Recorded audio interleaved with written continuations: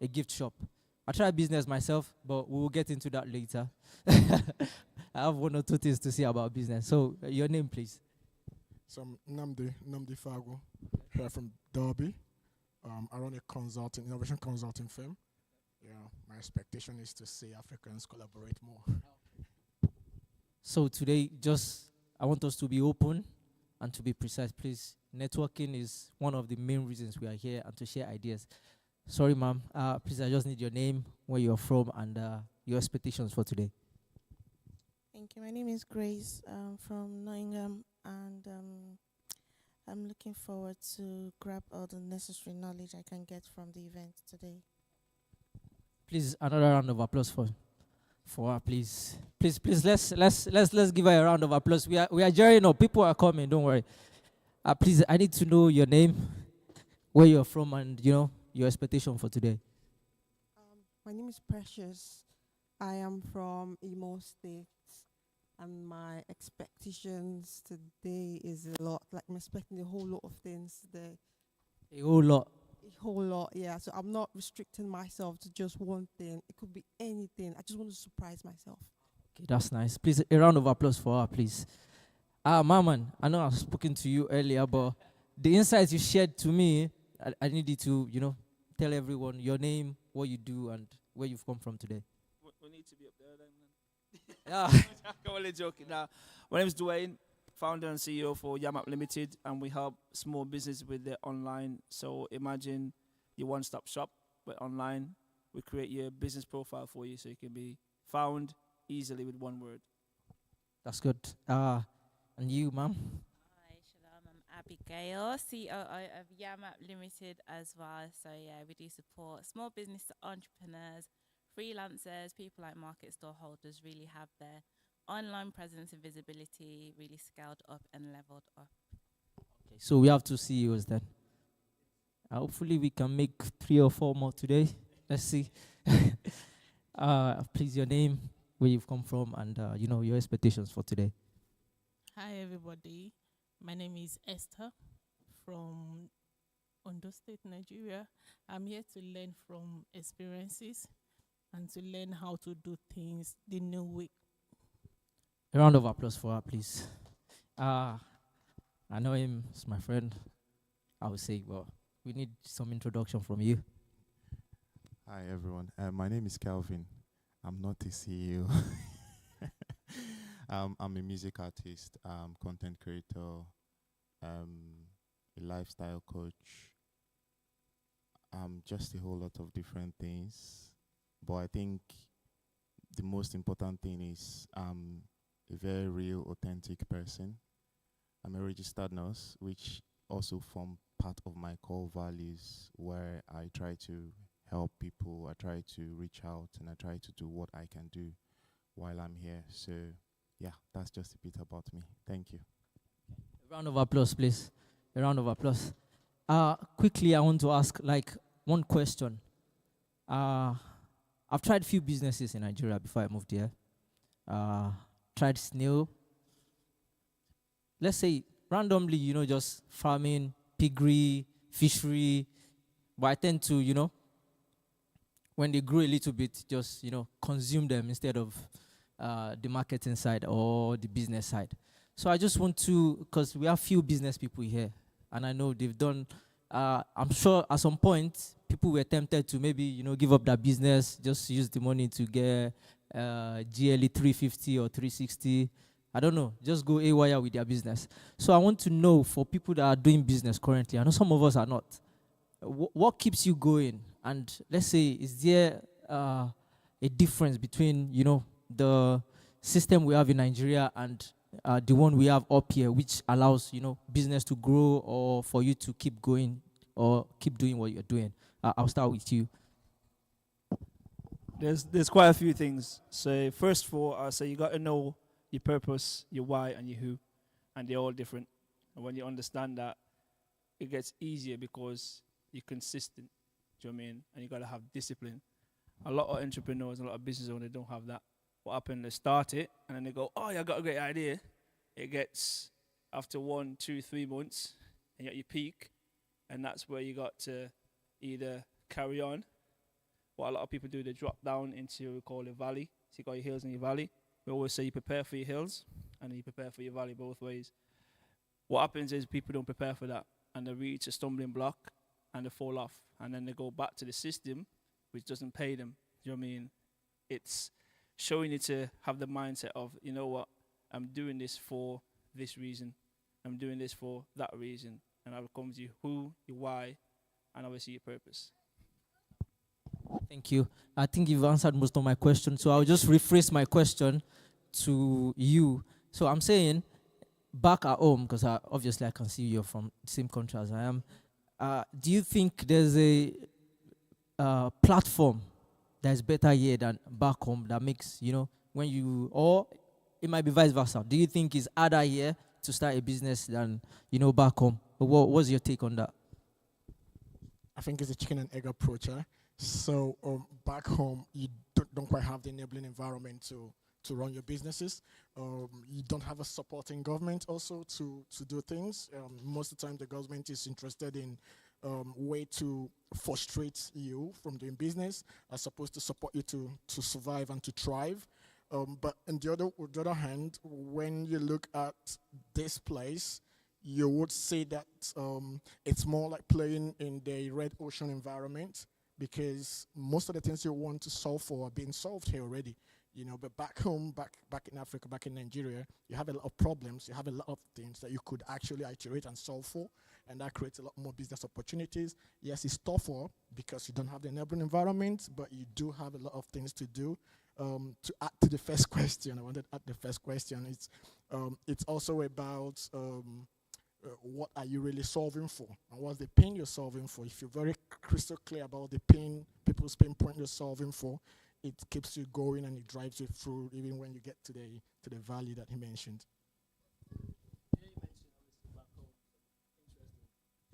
When you talk about, say, the motherland, I said there's no better time than now than to operate there. Like I say, we have an establishment now in Ghana as well, Yamat Ghana, which we go there and we see the opportunity.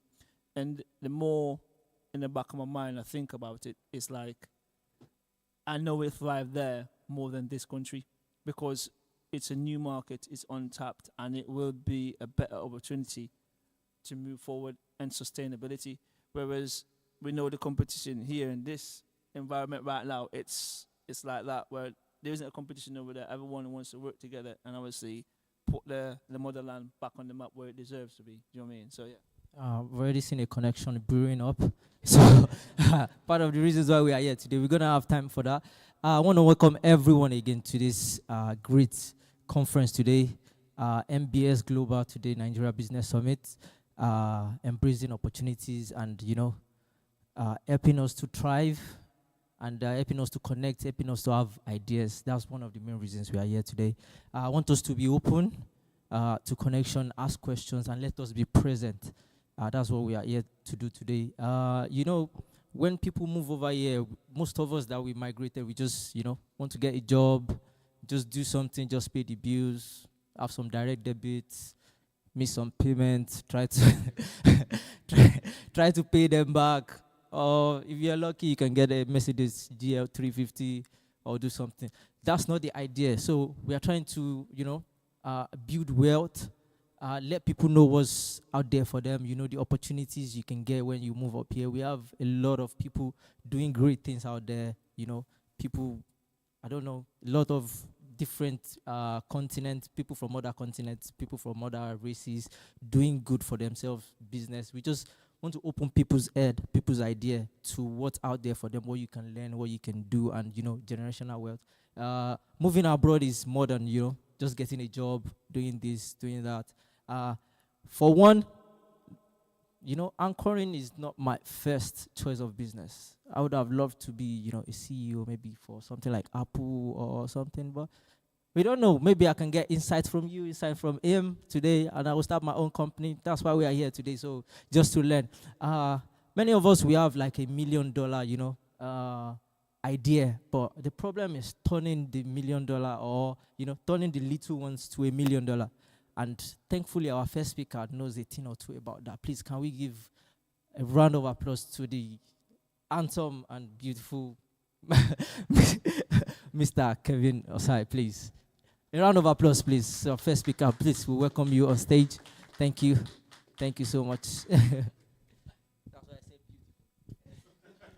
All right. Good morning, everyone. Good morning, everyone. All right. I think we have our mayor here, so I'd like to thank you for coming. It's MP. Yeah. Thank you for coming, and it's such an honor to have you here, and to also the fact that we have something in our community. No, I'm fine. So today I'm going to be talking on how to build a personal and business brand on social media. That's because that's where my strong point is, starting from the days of To Go and so many other things. And how many of us got to veteran level on To Go? Master level, veteran, and all that. And the amazing thing is that some of us met people there that became physical friends till date. So that's the power of social media. So I'd like to thank the organizers. I'm honored to be here. I'm a whole lot of things. I speak at events. I'm a music artist. Last weekend, I was with Johnny Drill. I'm also going to be with him tomorrow at his UK tour. So I try to show excellence in everything I do. And also at the same time, while being excellent, I try to be natural and I try to be realistic. You know, you wouldn't see me being all perfect on my social media. Those who follow me know that, you know, so it wouldn't be all designed, shiny.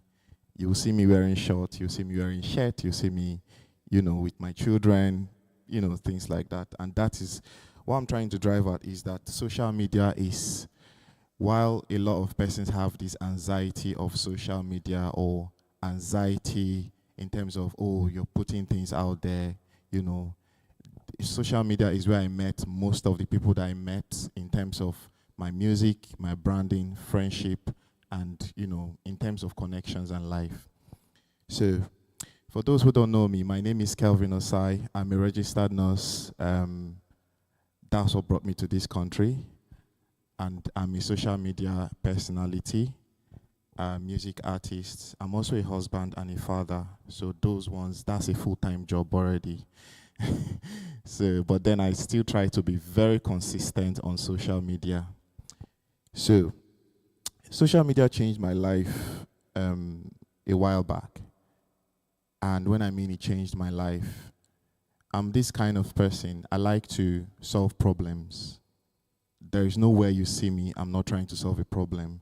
If we live here long enough, let's assume there was a natural disaster and we are all tied down here for, let's say, 10 weeks. I'll probably be among the people who will be trying to solve problems, you know, work with the people who will try to solve problems. And that is what led me to start giving out information on social media. And the first thing in building a brand on social media, or building a personality. Now, there are two types of brand you see on social media. The personal brand, which is you, and the brand, which is a business. Now, during the introductory section, my brother here and my sister here, one is CEO, one is COO, right? But I would like to also let you know that you as a person, you have been a brand for the duration of your years on earth. So I'm currently 30-something years old, so I'm a brand, and I've been in existence, established in the 80s. I don't know if you understand.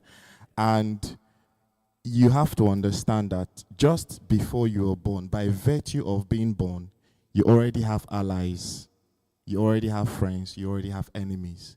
Those who hate your parents and those who like your parents. So the ex of your dad, who broke up in a bad note, they are going to hate you. You didn't do anything to them. So your brand as a person, by just being born, already has friends and enemies. And now you grow up in a school, you grow up in a church, you grow up in a local environment. You already made your own friends. You also have friends from your parents.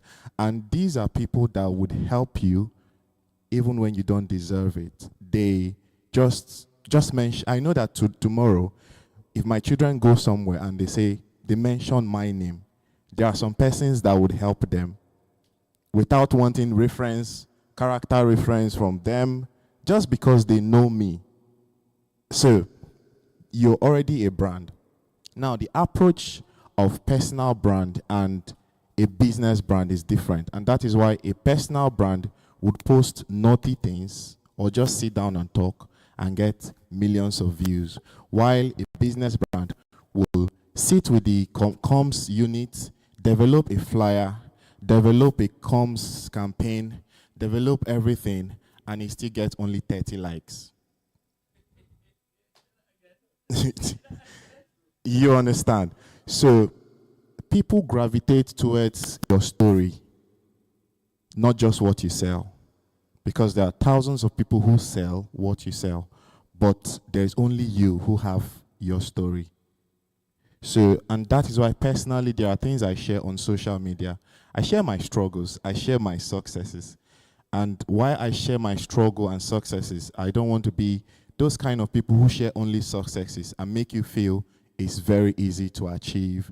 You know, you go into the UK, you get a job, you know, you pass your driving tests. You know, some people will not tell you they failed driving tests 17 times. Some people will just tell you that they passed. And then some people will take you through the journey of their first driving test, how they passed. And then they want to share with you how you should not fail. So you see, but a brand would want to tell you, we're a driving academy, we will teach you, our rate is £30 an hour. Yeah, that's fine. If there are different brands that does that. But imagine a brand coming to say, oh, this is Shola. Shola has been driving in Ghana. Shola has come to the UK and she has failed her test 5 times. And we have taken her through the journey and she has passed. You realize that some of those stories usually get more traction on social media than just, oh, we have a boot camp for, you know, a so and so course. So that is to show you that people want to know your story. Now, how much you share depends on you.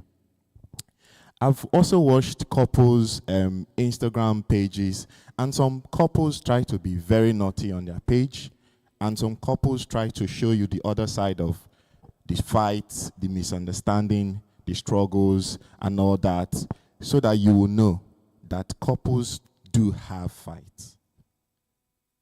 Do you get? Some will tell you, oh, we've been married for 30 years, and you ask them, how have you been married for 30 years? What is it? Oh, it is God. Yes, I know. But there are things you do. So now we're having a generation that have lived, that is trying to show you how they are living. There are some couples that do retreat. I don't do retreat though. Like beginning of the year, husband and wife will go somewhere to do a retreat, and they will show you how they do it. They will show you their calendar, what they want to do the first quarter, what they want to do in the second quarter, and things like that. You know, just so in case you want to adapt that lifestyle, you can follow. And the first thing I want to say is you have to define your brand identity. The reason why brands, business brands, still go to influencers to influence for them, despite being a brand supposedly bigger than the influencer, who is a single entity, is because of story.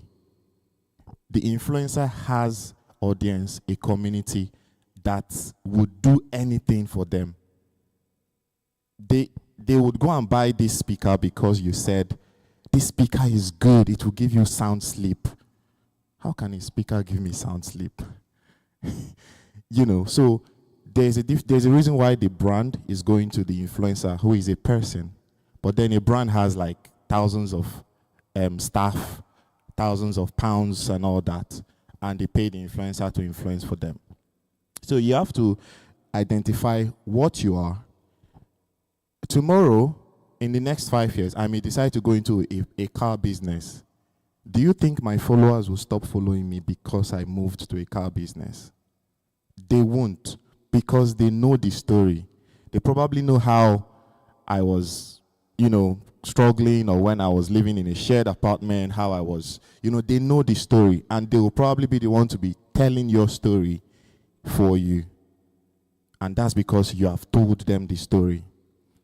The next thing you have to do is to choose the right platform.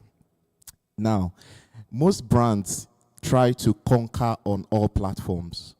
You have a LinkedIn, you have Instagram, you have YouTube channel, you have TikTok, you have Instagram, you have different places. You want to conquer all.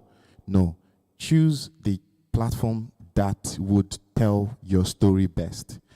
There are some people who see me as a very quiet person. There are some people who see me as a very funny person, and I can be all, depending on the platform. There are some jokes you don't tell on LinkedIn when CEOs and employers and recruiters are there. When the MP is there, you don't tell certain jokes. They will think you're unserious. But then, there are some posts you don't bring to Instagram. Because it's too serious. We don't need that. We just need to see you playing or doing things and showing us. And then, there is a reason why I have lots of followers on TikTok, but I've stopped engaging on TikTok because I cannot say tap, tap, tap, tap, tap, tap, tap, tap, tap. Maybe I would learn, but I've not worn that because I have different outfits. I've not worn that outfit yet. The reason it grew to where it was is because I was posting information, but I saw myself, I said, okay, let me leave TikTok. Let me face Instagram where I have a strong base, a strong foundation. So you have to know what works. Now, I would create a post on TikTok. I would just say, on Instagram, I'll just dance. Oh, this trust is recruiting, offering COS. I'll do like this. And then I'll carry the same idea. I'll go to my write-up or my platform where I write. I'll write out my idea. I'll put it to be very succinct, very professional, very demure. Then I'll post it on LinkedIn. Please share to your network, this organization, if you have this skill, this ability, you can apply for this job. It can boost your. So it's the same information I'm sharing on Instagram, but I'm putting a different personality on LinkedIn. And then on Facebook, that is where most of our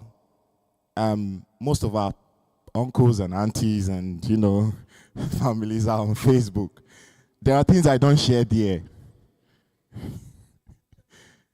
And as a Nigerian, there are things I don't share on Facebook. That's because I share things to public, not just to friends.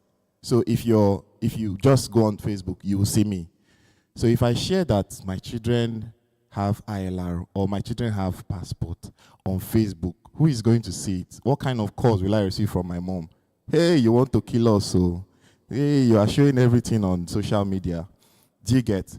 So while trying to build my personal brand, I have understood that what you post on Facebook is different from what you post on Instagram and is different from what you post on LinkedIn. Then let's go to Twitter. There are some people who is X. There are some people who don't want to enter X because they feel X people are too rude. They will drag you and all that. And they say, if you don't have a tough skin, you don't go there. I, on the other hand, I will post, and anything you want to say is your business. But before I post on X, I look at it and say, if I post this, because sometimes I'm married. Sometimes I would just want to post, the best thing to do if you want to get married, make sure the family loves you and all that. And I'll say, okay, how will this be interpreted by the female gender, by the male gender, by the single people who will be thinking you just want to pepper them because you are married? Do you get? So I have to think, how will this be interpreted? Before then, I post it. When I post it, I'll leave it for like 2 hours. I'll come back, okay, it's doing fine. There is no drag. But there is one thing my friend will always say, which me I don't always believe in. They say no publicity is a bad publicity. That's why you see some of these artists, they get dragged and then they increase followers. They are dragging this person for something they did or something they said, and their follower is growing. And then you have been there trying to be responsible, trying to be demure, trying to make sure you write the correct things, and your followers are not growing. Because it takes time to build a base or a brand by being legitimate or by being real. It takes time. It's very hard to build organic fan base. There was a lady that does like robots. I don't know if you know her in Nigeria. I've forgotten her name. Jarvis. There's nothing she's doing. There's nothing she's saying.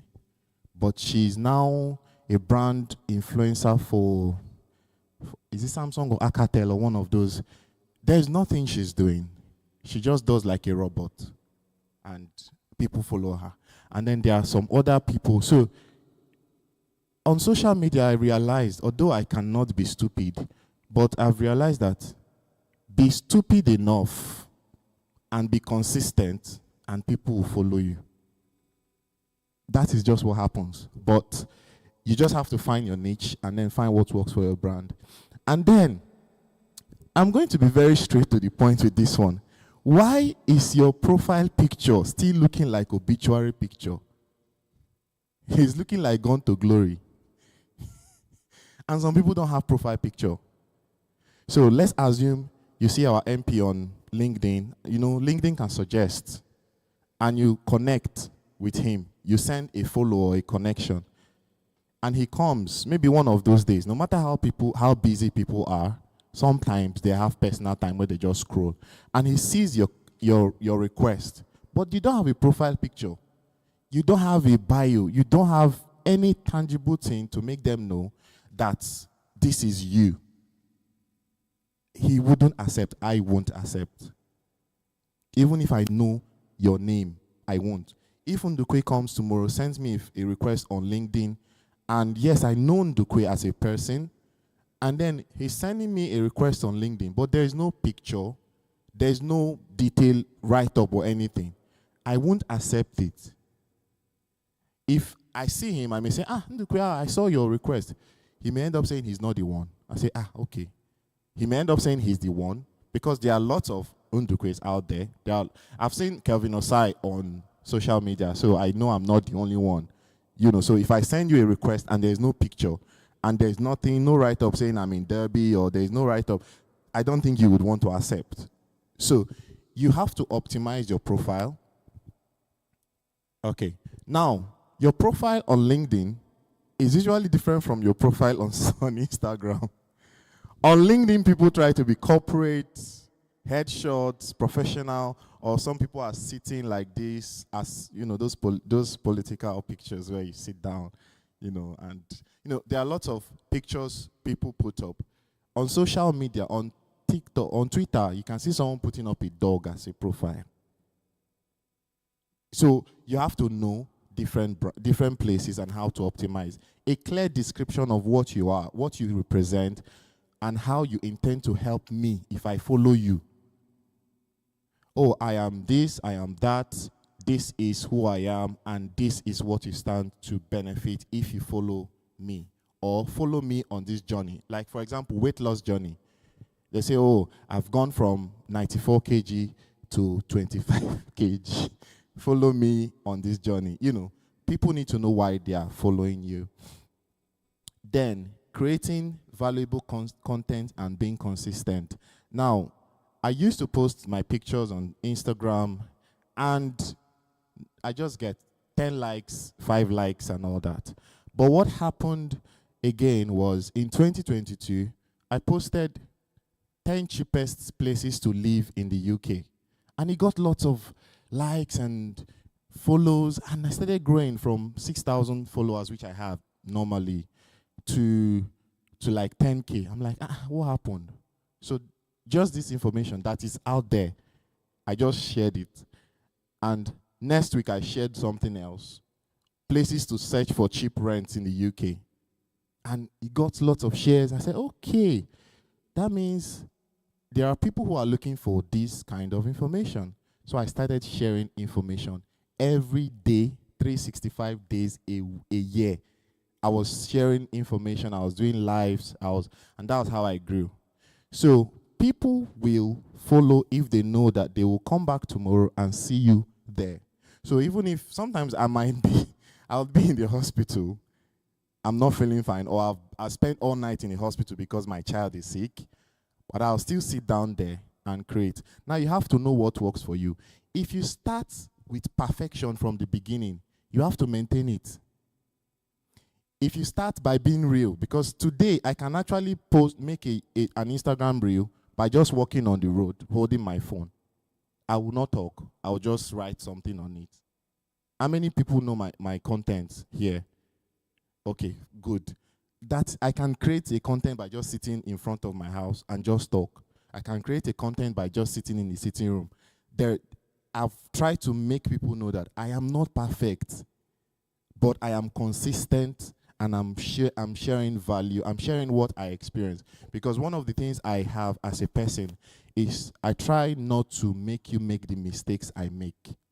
So if I move to the UK, I'll try to share the journey of how I moved to the UK, so that people who can find passion or find value in that would, follow through. You have to be consistent. And how do you do that?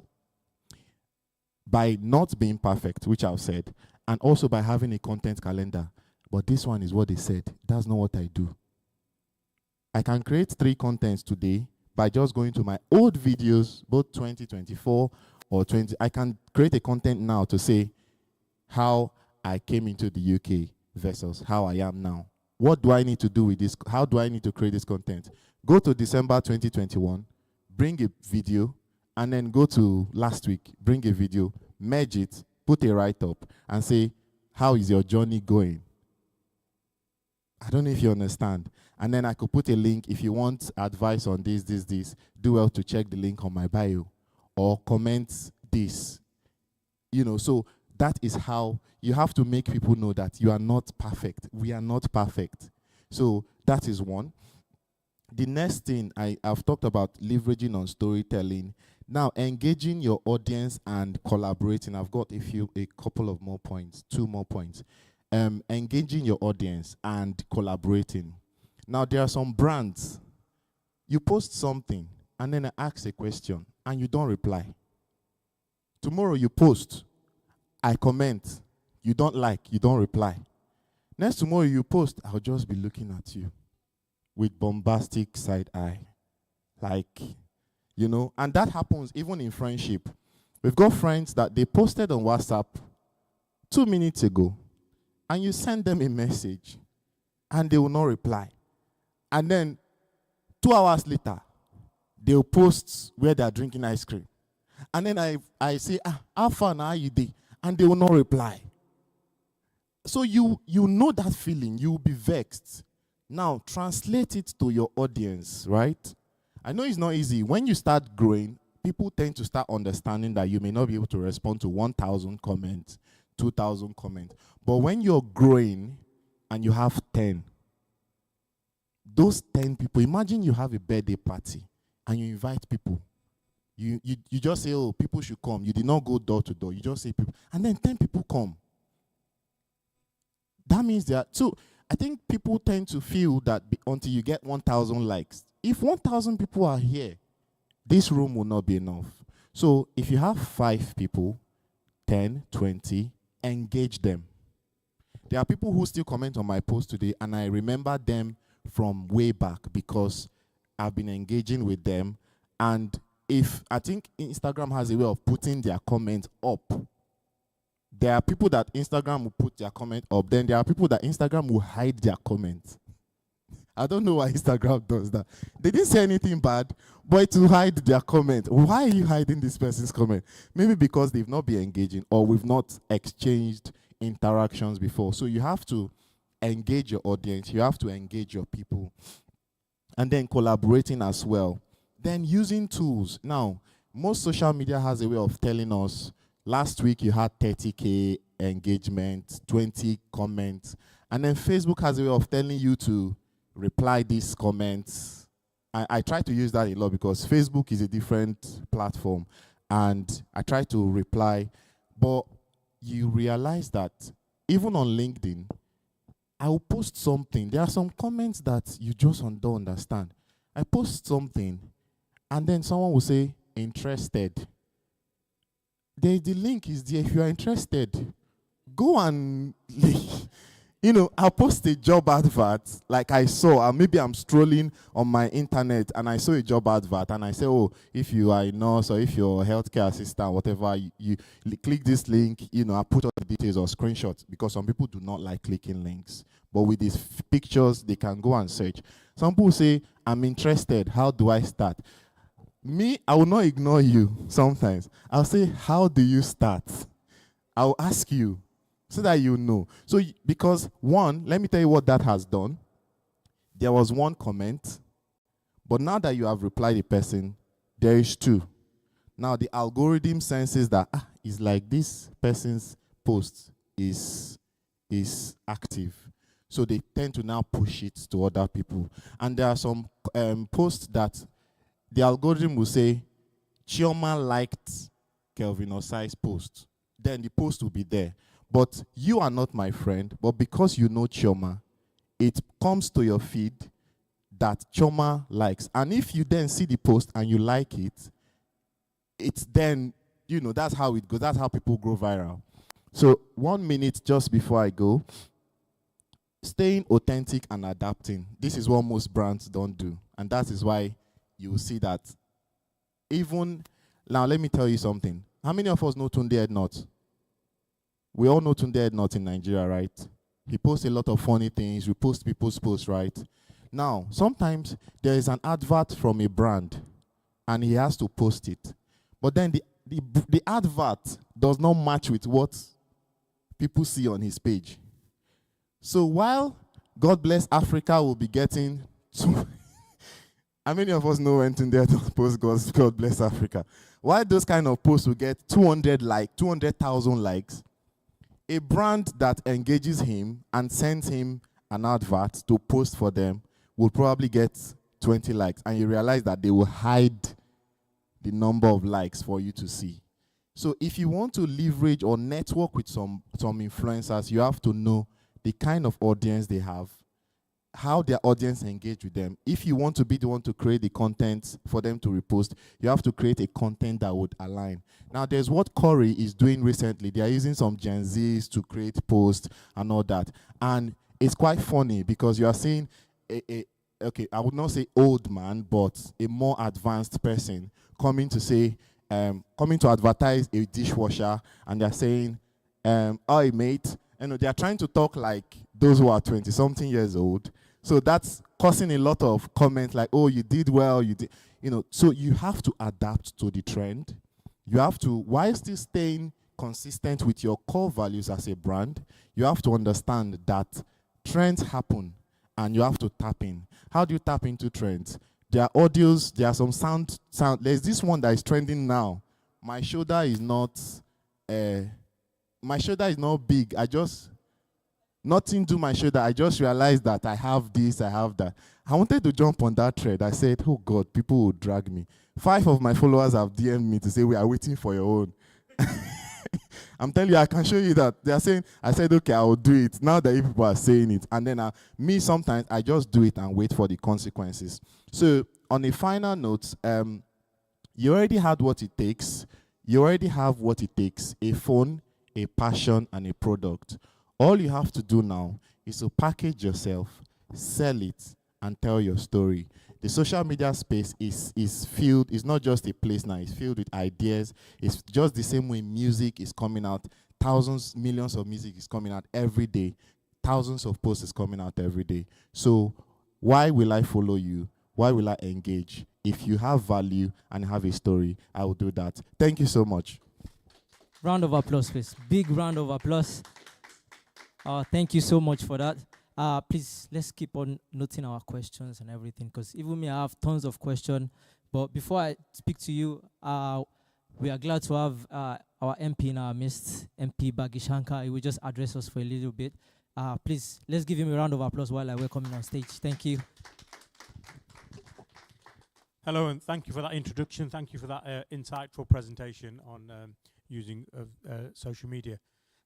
Look, it's an absolute pleasure to be here. I think this is the first one of these conferences, I was told. And it's brilliant you're doing this because it's a great opportunity for you to network, both in this room and people watching online. Just a little bit about myself. As the kind introduction, I was elected as the Member of Parliament for Derby South, this area, last July. Prior to that, I'd been leader of Derby City Council and a councillor for some 16, 17 years. My parents came to the UK from India back in the late 50s, early 60s to help rebuild the country in the war effort after the Second World War. I'm the youngest of 7 children, all born here in the UK. I left school and did a engineering apprenticeship. I did 23 years at a company called Celanese in Spondon, and then the last 12 years at the civil aerospace side of Rolls-Royce here in Derby. So 35 years of experience in engineering and manufacturing. Lots of interaction, both in my professional life at work, but in my council and public role as a member of Parliament with small businesses and large businesses. And I think what this conference is, or part of what this conference is doing, is inspiring people from Africa who have made the UK their home, and rightly so, to look at the options for careers, as well as working in employment and jobs, but to develop small businesses and seize on some of those opportunities that are available here in the UK. And my advice to anybody would be, go for it. Nothing's easy in life. Put in that hard work, innovate, come up with those ideas, and give it a try. Because it's so important not to be put off by what may be sort of myths or doubts that you have. If you've got a good idea, you know, invest your time, your effort, use other people, network with one another, talk about your ideas, and go and give it a try. And not everything will work, and not everything guaranteed not to work first time round. But perseverance, determination, hard work, and I think you used the word earlier on, being authentic, is so important. And it all boils down to a combination of those things. And it's also probably worth remembering, sometimes it's a bit of luck as well, being at the right time, at the right place, and having that right conversation also helps massively. As a government, you may have seen, and I'll keep it light on the politics, but the Labour Party has said they are investing in small businesses. It's an important part of the economy to make sure the right environment is set for small businesses. The high streets are not what they used to be, and making sure we return vibrancy and prosperity to the high street is a really important part. There's been changes in national insurance contributions, but most small businesses, I think up to 865,000 small businesses, will be moved out of national insurance contributions completely, because the threshold from 5,500 has been almost doubled to £10,000 before you even pay any national insurance contributions. Cracking down on retail crime is a real priority again for the high street. Too many of our retail workers are injured or attacked at work, particularly when working with the public in supermarkets or on the high street. There was a limit the previous government had set. I think it was about £200. If there was any theft of £200 or below, the police were being encouraged not to even respond. So that's been scrapped by the Home Secretary. About £1 billion being put into startups and loans for small businesses, which again will give cheaper rates for businesses who are needing finances to get up and running. So all of these changes will help small businesses. There's an advisory body being set up as well for small business, which is government funded. So hopefully these changes will make it easier for entrepreneurs to develop their ideas and take them forward and generate what would be a good return both for themselves, but the service that they provide for the wider community and society. So I wish you all the best in whatever you decide to do. I'm really pleased you're having this conference and beginning this journey of networking and stuff. And if there's anything which I myself can help with, or Ndukwe is one of Derby's leading counsellors here in the city of Derby, that we can help with, please do reach out to us, and we're here to help. But I'll leave you with that for today, and hope you have a good, successful rest of conference. Thank you. Thank you so much, sir. Thank you so much. We are so happy to have you here. Thank you so much for that talk. I think it will go a long way to know what the government has put in place for everyone. I think I might have to start up a business because there's funds coming in place now, and I think I would like to tap out of it. If you know you are with me, just, put your hands up so that we can, we can speak to the MP, before he leaves, or, see his car registration plate and speak to him later. Just a joke. Please, if you have questions, just keep noting them down. We have a question and answer session, and that will be good for us, and it will be all right. I think our next speaker should be available very soon, but I have few questions for everybody. I'm going to, and you are not allowed to answer now. You are not allowed. So I'm going to tell you 2 truths and 1 lie. I need you to guess the lie, and I need you to, just be certain about the lie and guess the 2 truths. So I'm going to tell you 3 things, 2 truths and a lie. So one of them is, today is the 2nd of the month, right? I have already made £5,000 this month alone. I've already made £5,000. Second one is, the way you're looking at me, you can see my suit is very expensive. So I have a thriving business. I mean, a good thriving business. Global one at that. And the third one is, I'm a Gen Z. Believe it or not, I'm a Gen Z. I'm a Gen Z. So who's ready to go for it? I just told you 2 truths and 1 lie. So do you want to go first, sir? Which one do you want? Just tell me the lie. Can you remind me of the questions again? You made £5,000, that's true. The second one is you're a Gen Z, and your suit is expensive. You have a thriving business, that's true as well. That's what your Gen Z is like. Okay. Who wants to go? Who else? You want to? Okay, let's see. There's a prize, there's a catch. So, just to be sure. So the thriving business is a lie, because you just said you want to make money, and how many of us, we listened. We are not judging, but we listened. So you said you want to make money and you want to tap into, so I think that's a lie. Then your suit. Okay, it can be expensive. Yeah, colors like this are always expensive. Oh, okay. Yeah, okay, that's fine. Then Gen Z. Gen Z starts from 1995. I don't think you're part of it. No. Okay. Who else wants to go for it? Who else, please? I need as many people to, Okay, I'll tell you. Thriving business, 0. I don't have one. That's why I'm here. If I had a thriving business, I would be among the speakers. But I don't have. Natural talent. So this one. So £5,000. Yes, correct. This year is just a good month, but it's not like it happens every time. Gen Z. I am a Gen Z. Believe it or not. I promise you. According to our statistics, it starts from 1995, right? I am a Gen Z. Forget the bets. I am a Gen Z. What happened? How? I am a Gen Z. Believe it or not. So that's it. No one got it correctly, but you were close. So a round of applause for everyone. Please, our next speaker, someone that I believe that we are very privileged to have around us, because we know what speech and people like this can do amongst us. They can build empires just by addressing us. Please, a very big round of applause for our guest, Unduke Onoa. Please, a round of applause.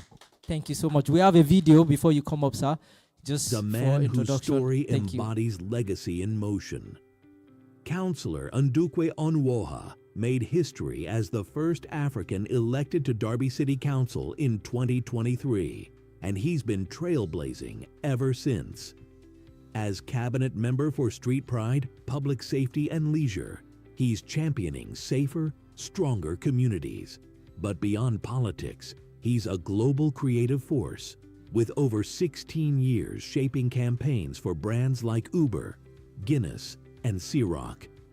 Please rise with me in welcoming a man of substance, Counselor Ndukwe Onwoha.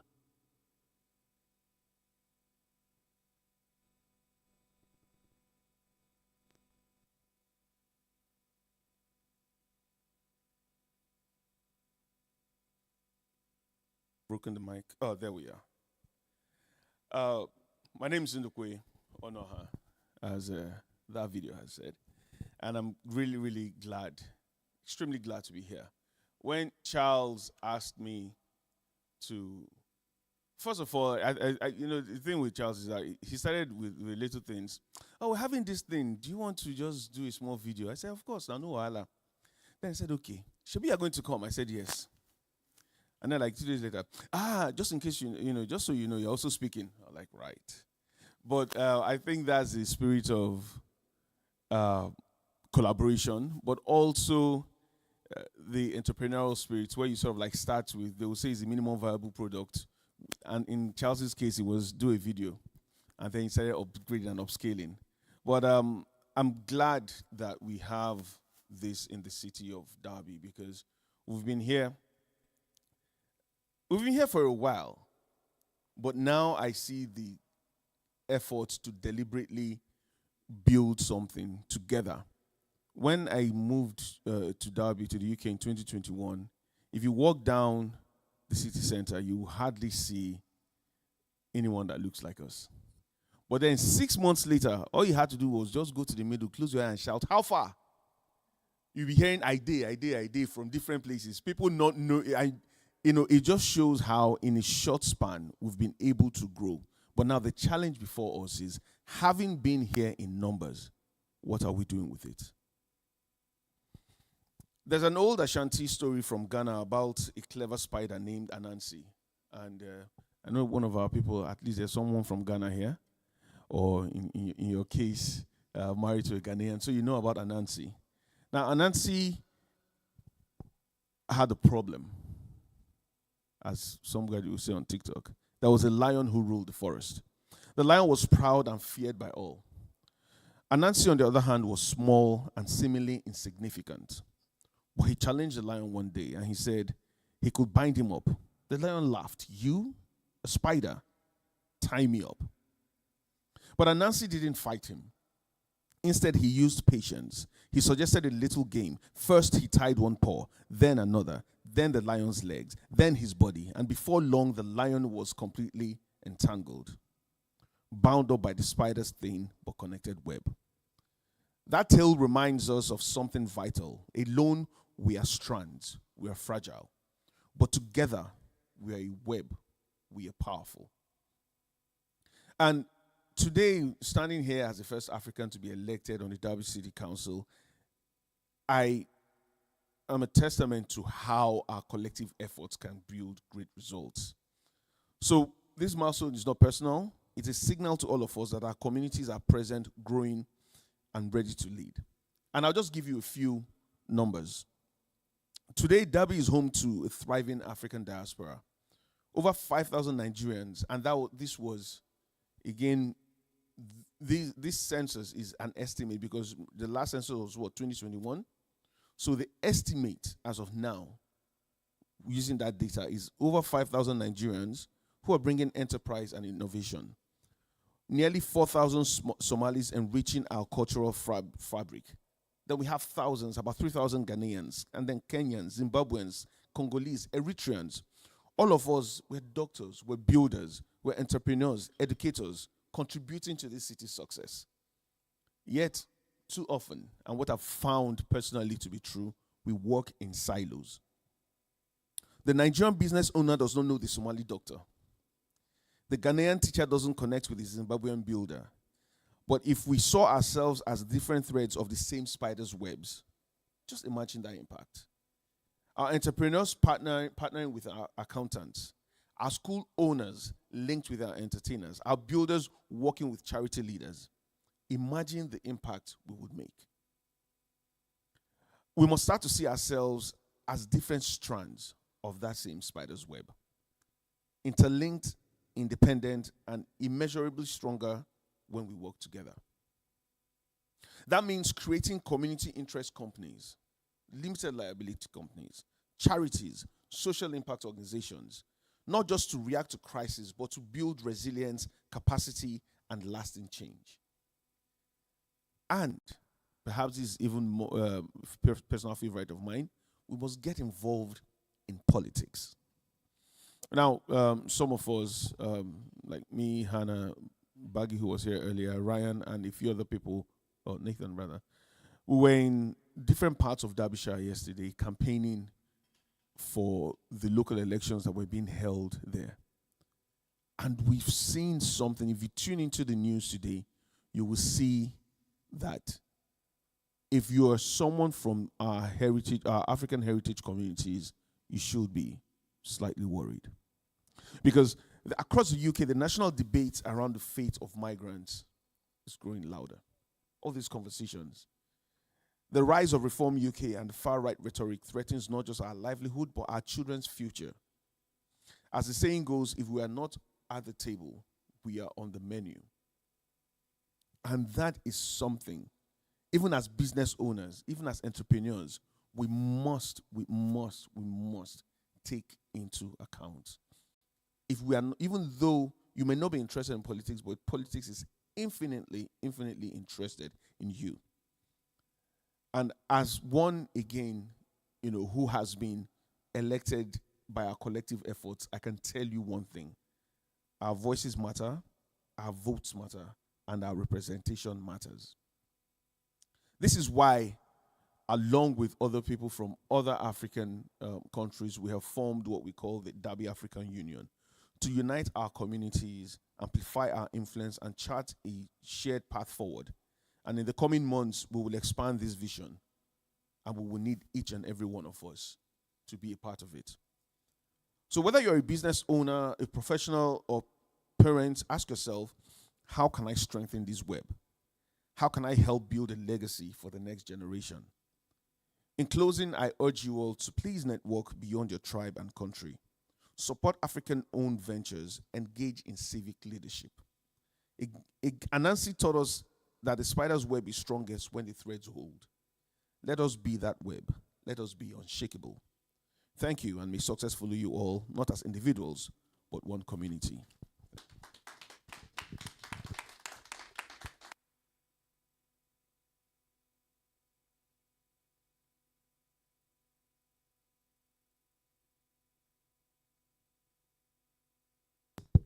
Please, another round of applause for him.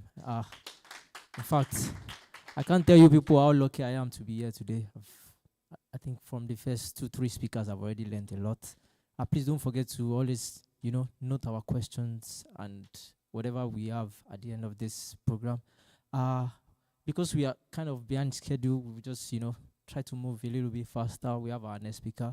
And please, side warning, our next speaker, we leave you with a moment of and wow, and the urge for you to start something new, business. Please, let's give a round of applause for Mr. Wale Ososomi. Please, thank you.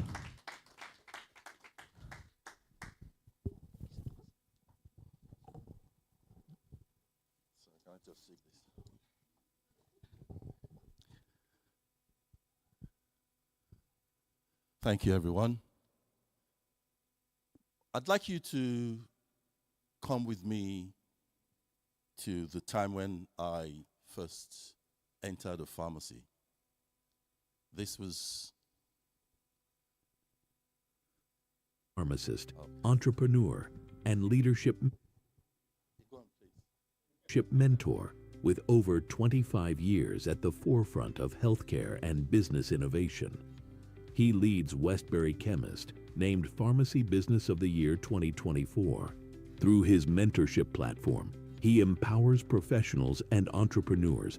If you're ready to think bigger, lead stronger, and grow smarter, this is your moment. Please make welcome the remarkable Wole Ososami.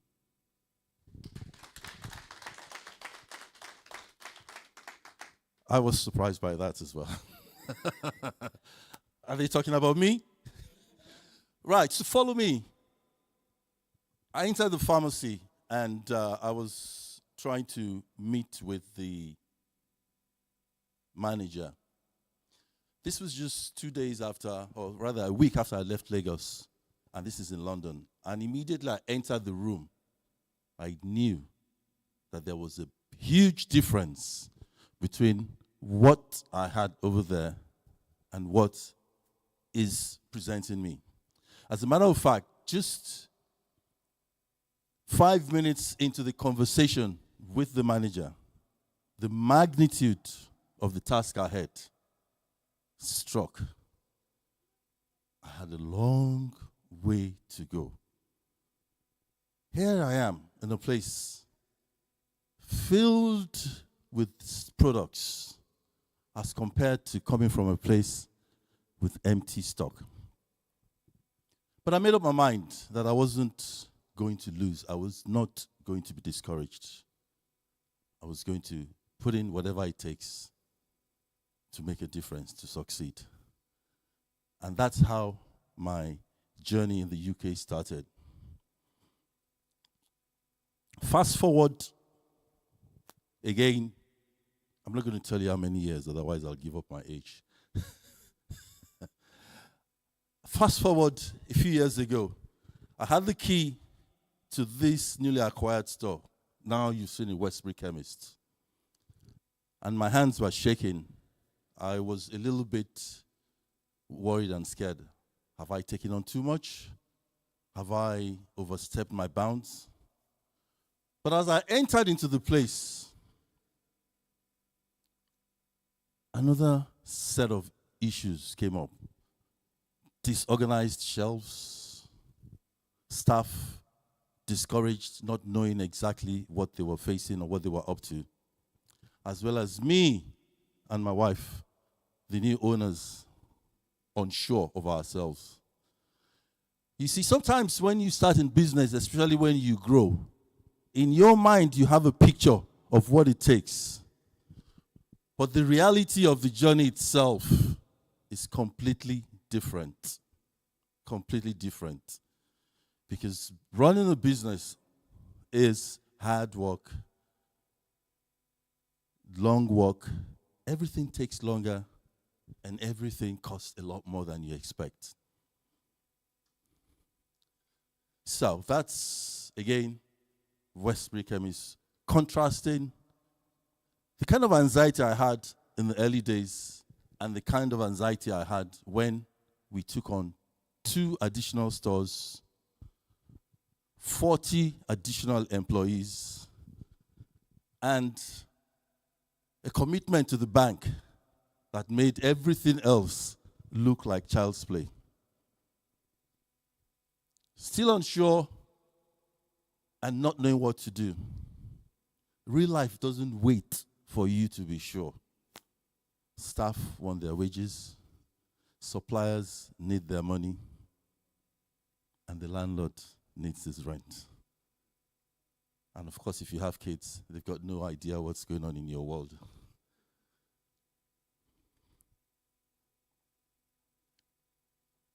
Running a business, starting a business, and being an entrepreneur is very encouraging, because today is all about embracing opportunity and inspiring African entrepreneurs.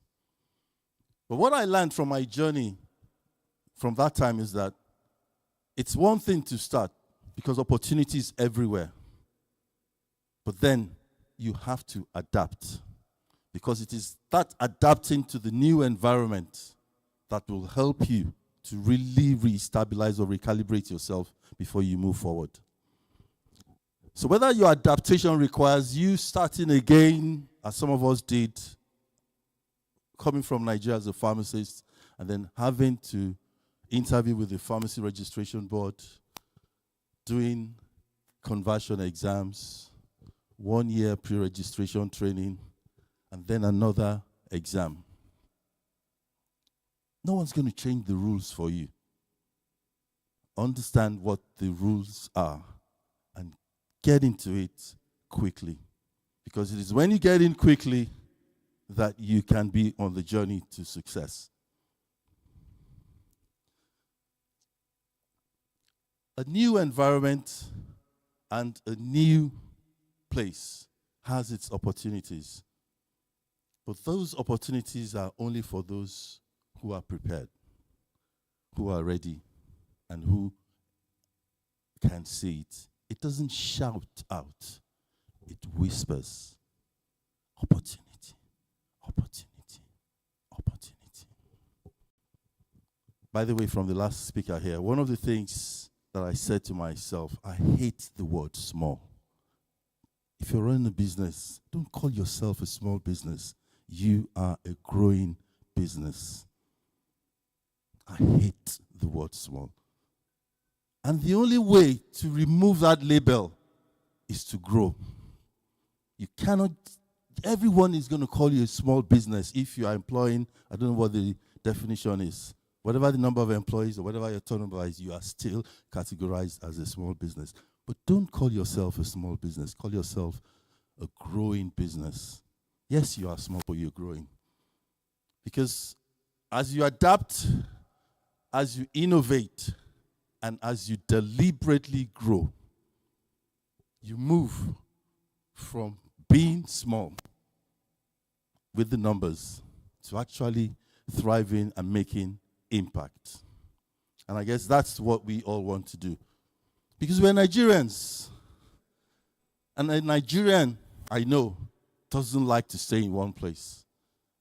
We have the energy, we have the resilience, and we have the determination. Because we don't take problems as problems. We take them as challenges. Simply because we are used to working with limited resources. We're used to being in an environment where things just don't work.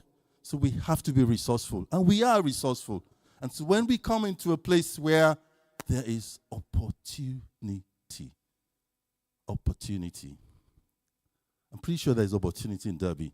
And if there's none in Derby, there's opportunity in the whole of UK. And if there's none in the UK, there's still the whole world. Because this day and age, you know that where you are located really doesn't matter much.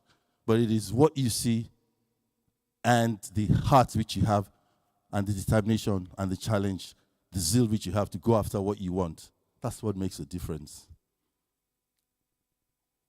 So I've talked about seeing the opportunity. I've talked about coming into Nigeria, and I've talked about starting as Westbury Chemist.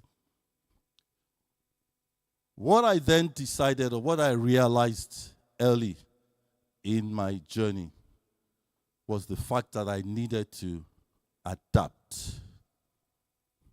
Adapt very quickly.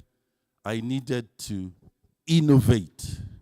Innovate continuously.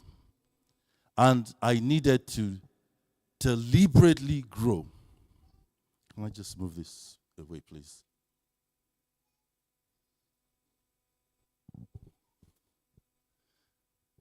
Adapt, innovate, and grow. What does it mean to be adapt? A new mindset. A moving and shifting market. New opportunities. Because if you do not adapt to those things, what's going to happen is that you're going to be stuck in the old.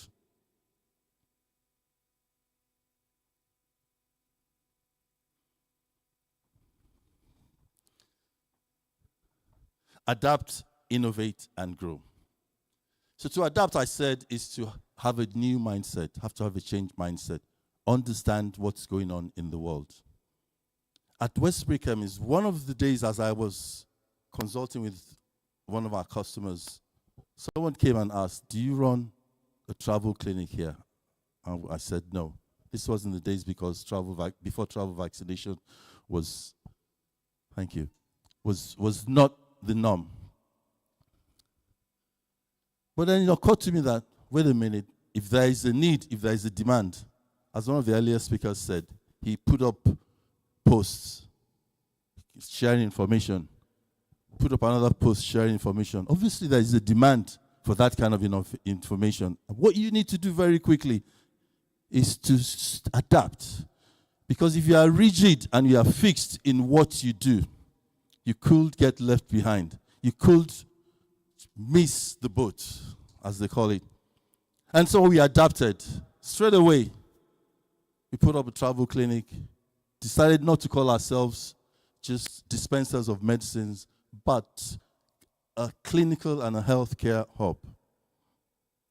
And so that change in mindset, that helped to adapt to the change in the customer demand. That's to adapt. Innovation is not recreating things. That's what I found out.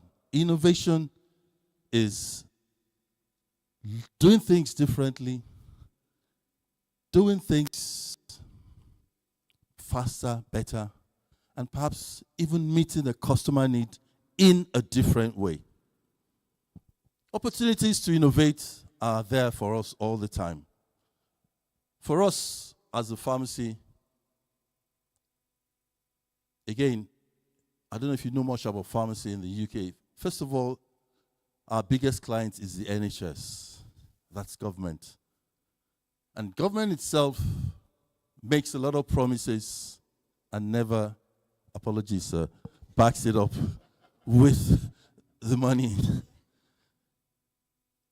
And sometimes, many of us, as my wife and I have always discussed, are waiting for the envelope to drop in.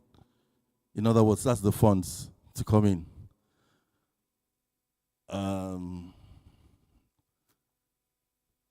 The MP has left, so I can talk a little bit. No offense, there's no money coming from anywhere. It's all taken. You have to look for the opportunity. You have to find how you can be a contributor rather than be a taker. Because if you become a contributor, then you become a voice that they're listening to. Yes, there are times when the money will come in and then catch up. I always say when it comes, it catches up with our journey. But waiting for it can be a long wait.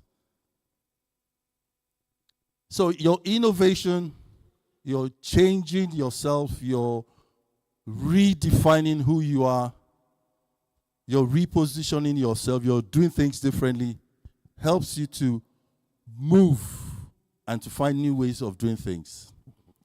And for me as a person, and for us as a person, by the way, our pharmacies, we've got 4 pharmacies in London, and one of it actually opens 365 days a year, 9 a.m. to midnight. In other words, right now, the store is open. That's about growth. We'll come to that.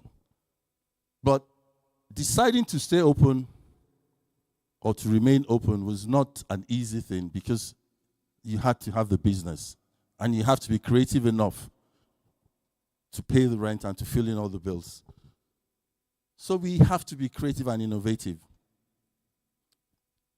And then the third thing about growth. Growth is not automatic. Growth does not always come from hard work. Yes, hard work is part of it, but it's got to be hard and it's got to be smart. Not just that, it's got to be planned for. In other words, growth doesn't occur in a chaotic environment. So by the time you are adapting, by the time you are innovating, that helps you to stabilize. And then when you're ready to grow, you need systems in place. You need teams, empowered people in place, and then you need products in place. Systems being organized. In other words, the business can run without you. It may have started with you as the main person, but at some point, it's no longer sustainable, because then you are the one answering all the phones, you are the one writing all the invoices, you are the one paying all the bills, you are the one customer service, you are the one interviewing all the staff. That's chaos. But what do you do then? You have to grow yourself first, and then you grow your team, and you finally grow your business. I like to always remind myself that running a business or growing a business is not the building, it's not the product. The business is actually the people. In other words, people are your staff, people are your customers, and people are your suppliers. And so the better that you can organize and grow your people, the better or earlier you can grow your business. So to grow is to systematize, to grow is to empower your leadership, and to grow is to have configured products in place. For us, as I said earlier, we moved from 2 to 4. We moved from 7 or 8 to suddenly 70 members of staff. That was a huge leap. How are we going to do that? Straight away, you knew you had to automate. You had to have systems. You knew you had to invest in technology, robotic dispensing. You knew you had to fend off the online pharmacies, because they're taking your business as well. And if you're selling on the high street, as we can see what's going on the high street, they're taking everything. Talking about the high street, what I've learned is that the high street is not going away. However, the proportion of money being spent on the high street is reducing. And I think it's stabilized. I may be wrong. So everything's moving online. However, as humans, one thing we learned in COVID, people want to see people. People want to smell the perfume they're buying. They want to see how the clothes feels. They want to walk into the apartment to see what it looks like. So humans are not going away. And as much as we're scared that humans, as robots or AI is taking our job, no, it will take some of the repetitive work. But the human element, who you are, your authenticity, that cannot be taken over by the AI. And that's what you bring. And as Africans, these qualities, we come with it into the UK. Resilience, the ability to bounce back, the strength to withstand, simply because where we come from, there's so much pressing you. And yet, believe it or not, Nigeria has still not disappeared from the map. Money has still not flowed away from there, despite all the oppression, despite the pressing. So we are resilient. We've got that strength. We are creative. We can, from little, make a lot. Just like my friend Gen Z there, who's made 5,000. This is the second of the month. And he just needs to keep making that 5,000.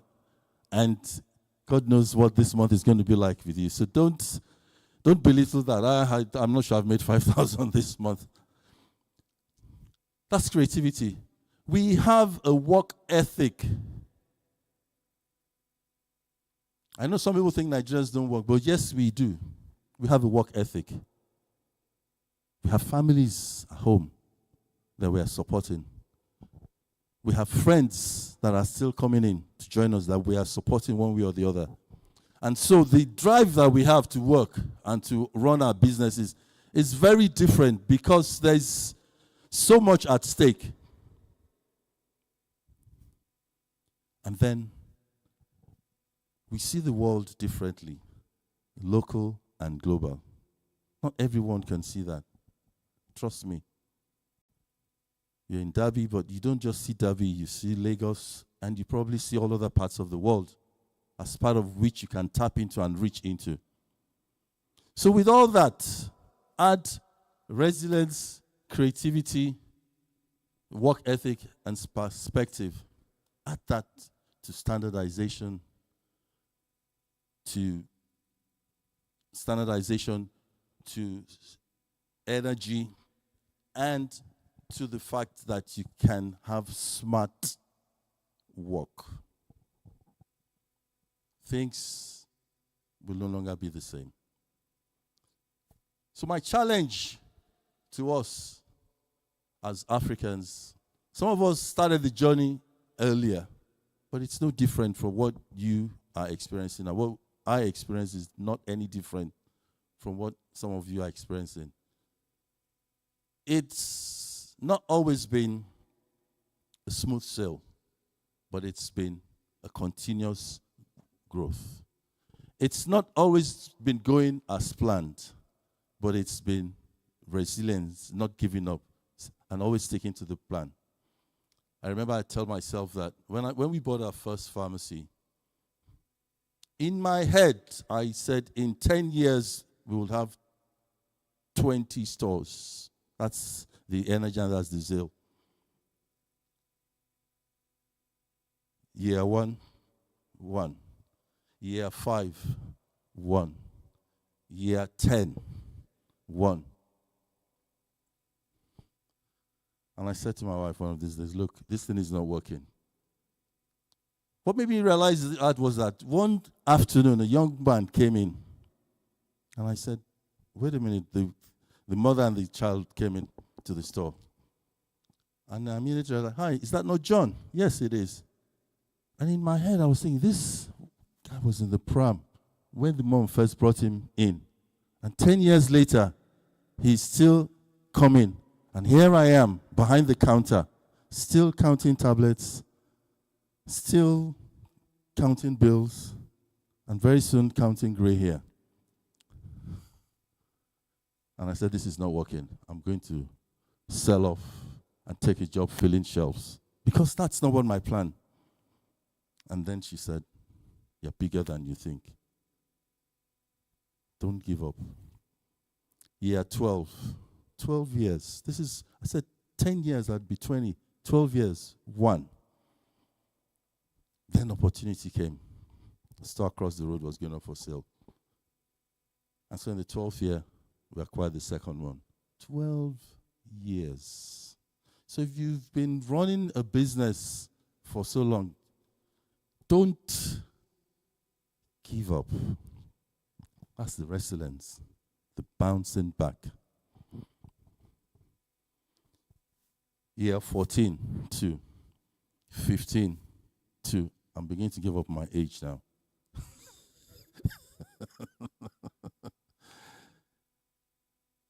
And there was this store across the road to us that had been there right from year 1. 10 times the size of our store. In my wildest dream, I could never have thought that we would be the owner of that store. Forget it. Wildest dream. So even up to year 15, that store was still there and it was up for sale. That's why you need to be around people who can encourage and inspire you. One of my gentlemen who I was working with said, look, Wale, Westbury Chemist is there. Let's have a go. I looked at it, I said, this is, because we were 2 by then, it was 10 times the size. It's about 5 times the size of what we're doing. Okay, let's go and have a go. Let's have a look. And we had a chat. And the gentleman mentioned how much he was. And he wasn't just selling 1, he was selling 2, by the way. This was just before COVID, and then COVID came. Doubt. Are we going to survive? Are we not going to survive? Is humanity going to disappear? Is the high street going to disappear? Of course, all our fears and doubts didn't come to pass because we're all here again. And humanity is still moving forward. And we're still going to be here. I don't know how long for, but we're still going to be here. To cut the long story short, I'll take you back to that day. We completed on it. We opened the door. And we grew.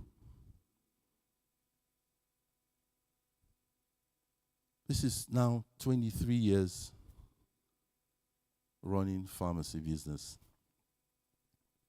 23 years.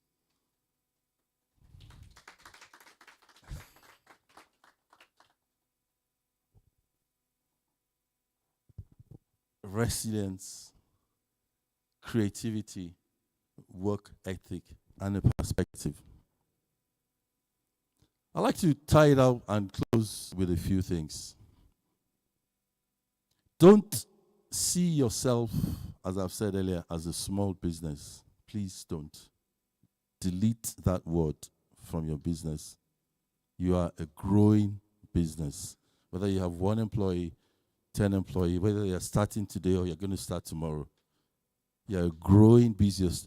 Because that word itself can be a self-fulfilling prophecy, can enter into your psyche.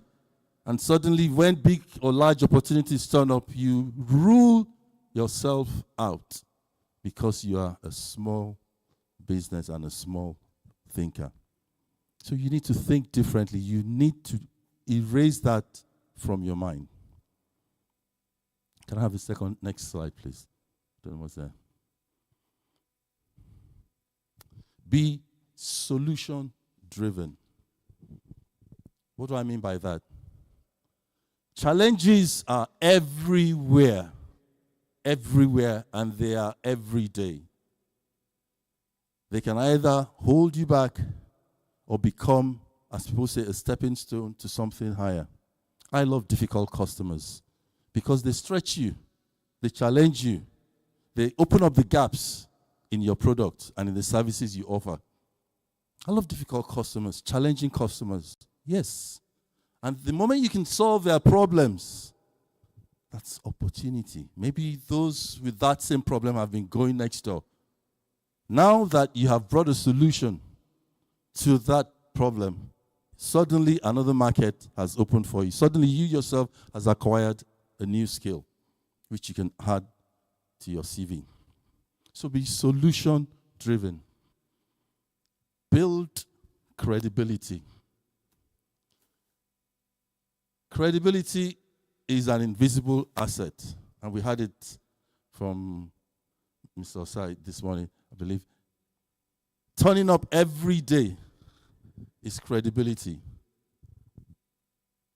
People turn up just to wait for your post. I told you we have a store that opens 9 a.m. to midnight. King's birthday, Queen's death, earthquake, flood. Doesn't really matter what's going on. New Year's Day, Christmas Day, Boxing Day, we are open 9 a.m. to midnight. That store's been doing that for quite a long time, and we've been owning that store for about 6 years now. We haven't missed a bit. 9 a.m. on the dot, it's open. Every day. That's credibility. People come from all over the place just to fill in their prescriptions. But it's not easy. It's hard work. And your colleagues will call you stupid. Your colleagues will call you, why are you doing it? Bro, take a break. But you are building credibility, turning up, delivering the product, being authentic. Of course, I'm not talking of being perfect. I'm talking of doing what you have to do to deliver the products. So be solution-driven, build credibility, innovate inside systems. This is one of my best. Don't try and break or change the system. That's not your job. When you are big enough with the billions of dollars, they'll call you and you can influence. But right now, when you're starting, just innovate within the system. Understand what is required. And then you can find ways to do it better or deliver better on that. So don't try and change anything. Because you just haven't got the muscle. You haven't got the funds to change anything. Unless, of course, you're on the social media with millions of followers. Then you exert some influence. But innovate inside the system. Know what is required, and then within it, innovate and push boundaries. I tell my friends who have other business and pharmacies is that one of the things we do is our pharmacy is open to the whole community. When I start a business, when I'm doing anything, it's not just for Nigerians, it's for everyone. So the standards are high. We can start by selling to ourselves and to our brothers. Yes, that's a good start. But that's not where you should remain. Don't build a mini Nigeria or a mini Derby. Don't build a mini Nigeria in Derby. Don't build a mini Lagos in Streatham, because we are on Streatham Hill. Inside that system, innovate, and then network beyond your comfort zone. Align with people who are not like you, because that is where opportunity is. That is where ideas come from. It's challenging, yes. It's different, yes. And it stretches you, yes. But that's just the only way to thrive and to grow, because you are not here to survive. Don't try and survive. You're just going to be wiped out. Apologies for my strong words. But if you try and survive, that is if you are only moving forward slowly in a fast-changing world. That means you are moving backwards. Because the world is changing, and it's changing very fast. And you have to be moving very fast. And you have to be. So the opportunities are all over the place. They just may not be in your current circle. So network beyond your comfort zone. And then stay agile. Rigid businesses break. Agile and flexible businesses bend, rebound, and then move forward. You have to be. Because everything's changing. Everything is changing. And the rate of change is even faster now than it was a few years ago. What are you going to do if you said you wanted to sell apples and then suddenly no one's buying apples, and yet you still want to sell apples? Excuse me. Got a whole refrigerator full of apples and no one's buying. What are you going to do? It's going to get rotten. Be flexible. Flexible. Stay agile. No, it's changing, it's changing. No one's asking you, would you like to change? No one sent a poll to you. It's just changing. I don't know who's changing it, but we are living in a changing world. I don't know. I really don't know, but it is. And we all know that. Everything is changing. So you change. Next slide, please. So, adapt, innovate, and grow. Adapt to your changing world. Innovate within the system that is going on. And then build the structures, the systems, and the processes, and the empowering leadership that will help you to grow. So my message and my word to you this morning is, as Nigerian entrepreneurs, is that the opportunity, next slide please, is there. It doesn't knock. It doesn't just knock. It rewards those who are ready. Now is the time to prepare yourself. No time to waste. No time to wait. As you are working as a solopreneur, as you are working from your bedroom or from wherever you are doing, whatever you're doing right now, now is the time to keep preparing, keep changing the mind, keep looking out, keep networking, keep innovating, stay at it, and you will be rewarded. Because it is there. Opportunity is there. Thank you.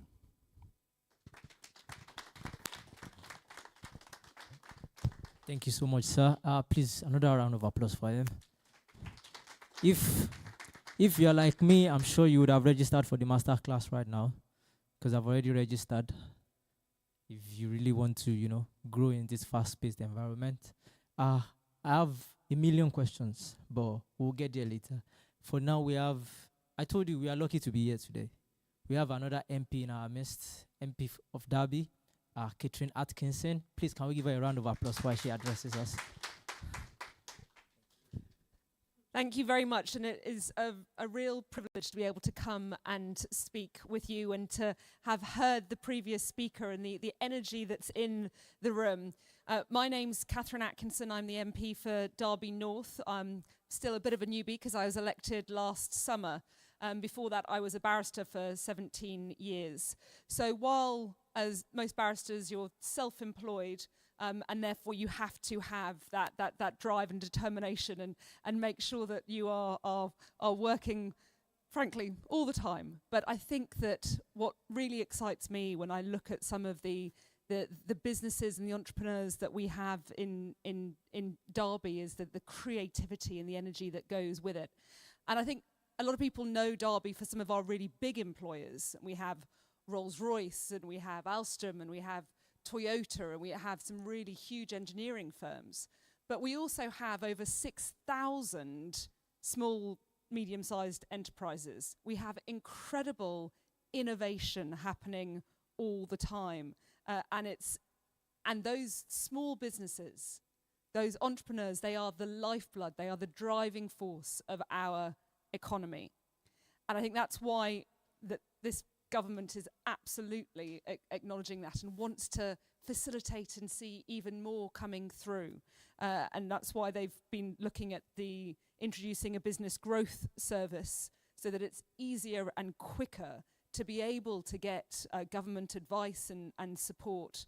And they've put, and they've confirmed £1 billion through the British Business Bank to be able to make it that bit easier to access finance. I think often when I'm meeting with smaller businesses, that access to finance can be a real frustration. You've got a great idea. You know that it's something that you could build and work and make a success, but getting that startup funding can be so difficult. And very recently, we are looking at a new procurement act, because this government spends over 400 billion on public procurement. And we want to ensure that it's not just the big established companies that can access that. We know often you can get a more nimble, you can get a more flexible contract and an ability to find solutions with some of our smaller businesses. So it's so important that those are underpinned.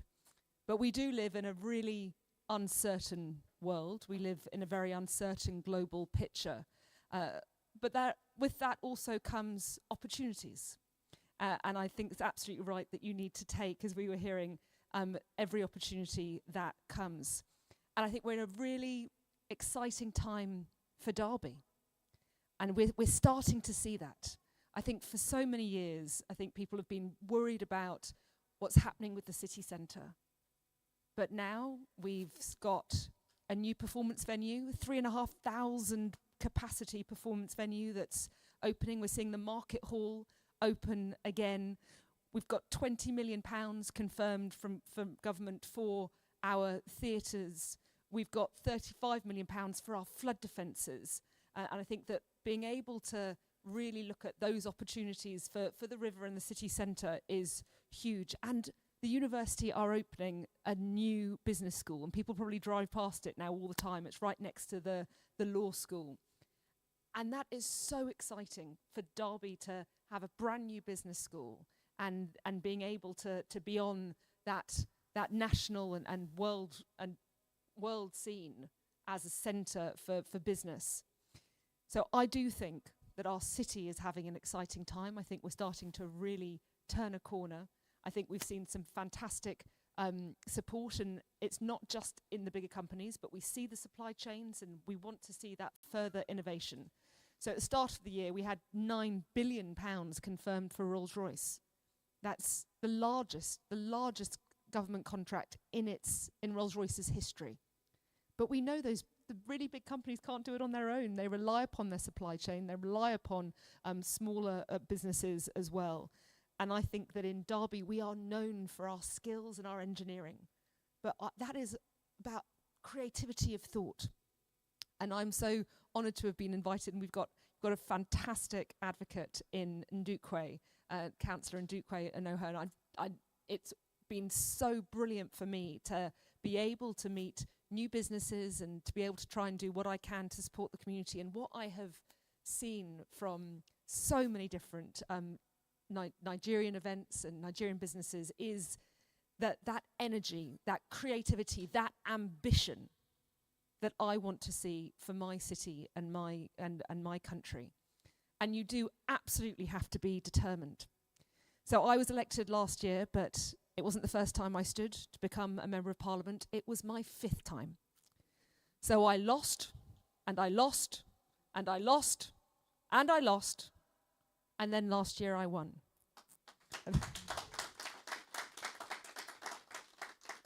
And it is the honour of my life to be able to absolutely represent my city, but to have a say in trying to make sure that things work better. That when people have got a great idea, they are lifted up. They are able to create those opportunities and take those opportunities. Because when we do not give those opportunities, when people don't have that chance, we lose out on their talents. We lose out on their work. And that costs us all.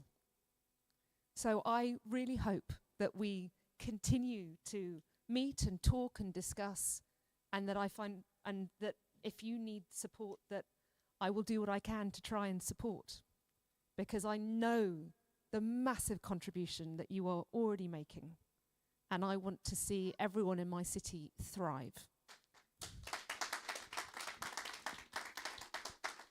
Thank you very much. Thank you so much. We are so glad to have you here. Hopefully we can reach out from people like me. Be sure to to hear from me today as soon as possible. Thank you so much. Before we head to lunch and networking, I have a challenge for us. I need you to. I know you are looking at the next person. I'm like, some people are just wearing suits, low key. You don't know what they do. Some people have multi-million pounds business they are running. They are just here like somebody like me. Let me just shut up. But you know what I mean. So I need you to find 3 people. That's the challenge I have for you. 3 people that you've never met before, and find out about them. Just maybe their business, hidden talent, weirdest job they've ever done in the UK. If you ask me, we might not even live here today, because I've done some jobs, and that's why I'm here today, to learn, so that I can, So I'm giving us 6 minutes. 3 people that you've not met before. Just ask them some questions, network with them, probably collect a card or something, Instagram handle. You might want to connect with me as well, because let me sell myself. I'm an influencer. I have over 150,000 followers. I might not look at it like it, but I do here and there. I can promote your business. I can do it, and I'll give you a discount because you met me today. So I'll give you a discount. But that's not the point. Let's just try and connect with each other. 5 minutes, 6 minutes, and see what we can get from there. Please don't go to the person I'm going to first. Go to another person. Thank you.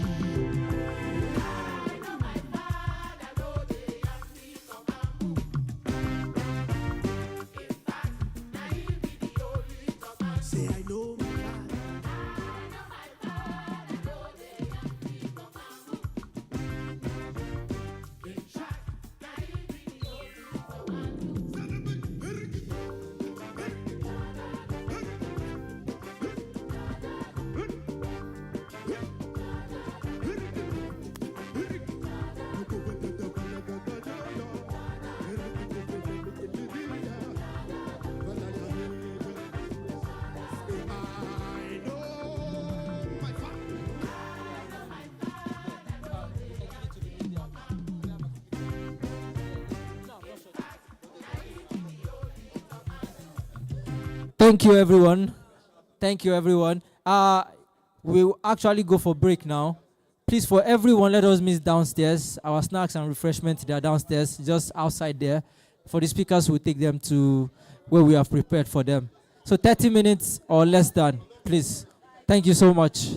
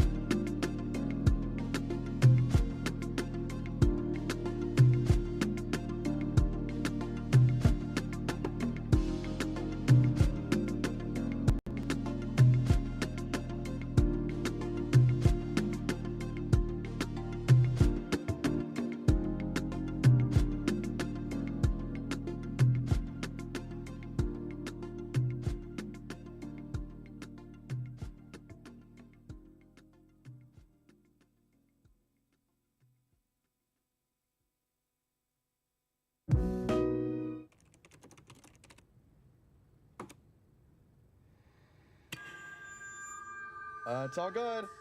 Using Copilot.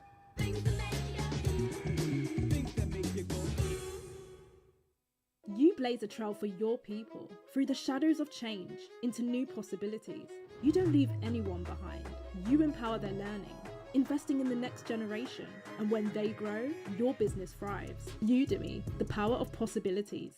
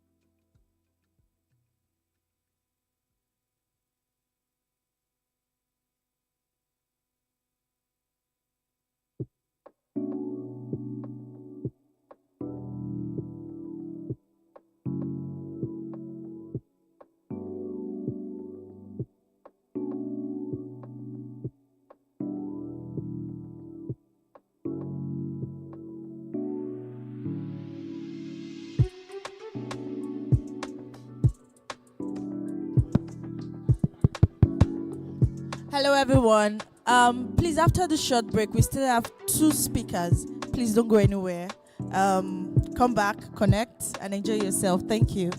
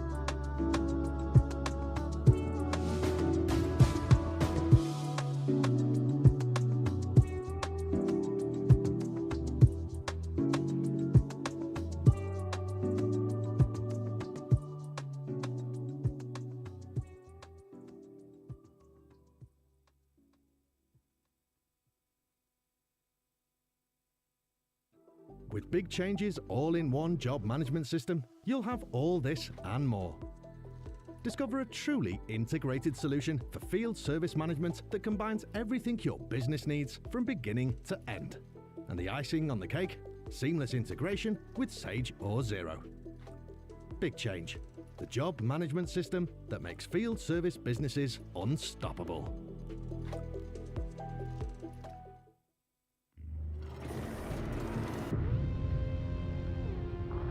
How was your day, honey? Pretty intense, but I brought something for you. Where'd you find all these things? Here and there, you know. Did you run into Ark?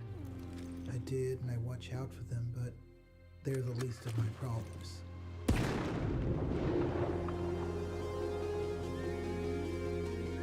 All the raiders I've met say the same thing.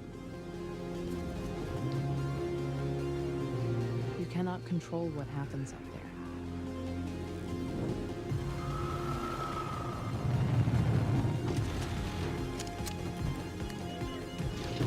But you can decide how you deal with it.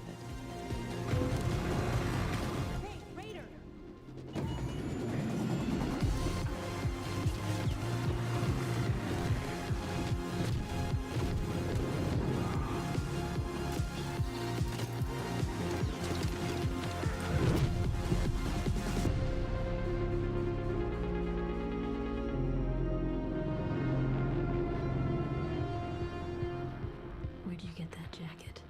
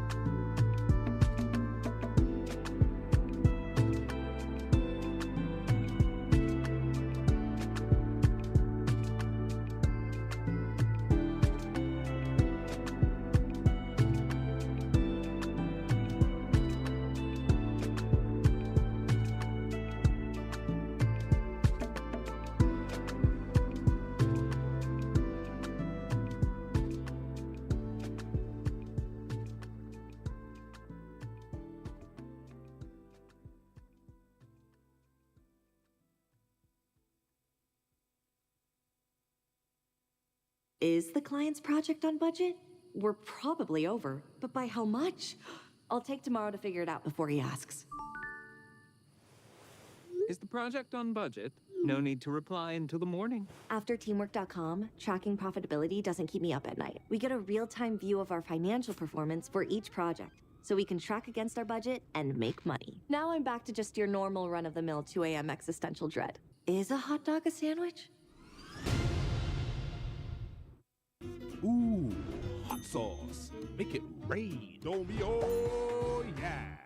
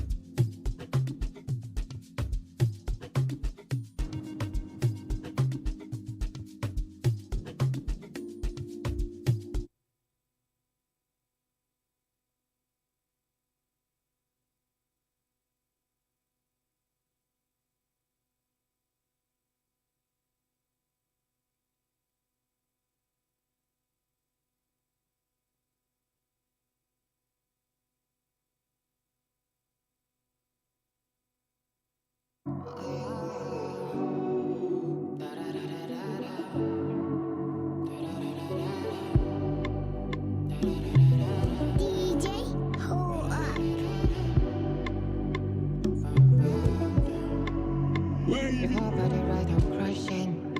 Pretty like a night in Memphis. Alarm coming from Abuja. Protect you from Bagada. The way you ride it, I like it. Give me a chance, make us leading. We make it out in December. Joe baby, do me JJ. The way you smile, you smile, you smile, you smile. I wanna make you mine, mine, mine.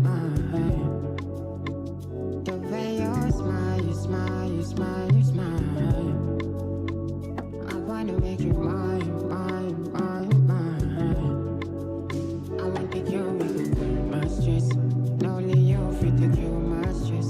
I like to pay you to do me jeje. Job be no good to me sempre. I want to cure my stress. Not only you fit to cure my stress. I like to pay you to do me jeje. Job be no good to me sempre. Da da da ba ba.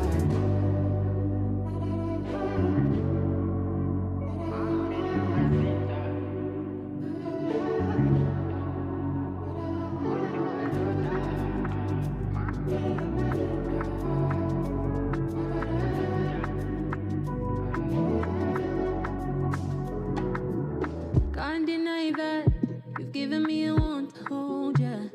Every other time I want ya lately. Lately it's more than me. That's why I swore to you. I'm running with me in the garden. So would you give me just a one-time strategy?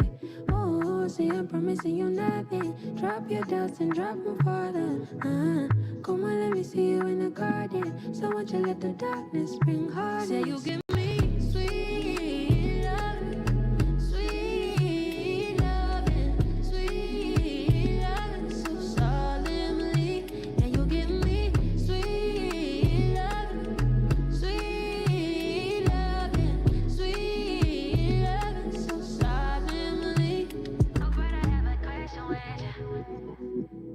I'm in it with me in the garden. So would you give me just a one-time strategy? Say I'm promising you nothing. Drop your doubts and drop them farther. Come on, let me see you in the garden. So would you let the darkness bring hardness? Say I'm promising you nothing. Drop your doubts and drop them farther. Take my mind away. Take me home. Wash it all away. Take my soul. Say you give me sweet loving, sweet loving, sweet loving, so solemnly. And you give me sweet loving, sweet loving, sweet loving, so solemnly. I'm in it with me in the garden. So would you give me just a one-time strategy? Say I'm promising you nothing. Drop your doubts and drop them farther. Come on, let me see you in the garden. So won't you let the darkness bring hardness? Say I'm promising you nothing. Drop your doubts and drop them farther. Is it okay if I said that I don't wanna hide a thing? I just want to show my skin. Risking it all for it. Every time I compromise, I did it just to pay for this. Just so you can bet on me. So you can bet on me. I get you my man, oh agbe oh mami. Oh agbe oh mami. Oh agbe oh mami. Mini ota walk biko banani. Biko banani. Biko banani. Well, you done too much for me. Well, my trust too much come clean. Well, you done too much for me. Well, my trust too much come clean. You done too much for me. Well, my trust too much come clean. Social media got a nigga fucked up. A little money making you they judge us. I've been chasing money, lost cause. If no be money, what's in be the function? I've been chasing all the power. Making no go south. Infinite bagger. If no be money, show myself. Make enemies start to distance me. Got them on summary dicey. Everybody want close. Friends and foes, them follow me. IG. Well, you done too much for me. Well, my trust too much come clean. Well, you done too much for me. Well, my trust too much come clean. You done too much for me. Well, my trust too much come clean. I don't wanna hide anything. I don't wanna keep it in a box for the day. If I said I do it, I'ma do it with him. If I said I do it, I'ma do it with him. She go make it, let yourself see. You wanna know quality with me. I'm in Malibu, but I show you for real. I'm in Malibu, but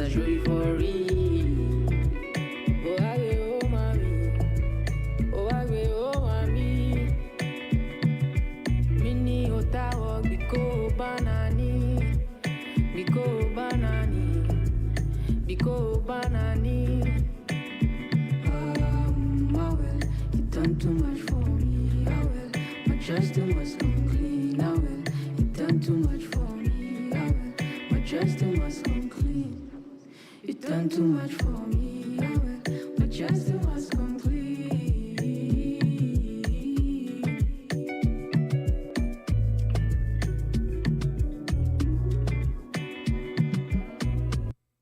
I was gonna put this guy to sleep, but then I got high. Ooh, I just wanted to walk the dog, but then I got high. I was gonna go to the club, I'm not gonna lie. Why, man? Because I got high. Baby. Because I got high. Yeah. Because I got high. A la la la, because I got high. This beat ain't normal.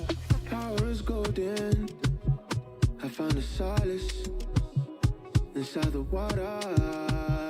I know I'm falling, at least I'm falling. And if we can't change who we are, then when we roll deep, it's lawless. Since 2019, I've been wildin' out for the young car. When I'm drunk on your life, I'm taking off. So will you catch me when I fall? Make a mistake and it's over. You say you've been searching for someone, but you're impatient. Oh my God. There's fire on the dance floor. Somehow it's colder in your heart. Maybe it's okay if you're stubborn. You ain't nothing like the horse when you're composed. Smooth criminal, they don't know. It's only you, nobody come close. No, let me, baby, Lord knows. Thank you, everyone. Please let's have our seats. Nobody come close. No, let me, baby, Lord knows. Baba move. Nobody better than you. Show what you really can do. Cause girl, I'm tryna get involved. See me, I want that thought. Show my petty man of course. And I wanna show you how. Falling in love is taking us so long. We've got it on the post. Send a location. Thank you, everyone. Please let's get back to our seats.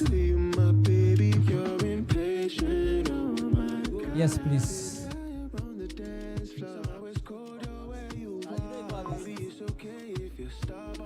Please, can we get back? Smooth criminal, they don't know. It's only you, nobody come close. No, let me, baby, Lord knows. VIP gon' take you front row. I style, snow globe. We're on the moon, nobody come close. No, let me, baby, Lord knows.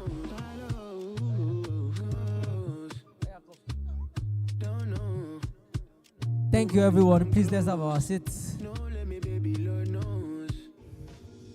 Compose. Don't know. How was our conversations?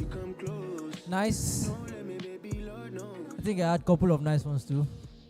In fact, all the conversations I've had today has been awesome, nice, and I think from here on, I'm going to be a business owner. That's what I think. A round of applause for me, please. Because I've combined like 7 ideas today, and I think I'm going to speak with my best friend when I get home, which is ChatGPT. He's going to tell me what I need to do next, to be like either one of our speakers or all of them.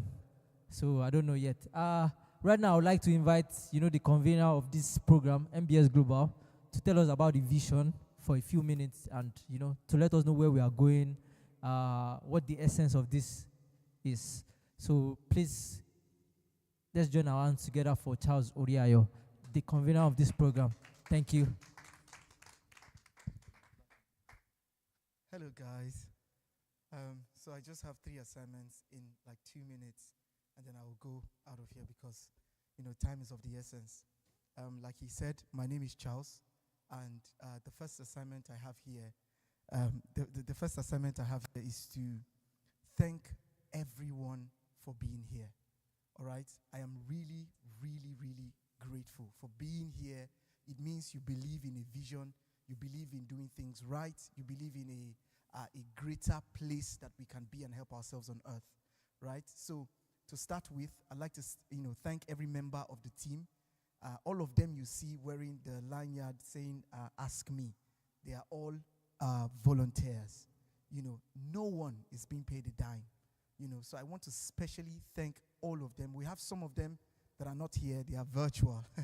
And we've been communicating, they are working and all that. So I want to especially thank in fact, there's no MBS without that team.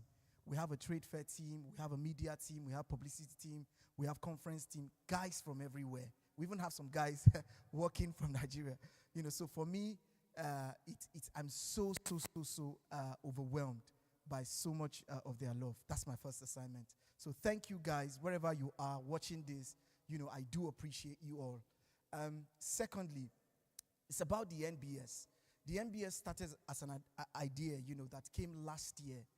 As I came into this country, not long ago, not more than 3 years ago, I started 2 businesses. I have a clothing brand I run.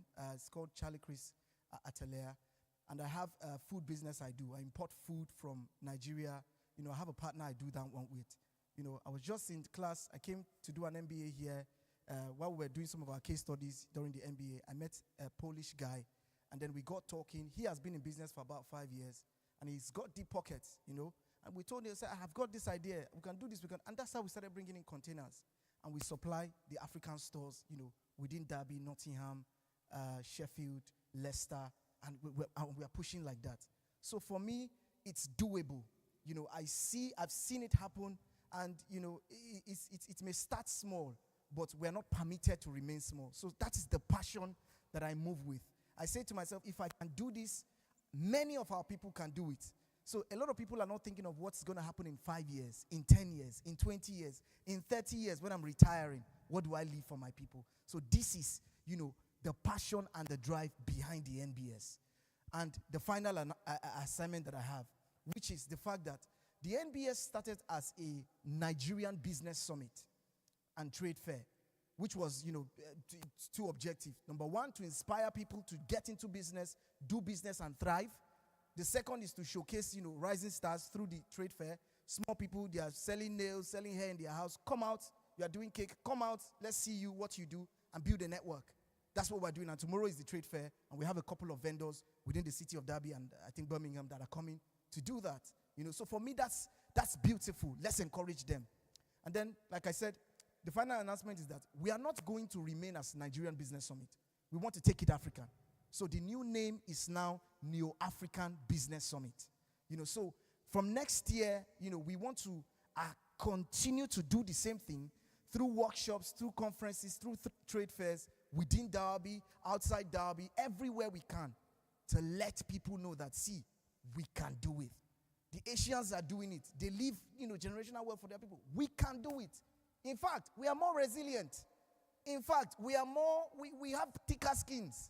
I had some challenges with business with the customs. Our containers they scattered our product, opened it, destroyed goods. I said, I don't agree. We push on, we fire on. Another person may say, the business didn't work, we died here. You understand? But we push on because we know that we can add value in the society that we live in. I know that we will do it. It's just time. So those are my assignments, and I'm really grateful, and I want to sell this idea to as many people as possible, everywhere in the world, not just in the UK, the US, Canada, everywhere there are black people, that as minorities, we can be better. As minorities, we can do more. All right? So that is all I have to say. So thank you so much again. Thank you so much. Thank you so much. So I would like to welcome our next speaker. Her video will go up now. She's a very amazing person. I love her personally. I've been following her for a long time, and all of that. So I don't want to give the story, about bringing her, how much I love her, but maybe the DC will tell you so that time will know. So we're going to welcome her, and then we'll take it off from there. Once again, thank you, guys. Thank you. So her video will come up. Let me just stand here while the video. Okay, media team.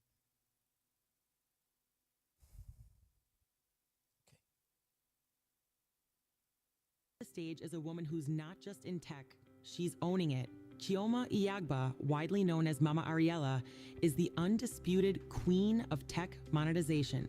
With over 187,000 followers and 8,000 plus tech talents trained, she's proof that you don't need to code to cash out in tech. You just need strategy. As CEO of Mama Ariella Productions and founder of the VAG community, she's building empires and breaking ceilings for everyday people. Today, she's here to hand you the blueprint. Get ready to shift your mindset, sharpen your skills, and step into digital dominance. Make some noise for the iconic Mama Ariella, Kioma Iyagba. Let's do that together. So, would you need this or you need it? Yeah. So, her slides, please.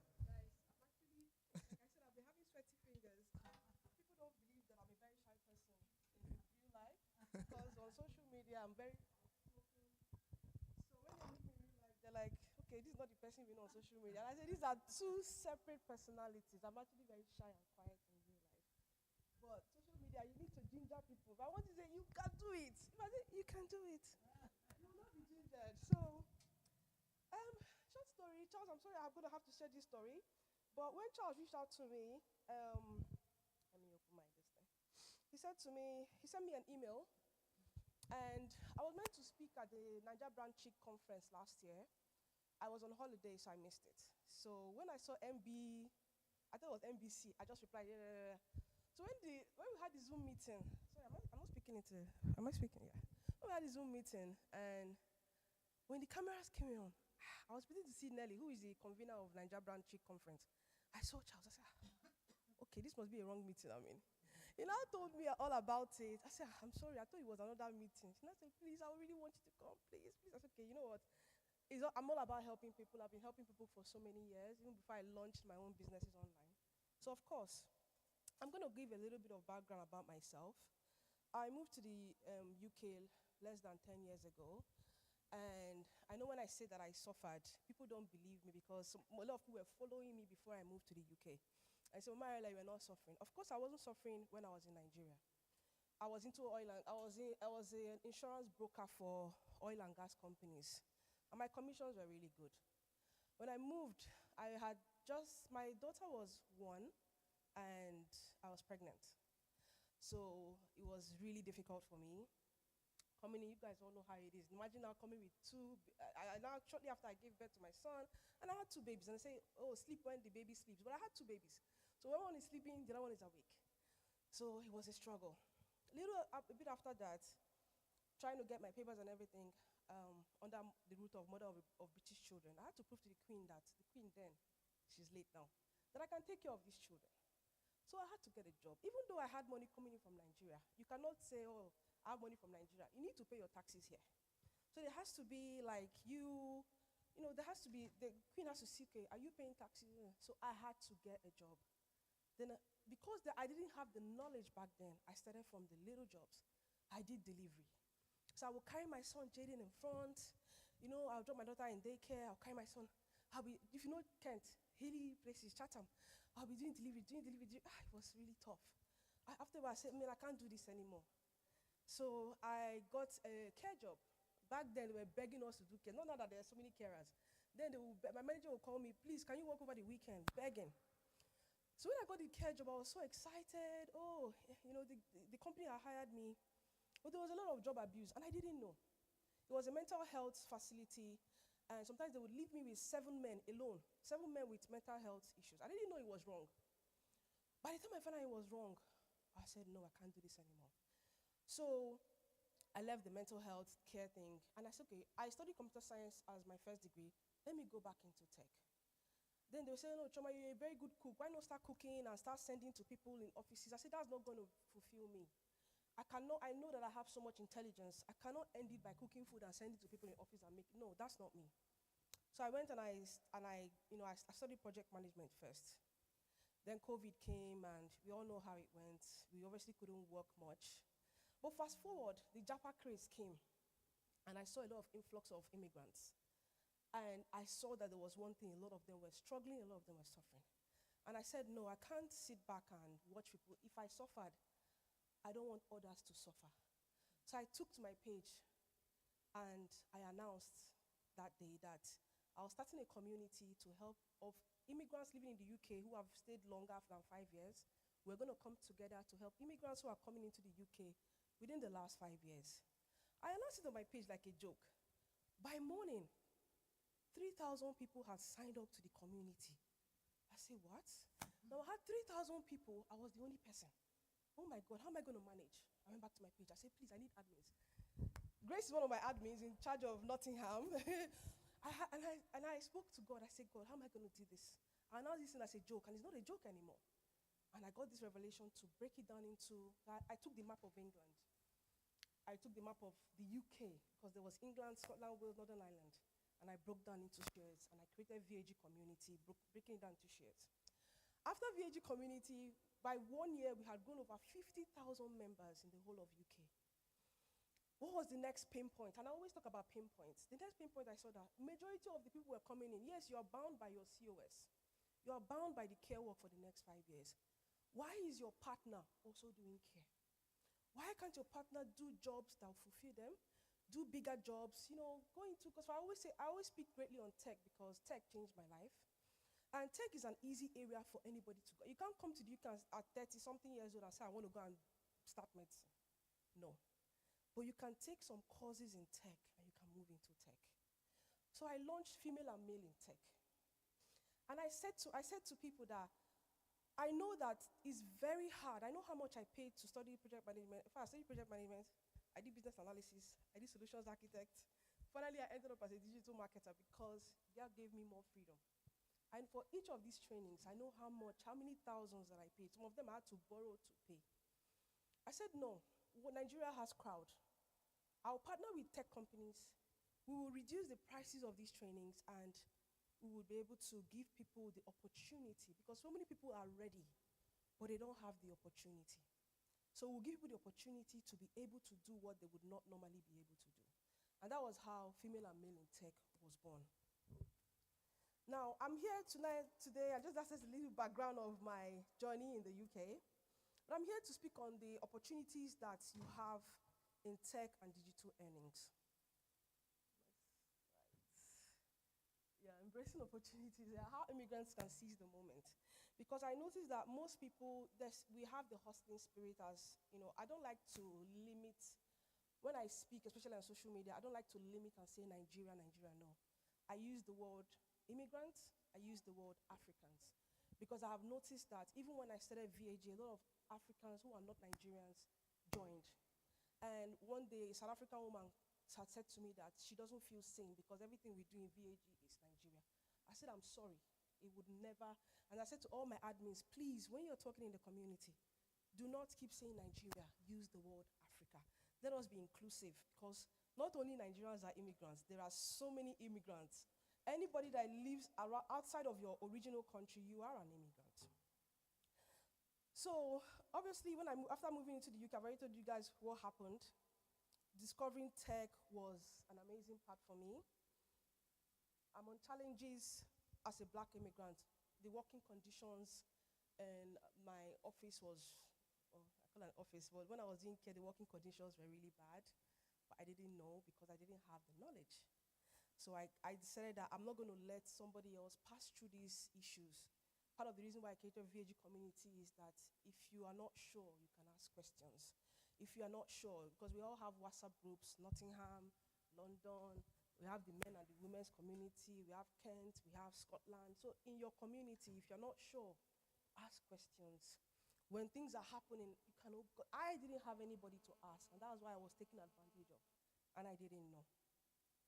So I would always say, after COVID, tech really changed, and the online digital space changed because companies started realizing that okay, we don't really have to have people coming in physically into the office. We can actually do more, having people work from home and do a lot of things that normally they would do from coming into the office. And I always advise people that break into tech if you can, because tech is an area that with a few months of study, you can actually start. And when you start, always grow, always innovate. And most times, I know he talked about credibility building along the years. Most people see I was happy when he said he made £5,000. I was shocked. I looked at him when he said it. Most times when I say the figure that I make a month, people call me a liar. So I've learned not to talk anymore, But, but I would say this.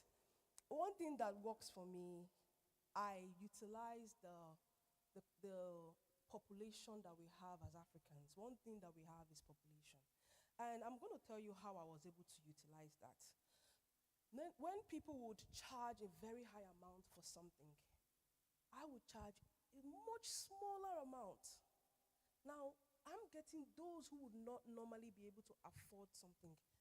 They are all coming to me now because, oh, Mama Ariella. And they are coming to me and they are still saying thank you. Now, you are charging so much, you're taking only a small amount of people. I'm charging a smaller amount. And I'm utilizing the population, especially population of Nigeria. If you can tap in, I always say this on my page, if you can tap into 0.000000001% of the population of Nigeria or Africa, you would never be broke. You would never, in fact, you will build generational wealth. And many people don't understand it. This is something that has helped me over the years.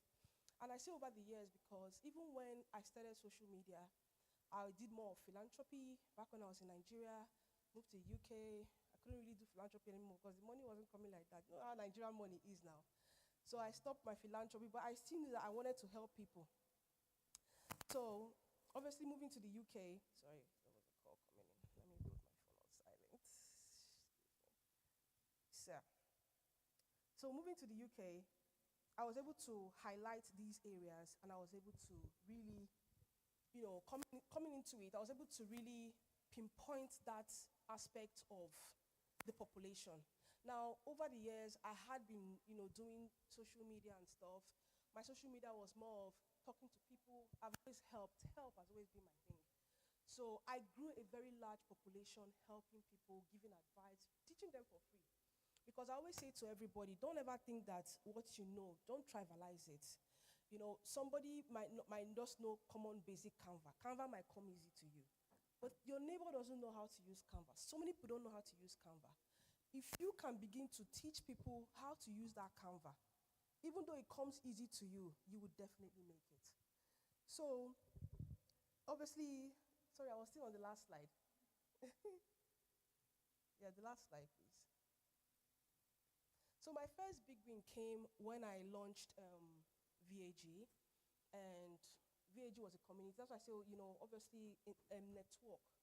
Having grown my page to, I think that time I was about 100,000 followers, but I didn't know what to do with all these followers. They were just following me. Mama Ariella, we love you. You always help us. I didn't know what to do with them. I had not even gotten an idea of, obviously I had also built VAG or based on helping people and stuff. I'd never thought about monetization. So when my friend who also joined VAG, she has a training company, and she said to me, Mama Ariella, I want to train 15 members for free on business analysis. So I want you to select 15 people. When I announced it on my page, over 400 people showcased interest. I said, how am I going to select 15 for more than 400? But we selected 15. She trained them. They went ahead to become business analysts. These are people that normally would never have been able to afford such a training. After that training, she said to me, Mama Ariella, help me post on your page about my business. I posted. And she, according to her, these were her words. She said, it be like say Choma do jazz. That when I posted about her tech company, she got so many people interested in joining her program that she couldn't handle the crowd. She has to go and look for trainers from outside. Please, it's just like when Jesus casted the net in the sea, and it was so much. So that's what and I said to myself, if I can do this for others, I can even do more. I've grown this amount of followers. You know what, let me start small. Let me even announce virtual assistant. So that, about 2 years ago, I announced on my page, I was having a virtual assistant training. And when I announced it, over 1,000 people signed up for my virtual assistant. In fact, my partner, Mr. Dan, could not believe the numbers. So whenever I talk about numbers, I have been able to understand that you don't have to do something that is so big. No matter how little you price whatever it is you're doing, your numbers matter. And what also matters, and I speak on this even in admin meetings, Grace will testify, I talk about credibility. Credibility matters more than anything in this world. It was credibility that made me announce a training I had never done before, and over 1,000 people paid money to me. What if I run away with their money? But because they had followed me for years, they say, Mama Ariella cannot do this. Mama Ariella, if she says this, she keeps to her word. Mama Ariella shows up every day. Mama Ariella is credible. I trust her. So that was why over 1,000 people signed up that day. And we couldn't even handle the crowd. We had to divide it into 4 sections. Now, moving on to that, obviously, the income growth came. That was my first big win. Funny enough, the person that started with the virtual assistant training, Mr. Dan in Nigeria, he lives in Nigeria. Mr. Dan, when he came to me, he had come to plead with me to help him advertise his training. I said, okay, that time I was charging £100 per post. And he said, I don't have it. Please, but help me. Let me give you 100,000 naira. I said, Mr. Dan, it's too small. But Mr. Dan is my partner. Let me just say to you, Mr. Dan has built 2 houses from this thing that we're doing that looks so small. Now, when people on social media, when I say that I make 6 figures a year from my phone, it's hard to believe. But I like to work with numbers. Let's do a little bit of a number. Yesterday, I announced on my page, I said we're having our training, and my trainings go for like £50, £100. So over, I think when last I checked, more than 2,000 people had commented interested in the training. And I utilize AI a lot, and I'm going to speak about utilizing AI. Now, if you calculate how many people that commented interested, and even if it's 10% of those people, that's like, let me say, 1,000 people come onto your training at £50. You do the maths. That's the only thing I'm going to say. So, but when we say about the income that is on tech, that is in digital earnings, people don't believe it. I just want you guys to have an open mindset. You can move to the next slide. Have an open mindset. I utilize a lot of apps. I utilize like he said, ChatGPT is his best friend. ChatGPT is also my best friend. I utilize AI a lot. AI also changed my life, because in a post where you get 10,000 comments, how can you respond to 10,000 people? So what I do, I use AI and I automate. And automation actually freed up some of my time. So definitely go there, free. You can go to YouTube, you can learn a lot. Most times I teach content creation. My content creation class, I say to people, anything that you don't know, if you are speaking to people and you can be able to identify their pain points. And from those, when you target somebody's pain points and you can build a solution targeting that pain point, you will not beg for followers, you will not beg for people to sign up, you will not beg for people to buy your digital product. They will be the ones telling you thank you because you solved a problem. A little example I can give, and I gave it in the room when we were speaking, at one of my mentees who came to me, and one thing I noticed, most people come, they doubt themselves. They say, Mariela, I can't do it. How are you doing it? I said, you can do it. You can do it. Look for people's pain points. It could even be your pain point. And one of my mentors also who I always attend his classes, his name is Richard Wu. He's an Asian American. Richard Wu says, your story is unique to you. Your story is something that will get people to relate with you. Don't be ashamed to tell your story. I was ashamed of my story because I had friends in Nigeria who knew that I moved abroad. And I was ashamed to tell them that I was doing care work. So for so long, I hid that part. But the day I overcame that shame and I told my story, I said, look at me. I used to be a carer. I've done delivery, carrying my baby, dropping parcel. But I am here today. If I can do it, you can too. And that releasing that, overcoming that shame and saying it out. After that post, so many people resonated. Oh my God, you mean Mama Ariela I'm seeing here did delivery? If Mama Ariela can do it, and today I'm doing delivering of parcels, that means I have a future. That means I can also grow and I can also become better. And that's what I say to people all the time. I'll go to the next slide.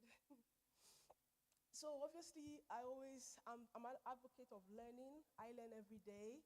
I study so much. Now, I'm trying to go into medtech.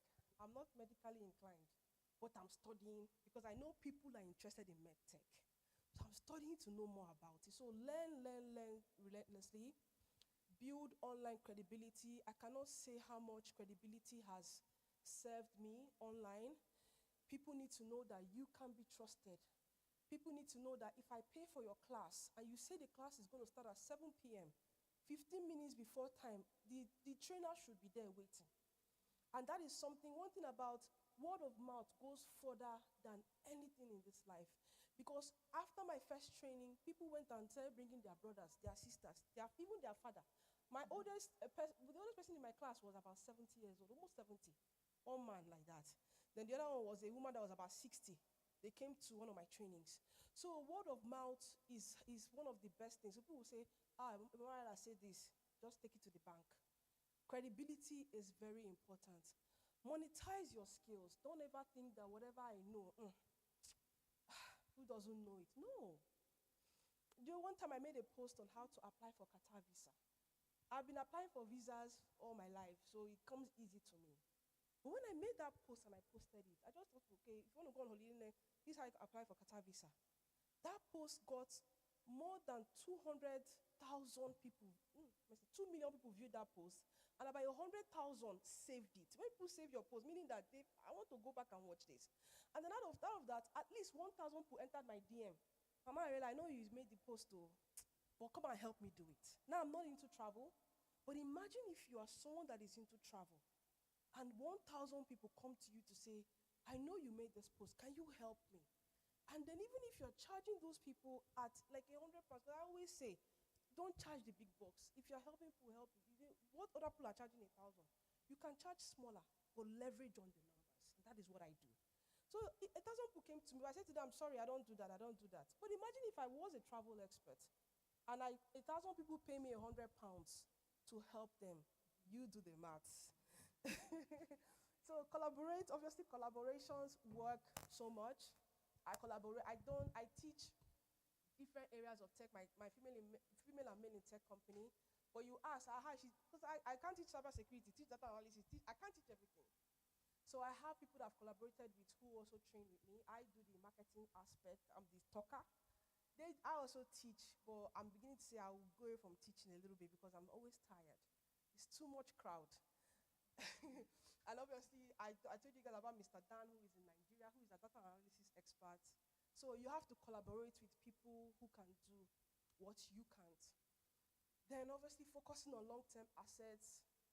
When my son was born, I wanted to start a business. It was a baby food company. I will never forget. I even named the company. I named it. I registered it. But I was looking for who would invest. I couldn't find investors. I tried to get the money. I couldn't get it. So I left. I told myself, I will still do this. But let me go and find the money. And I always say to people that digital means of earnings is the easiest way you can start earning from zero capital. Most times, people will say you need capital to start a business. But I say to you, if you are broke, you don't have money, you don't have capital, and you are seeing that you can earn money online, yet you are saying, so what will people say? How can I show my face? My friends will laugh at me. Newsflash, your friends will laugh at you. Your family will laugh at you. When you start, people will say, look at this one, what is she doing? But keep coming back, keep showing up. I had friends who laughed at me when I started social media 8 years ago. At least 80% of them have now come for me to train them. And I say, guess who is laughing now? So no matter what happens, show up. Now, obviously, I wanted to do my baby food company. I couldn't afford it. I tried to get the money. I couldn't.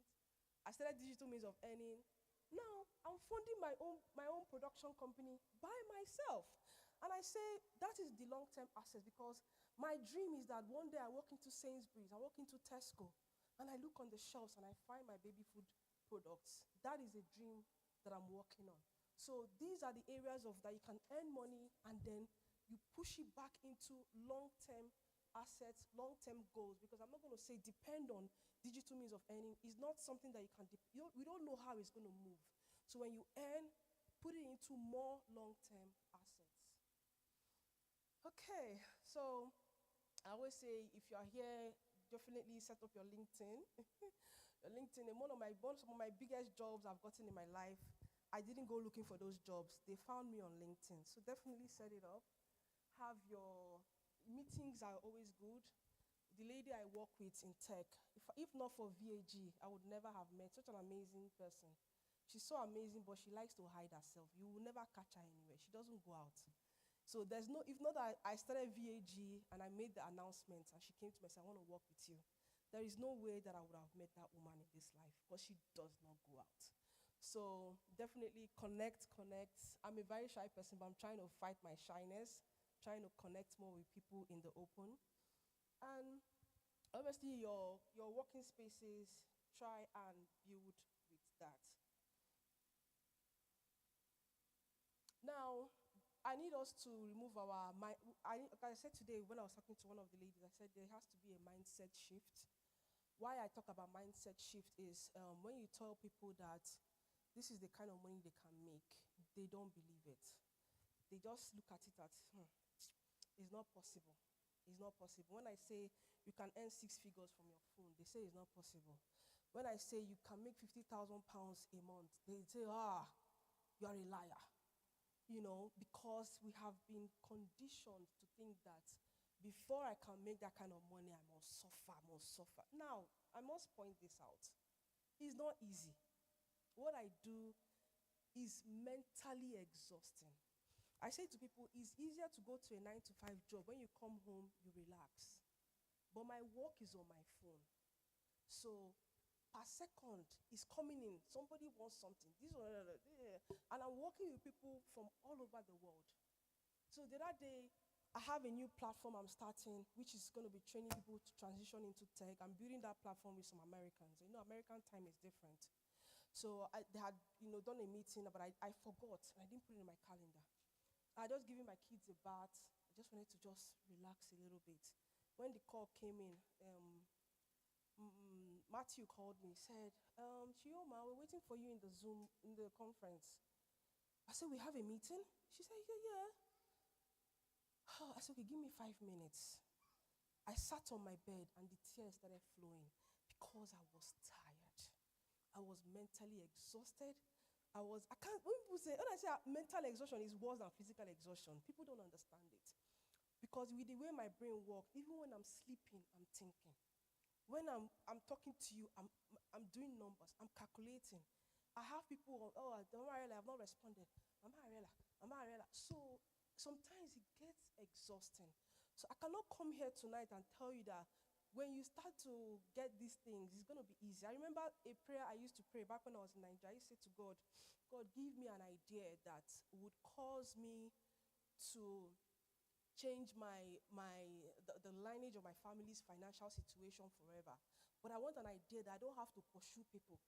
Let them come to me. We always say, be careful of your prayer.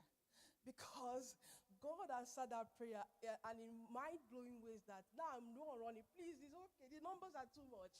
Numbers are way too much. So just stop. Don't live to just survive. I always say, even if you were able to move abroad, most people moved abroad for a better life. I moved abroad for safety because back in that time, there was a lot of kidnapping going around. So I moved for safety. There are so many reasons why we move. Don't just move and be comfortable with the status quo to say, you know what, I've moved. Whatever it is, I will do my security work. I'll be comfortable with it. No. You have to live a good life. You have to be able to take yourself and your children on holiday at least once a year. It's not luxury. It's a necessity. So you have to want to earn more, to want to do better. Incorporate tech, incorporate artificial intelligence. They always say that, people say that AI is going to take our jobs. AI will not take our jobs. AI will not take your jobs. But the people who are knowledgeable in AI are positioned to snatch those jobs from you. So stop being afraid of tech. Don't be afraid of artificial intelligence. Artificial intelligence has, actually, if I was earning 5 figures before, AI made me start earning 6. Because now I'm automating so many things that I would have done myself. And it has made my life so much easier. Embrace pivots, change direction without shame. Obviously, I was doing VAG community. When I saw like when I saw tech and I saw that people really wanted tech and everything, I was already in tech.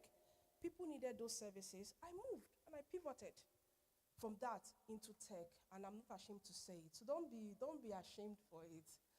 So what Nigeria taught me, what the UK gave me, Nigeria taught me how to hustle.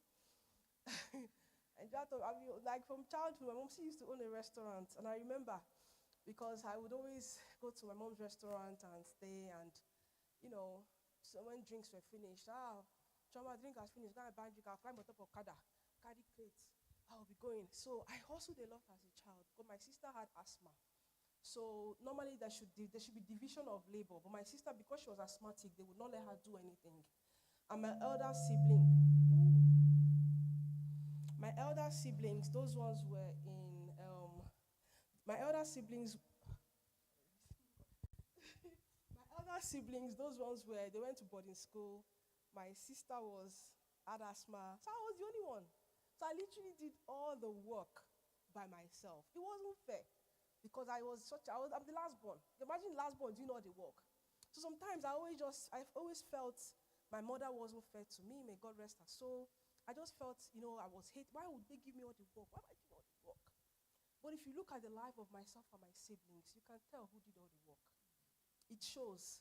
So that hustling spirit, that those things that were hard for me growing up, I'm now using it because I don't rest. But I didn't really rest as a child. So I've incorporated that thing now into my life, my daily life. Now, even though Nigeria taught me how to hustle, the UK gave me an opportunity that I could stay in my house. There's good internet. I can stay in my house. I can stay in my house. I know that I can register a business. I don't have to go and hustle inside government, this thing. I can be sure that if money is meant to be paid into my account, it will be paid into my account. So the UK gave me a brilliant opportunity to change my life for good. So when I combined those two, I became unstoppable. And I know that you too can become unstoppable. My advice to African entrepreneurs: start where you are, use what you know. No knowledge is travel. Don't ever think that you might be someone that you've been doing data analysis for years. I'm tired. Somebody will pay to get that knowledge. So use what you know. Go digital. Even if you're selling digital physical products, go digital. I have an online store, and I at least 30,000 people pass through my online store a month. If I had a physical store, there's no how 30,000 people can pass through my physical store. So digitalizing whatever you're doing, digitalize it, you would see a difference. Know your edge. Your story is your strategy. When I was ashamed to tell my story, I was struggling. When I broke that shame and I told my story, people were able to identify and say, oh, I relate to that. And that was my edge to going forward. Definitely, if I can, you can. If I can, you can. When I saw that everyone I met was comfortable being, just okay with relocating, I knew I wanted more than just to Japa. Even though I faced unfair working conditions in the industry, I pushed through, meeting immigrants who gave me a mindset shift, and I created my own opportunities. Okay, my closing thoughts. Africa's future is borderless. Africa is now. Africa is reigning. Africa is key. That's why I'm fighting to start my J's meal, because I'm incorporating African ingredients in that. And I think that we can all hop on the opportunity that everybody is intrigued about Africa. Don't be ashamed to be African or make yourself small because you feel you are, oh, I'm Nigerian, I'm African. No, be bold, step out of your comfort zone and try and get what is yours. Seize opportunities with boldness. I don't wait for permission. When I said to you guys, I'm launching my tech platform in the next. I'm working with some Americans who are building the platform for me currently. To be launched, thinking by next week, it's transition to tech, TTT. And when I just saw somebody else build something similar, but for digital marketing, and they gave me the idea, okay, even though so many people are coming to me for this, I can actually build this into a platform so that it now automates itself and I can move on to other things. So I seized the opportunity immediately. I approached these Americans, pitched my idea to them. They loved it. They said it's never been done before, and they jumped on it. So don't wait for permission. The internet doesn't care about your passports. Sometimes when you're traveling, you have to hide. Me, at the airport, I don't hide my green passport. And I started doing that because I've traveled a lot in my life. And sometimes you're at the airport. By the time the immigration officers soji your green passport, they are prepared. Okay, so we have well faced discrimination with our green passports, But the internet doesn't know your passport. When you're speaking, when you're out, nobody understands, okay, this is your passport. So use those opportunities that you find online. I teach faceless content. I teach faceless marketing. And my faceless content that I teach are for those who are shy, that don't want to face the camera. And I say you can monetize facelessly. So when you're faceless and you're monetizing, nobody knows where you're from. So definitely, your skills definitely matter more than your origin. Okay, I've given you guys the tools. You have more tools than I had when I started. What are you going to do with what you've learned today? Thank you.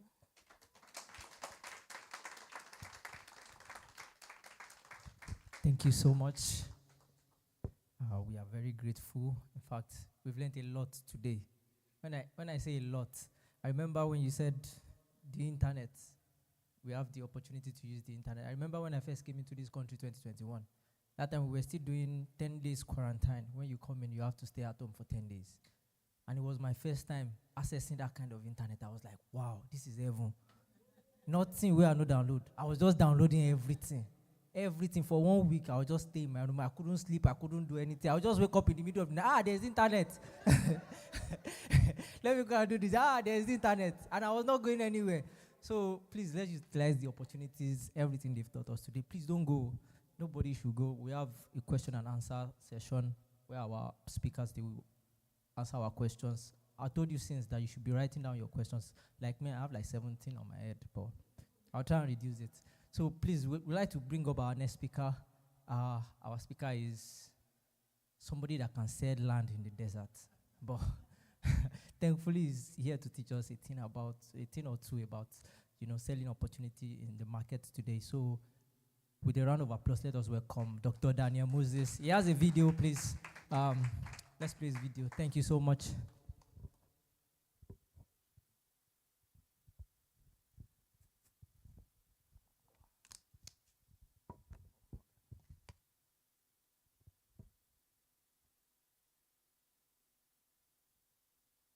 Is the driving force behind Property Wealth Corporation UK Limited. His organization focuses on wealth creation through property development, acquisition, investment, consulting, and more. Dr. Moses is a renowned business and mindset coach, mentor, property entrepreneur, and a global voice in wealth creation. With over 2 decades in the diaspora as a resident of the United Kingdom, he has built a multi-million-pound property business and raised £2 million in private capital. Through his private members club, Dr. Moses has transformed over 1,000 lives, empowering communities worldwide. As a keynote speaker and award-winning entrepreneur, he has shared platforms with global leaders and gained recognition across Europe and Africa. Dr. Moses is also an Amazon best-selling author. Please welcome Dr. Daniel Moses.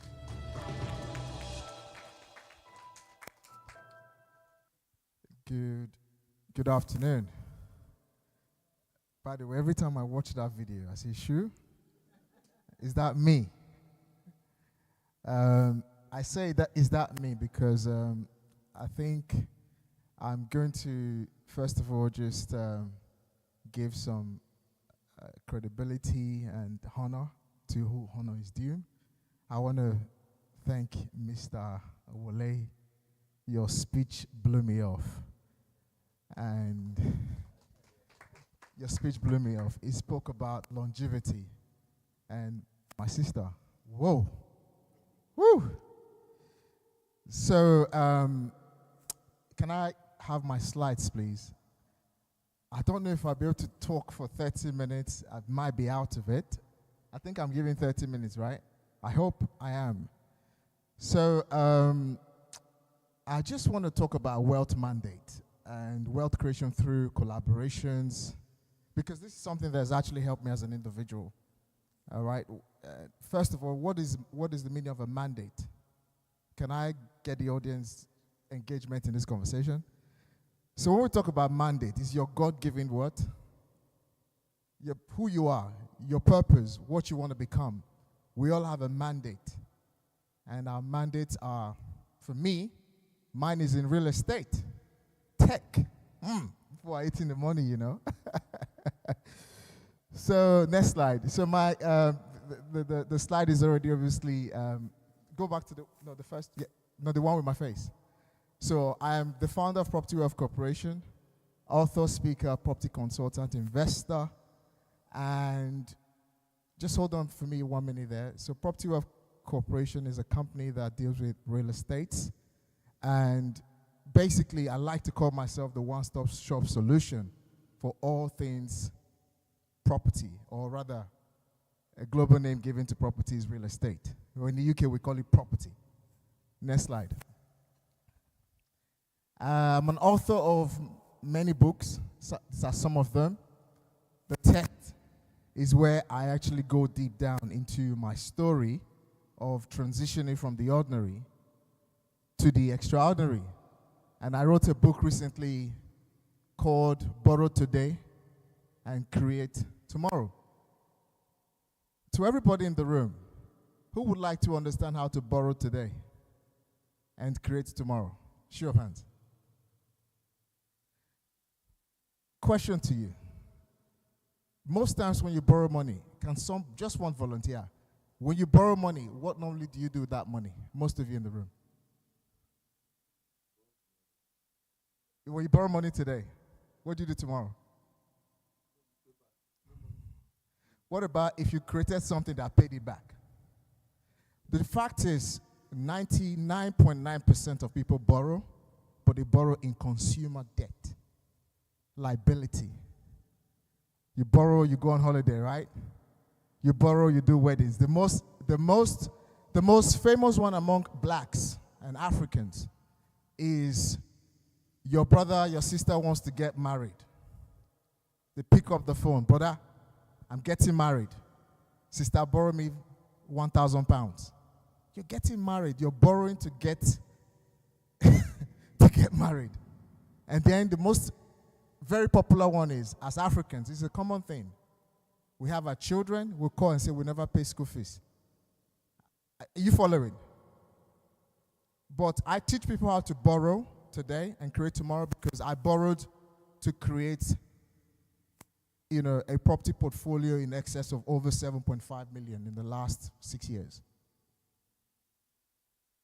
Who here will know how to use that recipe and cook that very interesting meal? Okay, so I wrote a book about it. This book is not yet released, but it's due to be out soon.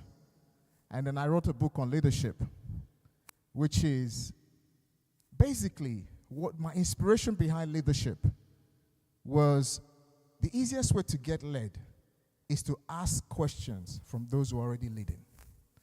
And I was very fortunate from an individual who was around about 8 years ago, drove a minimum of 18 hours as an Uber driver, and having the opportunity to interview 2 former presidents from my own country, one of the greatest country on the planet, Nigeria.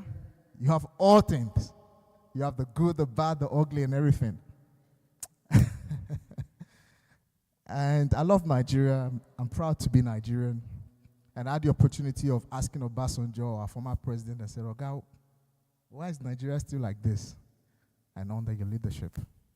And he said some amazing things that I think will bless a lot of readers when the book comes out. And I also had, in the last 1 year, to build a very deep personal relationship with President Goodluck Jonathan. And I was also able to ask him questions around leadership. And obviously, as you can see, a lot of other leaders who I just wanted to pick those information and give it to the ordinary people so that we can all have the mindset to transition to becoming extraordinary. Next slide, please. So before I go into this, a lot of people are going to ask for my number. But the truth is, most of you are not going to call me. And you're not going to text me. So I gave you 2 options. Scan the code, and you connect to my YouTube channel. And I have a lot of case studies of property transactions that we've delivered over the last 6 years specifically. Otherwise, if you have money and you want to talk, join my email list. Okay? And you get to see a lot of property transactions that I do, collaboratively, passively, or whether it's educating you. And you're going to see this pop up a couple of times because I want to help you join my mailing list. I want us to keep talking. All right? Next slide, please. So, my story. I'm going to spend about 5 minutes in trying to talk about this.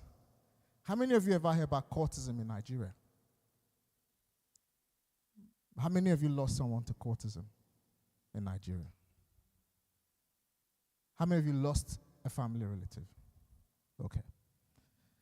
So anyway, back in those days, I graduated from University of Benin around about 2003.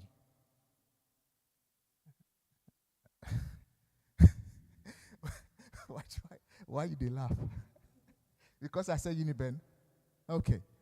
So I left the shores of Nigeria because I was a member of a gang. And I was a member of the most deadliest gang in University of Benin. Yes. She says, what?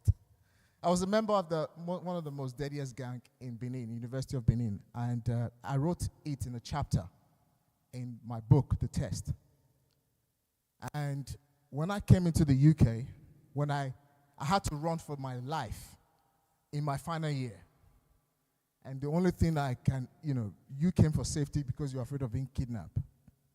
Many of us run for different things. So I was running for my life. Because if I didn't leave, I could have been killed. The only reason why I became a member of the court at that time was I was always entrepreneurial. I was very entrepreneurial. I can sell anything to anybody. And that's all I knew. I sell things. I just sell and sell and sell. Whilst I was selling different things, I became very known in school. I studied sociology and anthropology, so I became very popular, very famous. I spent 4 years in university. I changed my car every year. So I was a target of the gangs. If I don't become a member, how am I going to keep driving my car? Besides, I was very popular with the women. When you have car, you have money in school. Some of you men know the rest, right? And we're in university. So that basically chased me out of Nigeria. I got here into the UK, I only knew 2 people. My girlfriend's brother. I stayed and slept on the floor in his house. No direction, just simply first safety. Then the second thing was how to make money. Nothing else. This was about 21 years ago. So that's a little bit of a background story. If you think the story is already getting very interesting, get the book, The Test. And I actually share that in 3 chapters, the 3 first chapters of the book and what I learned. And part of the reason why I love to talk about the story of the ordinary to the extraordinary. Because I want you guys to understand that we are all in a part of our life where we are transitioning from the ordinary to the extraordinary. Or some of us are already in the journey to become the extraordinary, but it begins from somewhere. So I arrived in the UK with only the mindset to just make money without any direction. 21 years ago, England is not what it is today. 21 years ago when I first came here, the only type of jobs people are doing was linear jobs. Probably the best job they had, the circle I was in, was maybe train driver, bus driver. Most of the other people were all cleaners. 4 jobs, 5 jobs. And I used to do a job called Beke. Give him a round of applause. I like to go in depth when I actually explain Beke. Beke is a kind of job where you go to a nightclub parties, the guys that gives you lollipops and sweets, and you clean people's waste as you're doing it, and you get paid at least £1. You come out in a night with £20, if you're lucky. If you're in a very busy location, you come out in a night with like £50. Some, if you're in West End, you get like £100 and the rest. 21 years ago. So there was no direction. I left University of Benin to come here. I didn't come here to go to school. The jackbars of now are coming to go to school. So we came with no direction. We didn't come to go to school. We just came to look for money. We came because we're running. So, no credentials, no network, no guarantees, just faith and conviction that God got me. I've escaped Nigeria. So, I haven't been through that sort of challenge at the beginning of my life. Got here, and by the grace of God, I've built a lot of ventures through pain, perseverance, and completely understanding what my purpose is. And I actually got that purpose. I got total clarity of that purpose just about 10 years ago. And this is after basically having no direction, starting multiple businesses, after my era of linear jobs, doing multiple things that never worked. And the first time I started seeing limelight was back in 2008-ish, 2007, where I started buying clothes, TM Louis, Hoxa Curtis, and shipping them back to Nigeria to sell. Then I used to buy cars, break them into spare parts, load them up, ship it back to Nigeria to sell. And I used to pick up fridges, televisions on the roadsides, load them up in a bus, ship them to Ladipo, Lagos, and sell them as non-tested. And people buy them non-tested. Sometimes you get back to your home, you plug it, and it's working. Otherwise, you've bought it, no refund. So I've been in the blocks. You name it, I've done it. I've sold anything except drugs. I've done anything else except scamming anybody. So I've done many things. And like I said, I'm someone who's standing here in front of you that I've built my ventures through paint. And whilst I was doing this, back in 2008, going forward, I started doing other types of businesses. And I had a first bankrupt back in 2010. I had another bankruptcy in 2013. And I lost over 150,000 pounds in 2015. And I became an Uber driver in 2016. Because at this time, I actually quitted being an entrepreneur. I said, I've done too many things. What else can I do? At that time, I was 35, middle-aged, well, close to middle-aged crisis. So, who here is relating to this story right now? Show of hands. And this is the story that a lot of people don't get to tell all the time. Because we see the icing on the cake, but we don't see the process of the baking. And before I go into the next slide, I want to share something very quickly. Today, I stand as an industry leader in real estate and property. And I see a lot of Nigerians, Africans come to me and say, I want to learn. And they want to have my result tomorrow. And they say, oh, I want to make so much money. So if, as I progress my next conversation, if your mindset is how to get into real estate and you want to be a millionaire in 2 years, 3 years, at this point in time, you should leave. Otherwise, stay. I mean, I've been there, I've done that, and I understand the truth. And part of the reason why you see a lot of people get scammed today. And I was reading something a couple of days ago. There's something called CBEX in Nigeria. People were promised 40% return on investment.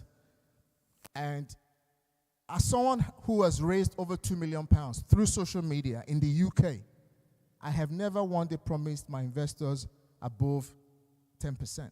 And a lot of people get turned off. Say, I will take my money to Nigeria and I'll go and make 40%. I said, because fortunately, money is cheap in the UK. UK is not there's no such as get rich quick in the UK. You will come, you will pay your dues. If you must make it in the UK, you must give yourself a minimum of 10 years. It's the truth. And those of us who are promoting get rich quick online, we know what we're talking about. So I just wanted to make sure everyone is clear on that. 0 to 21 years has put me into rooms where I've met literally a lot of leaders across the globe. That is me right there being celebrated. That's me with the former Home Secretary, Mayor, President of Mauritius. That's actually one of my local MPs who, during his election, I played a massive role in his election to come to power. And it all comes from basically doing whatever you can to stay credible. And my big brother, Mr. Wallace, spoke about credibility. Next slide. So, having said that, and now we kind of laid a background into my mindset and how I think and how I speak, I founded Property Wealth Corporation from God's intervention after a massive bankruptcy in 2015, where I lost over 150,000 pounds in oil and gas logistics in a single day. And to be honest, that's the first time I understood depression, and I became very suicidal. I was basically close to ending it all in 2015. And I mean, at that time, imagine I've been through all these literally, I've been in 20 years. What I've been through in 20 years, most of you not survive it.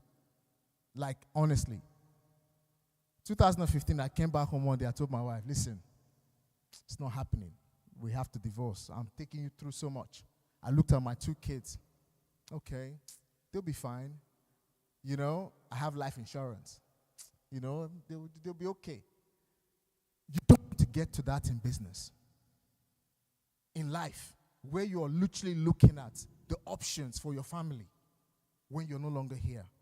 That's exactly what happened to me in 2015.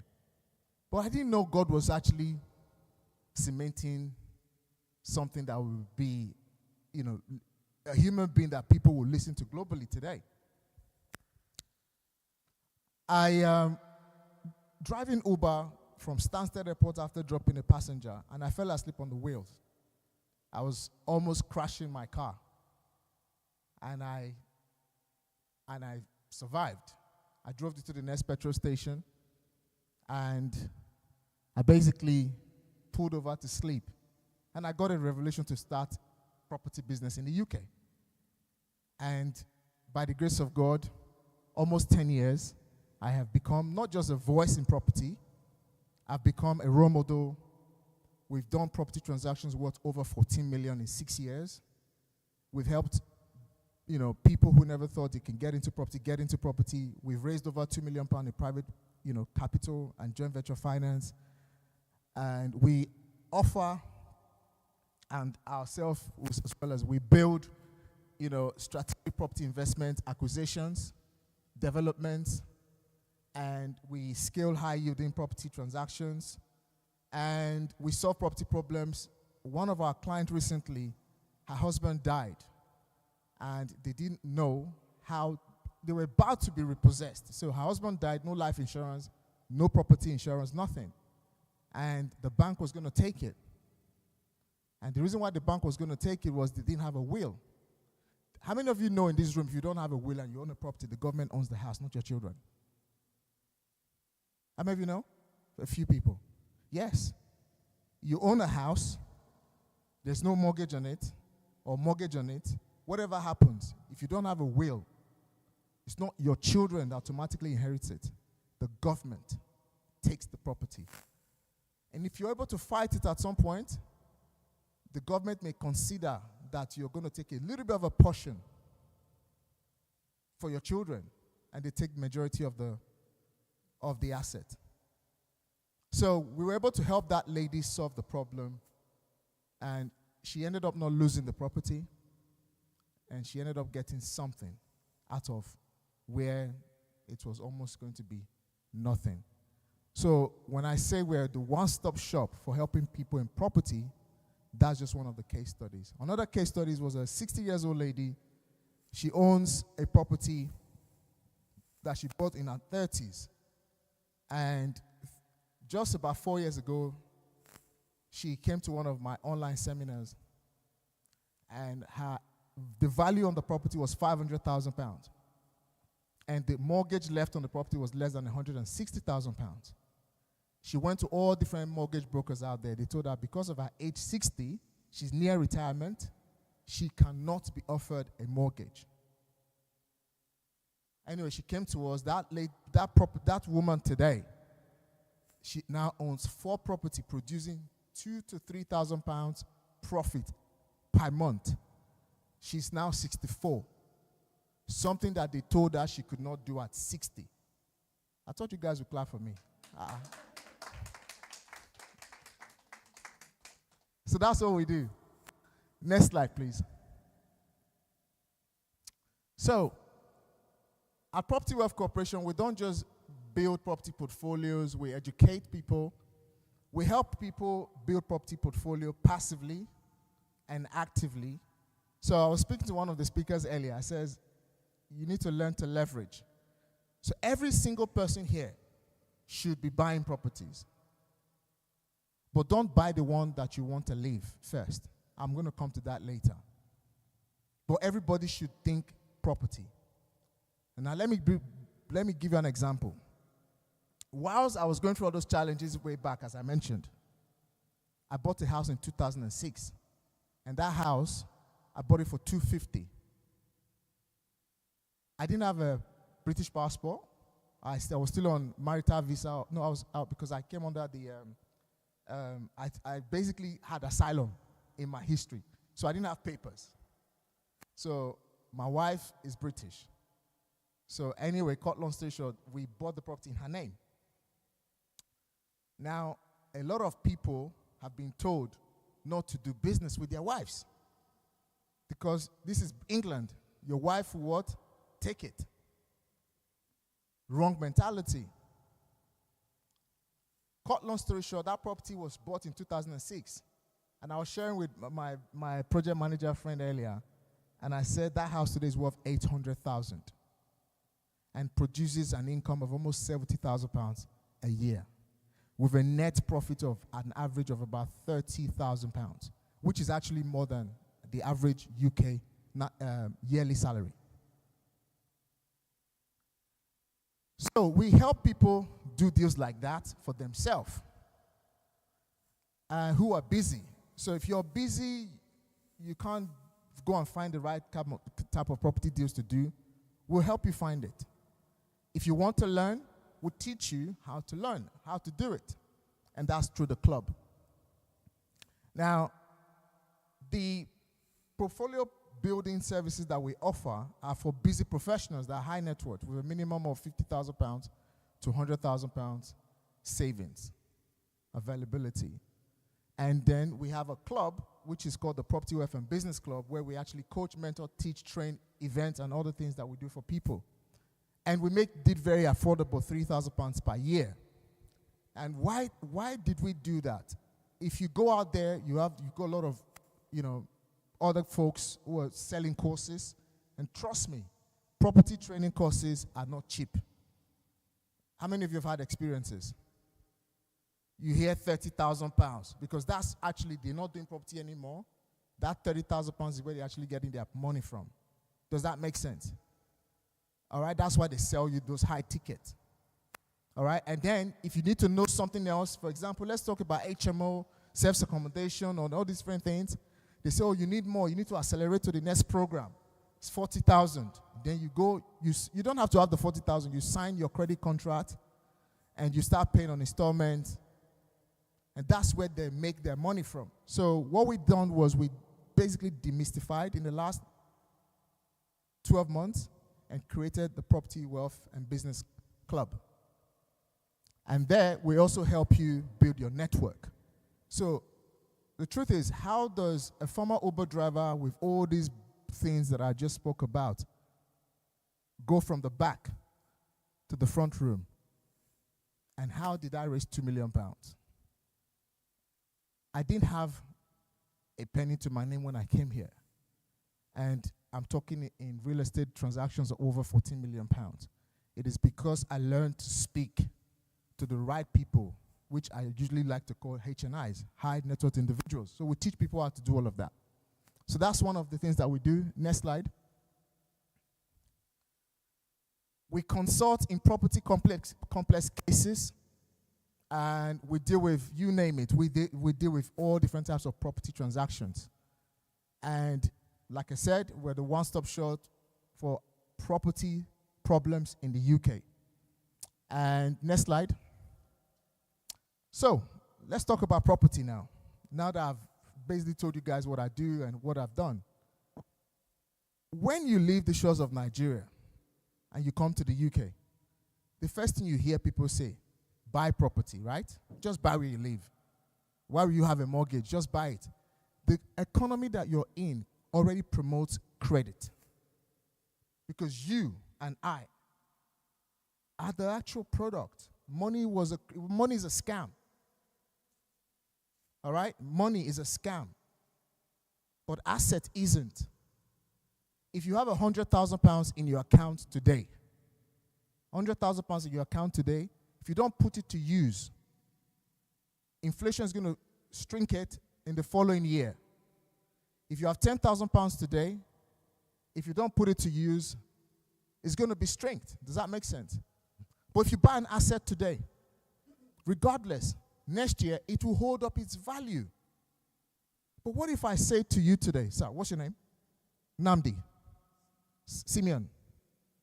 How about if I tell you today, you can say, oh yeah, but I don't have money to buy property. Do you have a job? Do you have a job? Do you have a job? Are you guys friends? Okay. Now you are. The biggest challenge is that most of us will say we don't have money. But let me just give a typical example. If you bring £10,000, £10,000 and £10,000, how much do we have? What if I tell you that with that £30,000 now, you have enough deposit to buy a house that you can rent to, sorry, what's your name? Tosin. And Tosin's going to pay rent every single month. Do you understand? But it's going to take you 3 years to save 10,000. That's going to make you 30. But three of you can come together today, raise £10,000, buy a house that you can rent to Tosin. But if you want to buy your own house and you're saving and you're saving and you're saving, it's going to take you 3 years to save £30,000 to buy your own what? Your own house. And when you buy your own house, you're paying what? Mortgage. If you lose your job, do you know what happens to that house? They'll take it back. But the house Tosin is renting from you, are you going to lose your job and Tosin is not going to pay? No. Tosin will keep paying her rent. And what if I also tell you about tenant profiles? It's not just Tosin.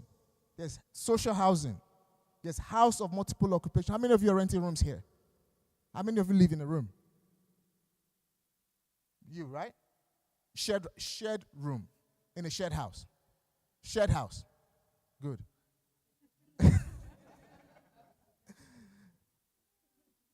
The first room I rented was in a shared house. 5 people I don't know. But we use the same toilet. We use the same kitchen. We use the same fridge. How many of you are living in that kind of property right now? Before. What about, okay, before. Ah, this room is a rich room, sir. This room is a very rich room. It's the new Jakba.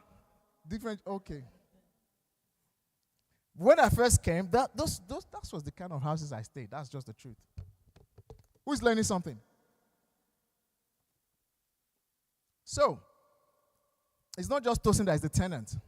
There's something called House of Multiple Occupation, HMOs, where you have 6 tenants, 6 different cultures, paying you rent month in, month out. When I speak to a lot of Nigerians all the time, the first thing they say, I just want to get a house, pay on Airbnb. That is the lowest hanging fruit. Because that's what you heard in Nigeria. Don't come to UK to do property and say, I want to buy property with your Nigerian mindset. A lot of us are still in the UK. We have a Nigerian mindset. The African mindset.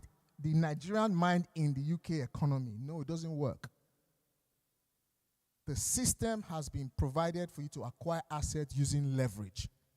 So if 3 of you can come together with £30,000, buy a house for Tosin, HMOs, and I can go on, you can start building wealth collaboratively. So don't buy the first house that you want to leave. Collaborate with others so you all can actually start owning assets that are producing money. That is just the first thing. I don't own where I live, but personally, I own properties that is generating over 250,000 pounds income per annum. And I built it in just less than 6 years. It's only now, actually, I lived in London for almost 21 years. And I moved to Ashford. And I said, okay, let me buy now. The one that I bought in 2006, I'm going to come to that story. I bought it in 2006. I lived there for 13 years. I could not buy any other house because I came with the Nigerian mindset. But in 2021, do you know what happened? Sorry, 2019. I started learning, and very quickly, my personal asset and net worth grew to over 7.5 million. Because I said, okay, let me leave that part of owning where I live. But let me own assets that others are paying me to live. Let me rent and be a tenant.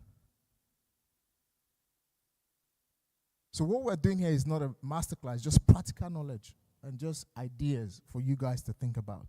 Next slide. So, as I said, a lot of people say, buy your first home. I disagree. Some of you might say I'm mad, but I am. Because I always do things that are very unconventional. So, you must try to build a 5-year plan. When you are looking to build a property portfolio, when you're looking to get into real estate, when you are trying to get into property industry, you must have a minimum of 5 years plan. Let's quickly go into another aspect. Let's just say you have 50,000 pounds.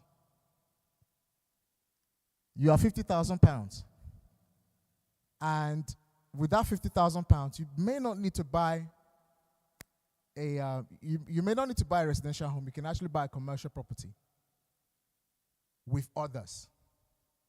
And you can uplift the level of that commercial property, and you can split it into many things, like a mixed use, a flat above, and as well as a shared house in the middle, and a commercial building, and collaboratively.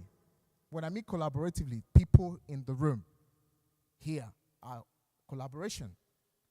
If I was to do the maths here, if I count 50,000 pounds by the number of people in this room, liquidity, we're actually more than £500,000 in this room.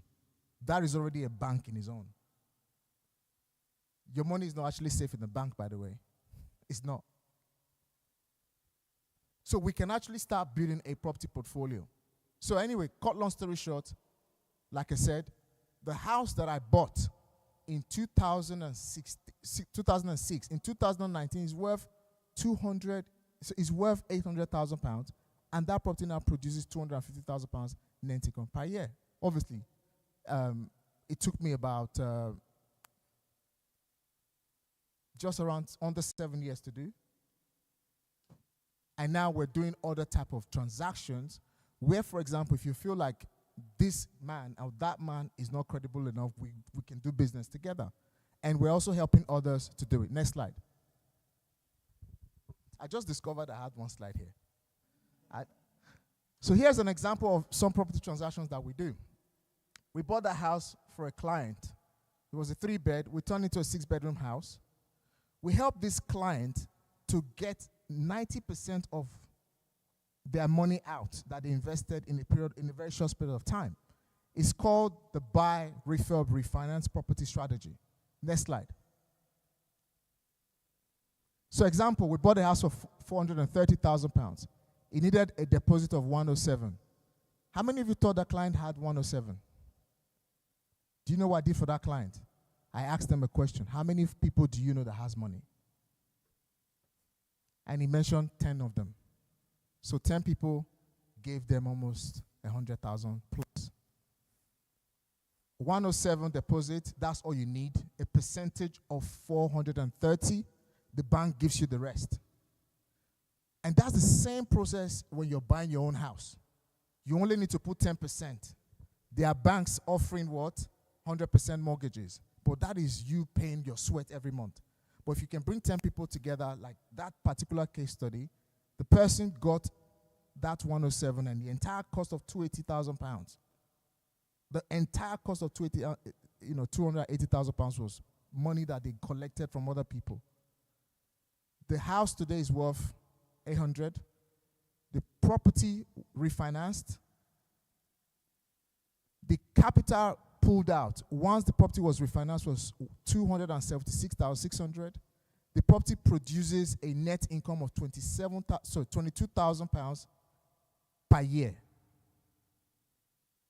Is that not almost a free house? It's almost a free house. Next one. This is another property that we bought for one of our clients. It's a commercial building. It used to be a former bank. We bought it for 315,000 pounds. Again, we helped them raise the capital. No, don't go for this. The refurbishment cost is 250,000 pounds. When the property is completed, it's worth 800,000. The yearly net profit is 24 to 30K. Again, they came together, 6 of them, 8 of them. They trusted each other. And now they own a former bank. They didn't have the knowledge. Guess what? Who they employed? They employed me as the consultant. Next slide. Because of time, I'm not going to go into the numbers. Next slide. Another property. This property we helped a client buy in Newcastle for 70,000 pounds. We spent 35,000 pounds on it. In less than 4 months, it was revalued for 145,000 pounds. The client did not have the money. The client only knew how to talk to the right people. 10,000. 1, 2, 3, 4, 5, 6, 7. 70,000 pounds. Gave them 7,000 pounds for the year. 10%. Bought the house. The house is worth 145. So I want you guys to start thinking, how many people in this room today has 10,000 pounds? Don't leave this room without asking anybody that has 10,000 pounds. Don't leave. You must ask people the right conversation. If they have 10,000 pounds, okay, let's come together if you're not willing to borrow me the money. Do you understand? Let's come together. Let's go to Newcastle. Let's go and buy a house for 70K. Let's spend 35 on it. It's going to be worth 145. Guess what? The bank gave 75% of that money back. And it's a free house. And the property generates cash flow month in, month out. Next slide. Next slide. These are some projects that we're doing that we take some of our investors and our members to see life projects. So it's not just what you hear that I'm saying now. We take you into sites and projects so you can validate. Next slide. Again, scan my YouTube channel. Scan my YouTube channel and join my email list. Next slide. These are not just myth. If you go on my YouTube channel, Femi and Abby, they both had 50,000 pounds each. They didn't know each other. Having me as a mentor, what I did was to create a marriage. Money marriage. Joint venture. And today, they're now building their property portfolio. Another one we did was we collaborated 10 people with 10,000 pounds. I gave an example. That portfolio as well now has 4 properties in it in a space of 12 months. And one of them did not have a British passport. Sorry, most of them didn't have a British passport. So we leverage on the person that has a British passport. How many person wanted to do property now? They say, oh, you don't have papers. You can't do it. No. Find somebody that has British passport and leverage on their citizenship. Because some of them that has British passport, the British passport is wasting. Because you need to have a British passport, a legal resident permit to access British lending. So that's what I'm talking about. There are a lot of people that have citizenship. The citizenship is wasting. They don't know what to do with it. It's only a status. Some of you have 100,000 pounds in your bank account. The 100,000 pounds is wasting. Inflation is swelling it up. So it's all about creativity. Again, my elder brother earlier today talked about creativity. So how many of you are hearing the level of creativity coming out of what I'm saying? But yet, I have spoke somewhere one day and said, man, this word you're saying looks like a scam. I said, no, it's not. But it's the truth. It's ability to leverage. come together, make what doesn't work work. Next slide. Again, I spoke at the beginning of this conversation. I said, property is not get rich quick. The system in the UK is completely different from Africa. There's a common saying that says, if I can do it, she said it, but if I can do it, you can't do it.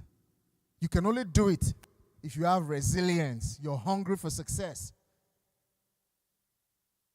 Not everybody can do what I've done. Not everybody can do what she has done. You heard when she said she cries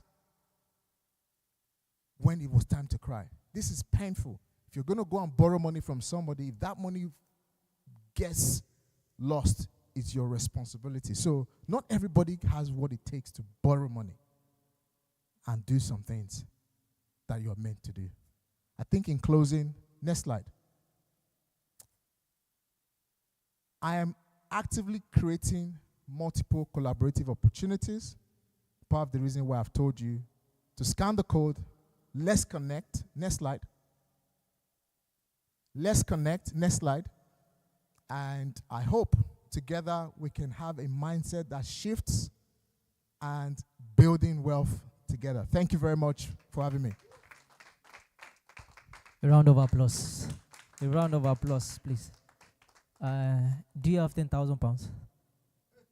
Okay, we'll talk after, don't worry. I need people with 10,000, 20,000 pounds to raise up their hands. No one is, okay, you have. I've seen a collaborator, so we'll move on from there. Right now, because we are behind schedule a little bit, we'll move into the question and answer session. Just quick 3-4 questions and that's it.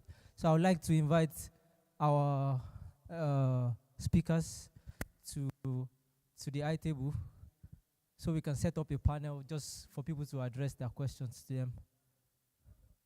It's not working. Okay, they said the QR code is not working. Okay. So please, all our speakers, can you please come on stage just for quick question and answer?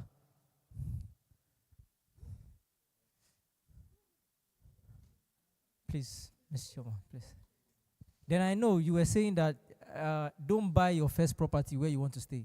But I used to see people on social media, collecting the keys, husband and wife, our first building, I was praying to God to barb me that kind of hairstyle, but now, yeah, trying to change my mind. So please, if you have a question, raise up your hand so that I can come to you quickly. 1, 2, who else? 3. Anyone else? Please, let's be quick. 1 minute for. Okay, so my question is for Dr. Daniel Moses. Obviously, I'm a student, and obviously for my generation, we're a bit more inclined to doing stuff like this. No offense, and I think obviously I'm not gonna have £50,000 in my bank account. And something I've been seeing a lot, especially when it comes to property, is rent to rent. And I was actually hoping you'd speak about that. So essentially, it's like what you mentioned, the Airbnb thing. Working with landlords and then listing their properties, but you're not actually owning the property yourself. What do you think that's really feasible?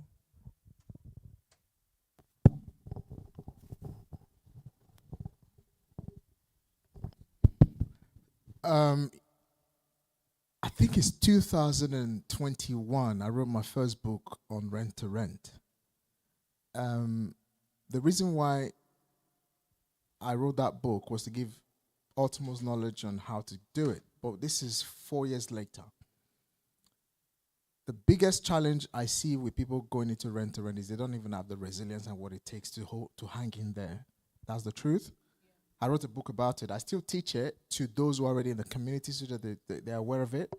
I have an online programs about it that actually is on my YouTube free of charge. And we're talking of, in this current climate and going forward, rent to rent doesn't work as it used to. And you're going to end up wasting a lot of time.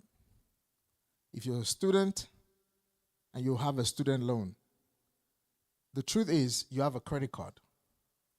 You probably have an overdraft. That's the truth. But you may have been using your overdraft and your credit card for the wrong thing.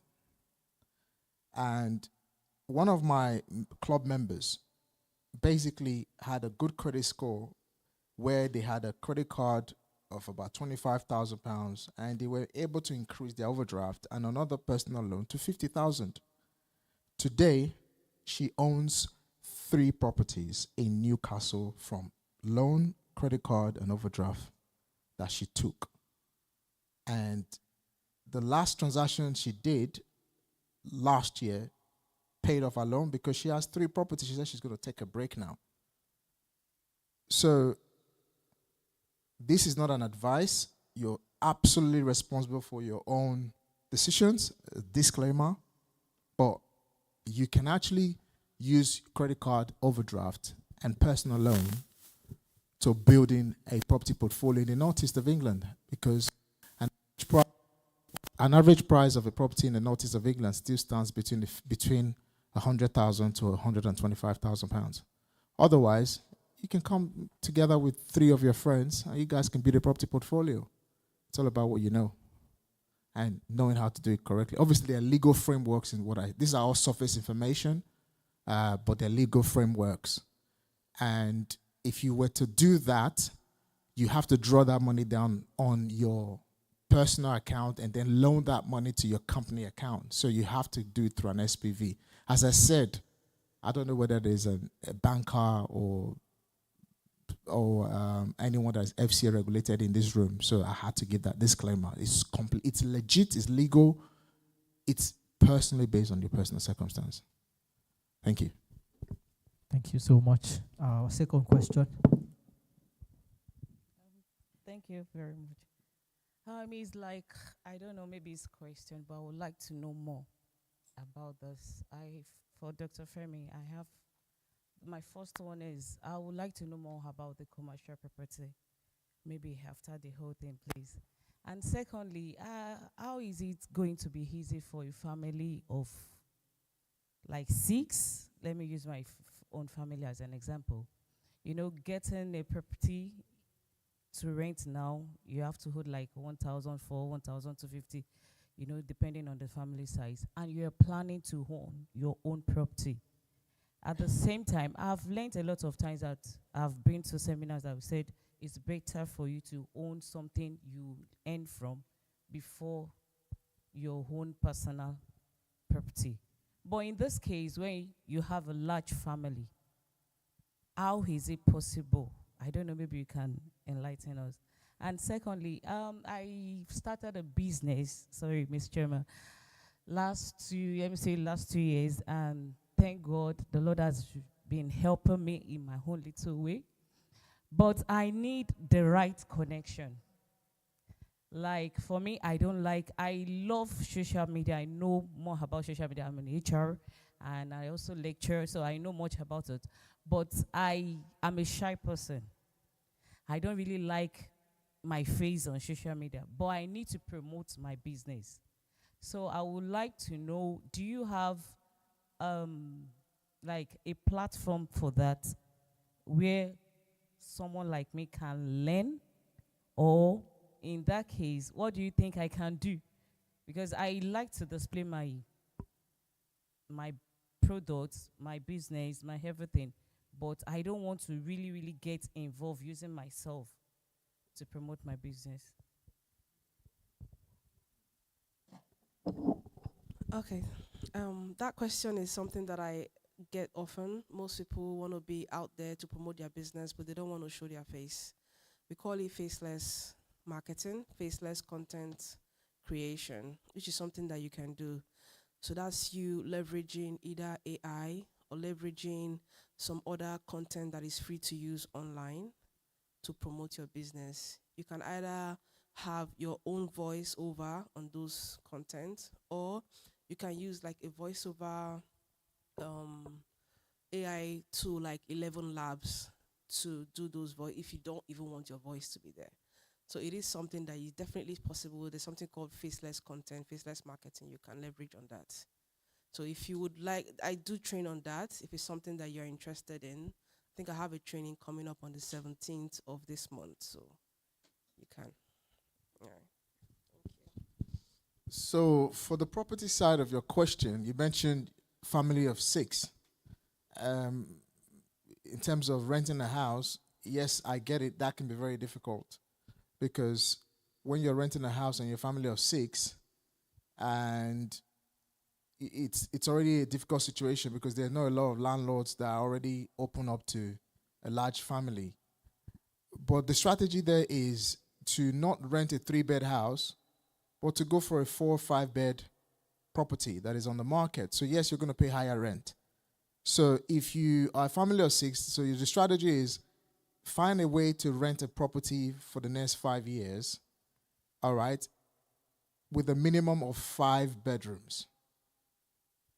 And that's the first solution. The solution is don't try renting a 3-bed house, go for a 5-bed house.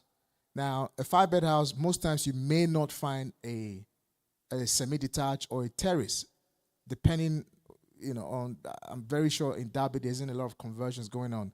But in London, you can easily find terrace houses and semi-detached houses that have been converted into 5, 6-bed houses that you can rent. I strongly insist that you should, if you already have some money saved up, just have a 5-year plan and tell yourself, for the next 5 years, I want to rent. Whilst I'm renting, I want to have the lump sum cash that I already have saved between me and my husband. Can we, go out of Derby? Like I said, all the way to the northeast of England. Let me use Newcastle as a case study. In the last 2 years, I bought over 24 properties in Newcastle. So, and my average purchase today produces around about £3,500 net income per annum. So, if £3,500 net per annum times the number of property. Now, these particular properties are for different types of clients. One particular one particular of my client today now earns about, I think they currently now earn around about almost £12,000 net income per annum.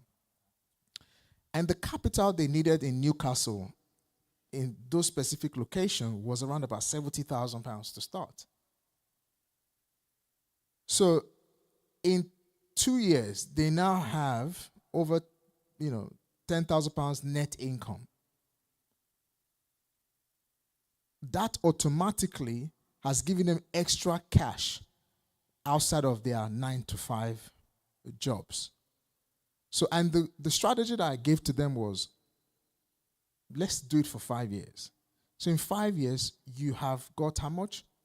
10. Let's focus on 10. 10 times 5. That's £50,000 net income from properties per annum. So in 5 years, you're renting, but in 5 years, one person is no longer working in a 9-to-5 job. In 5 years, you now have X number of properties. In 5 years, those properties has also gone up in value that you can draw an equity from, plus your net income to serve as a deposit for you to now buy a detached property to live in. So you've basically leveraged to create your wealth, not having to worry about savings when you were now buying a house in 5 years' time. I hope I'm making sense to you. So that is just a simple step-by-step route to follow. You don't have to live in Derby. You can move outside of Derby to do it. So in closing with my case study,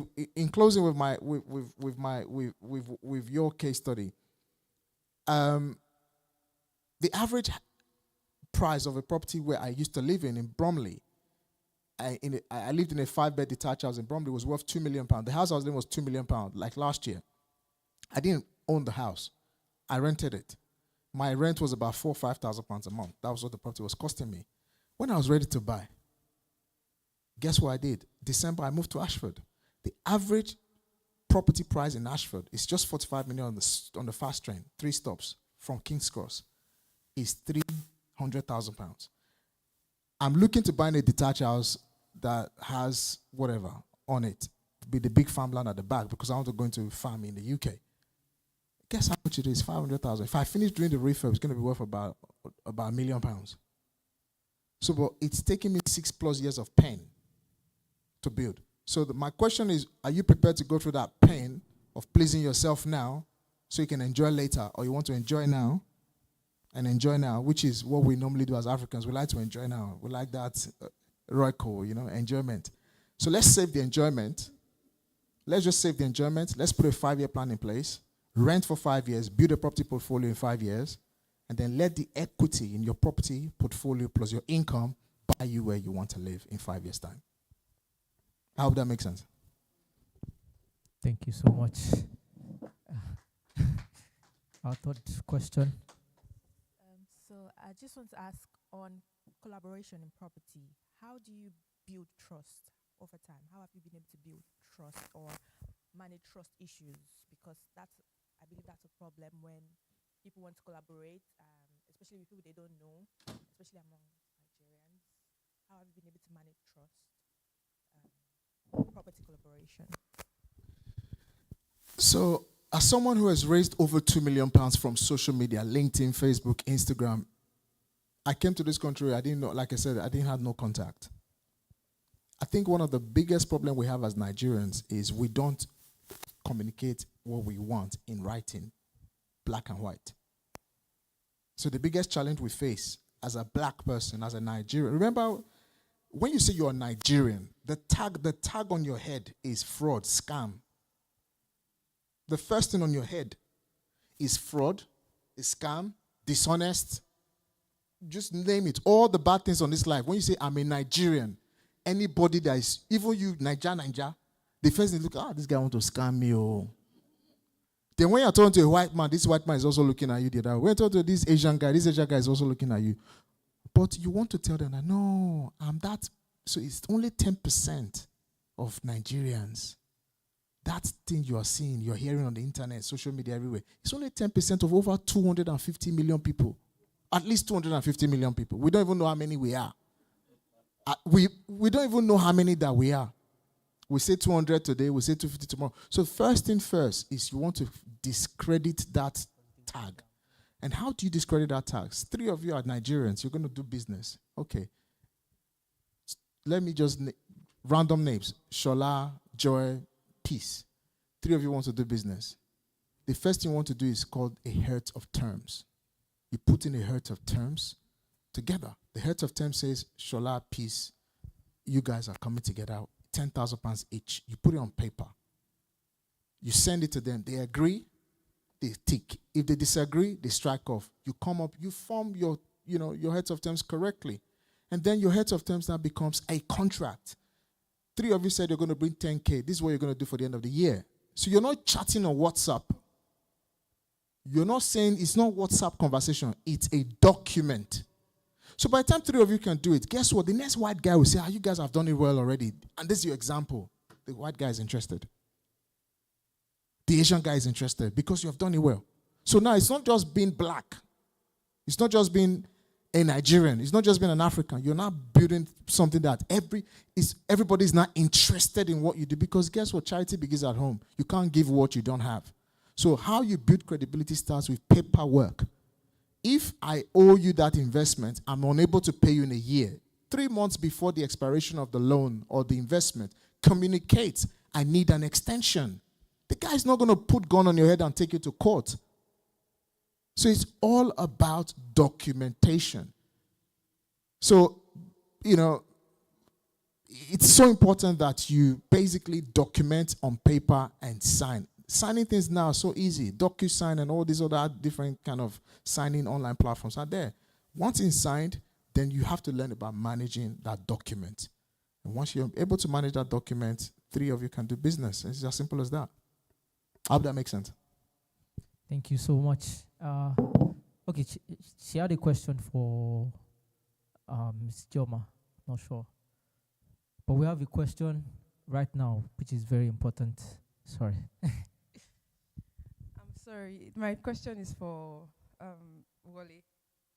So you mentioned about buying businesses like pharmacies that's the major thing you do, and I'm more interested in buying a business and going. So you also mentioned that I was listening off and on because I was busy. You also mentioned that in 5 years you thought you buy 5, but eventually you bought 1. So what challenges, like, what were the challenges you went through at that period? Like, what happened? What's the thing? What's the gist? Why didn't you buy the 5? Why did you end up buying just one? Okay, thank you. That's a great question. Everyone's talked about resilience, and Dr. Moses has told us about having a 5-year. Nothing is get rich quick. Our business idea is our own.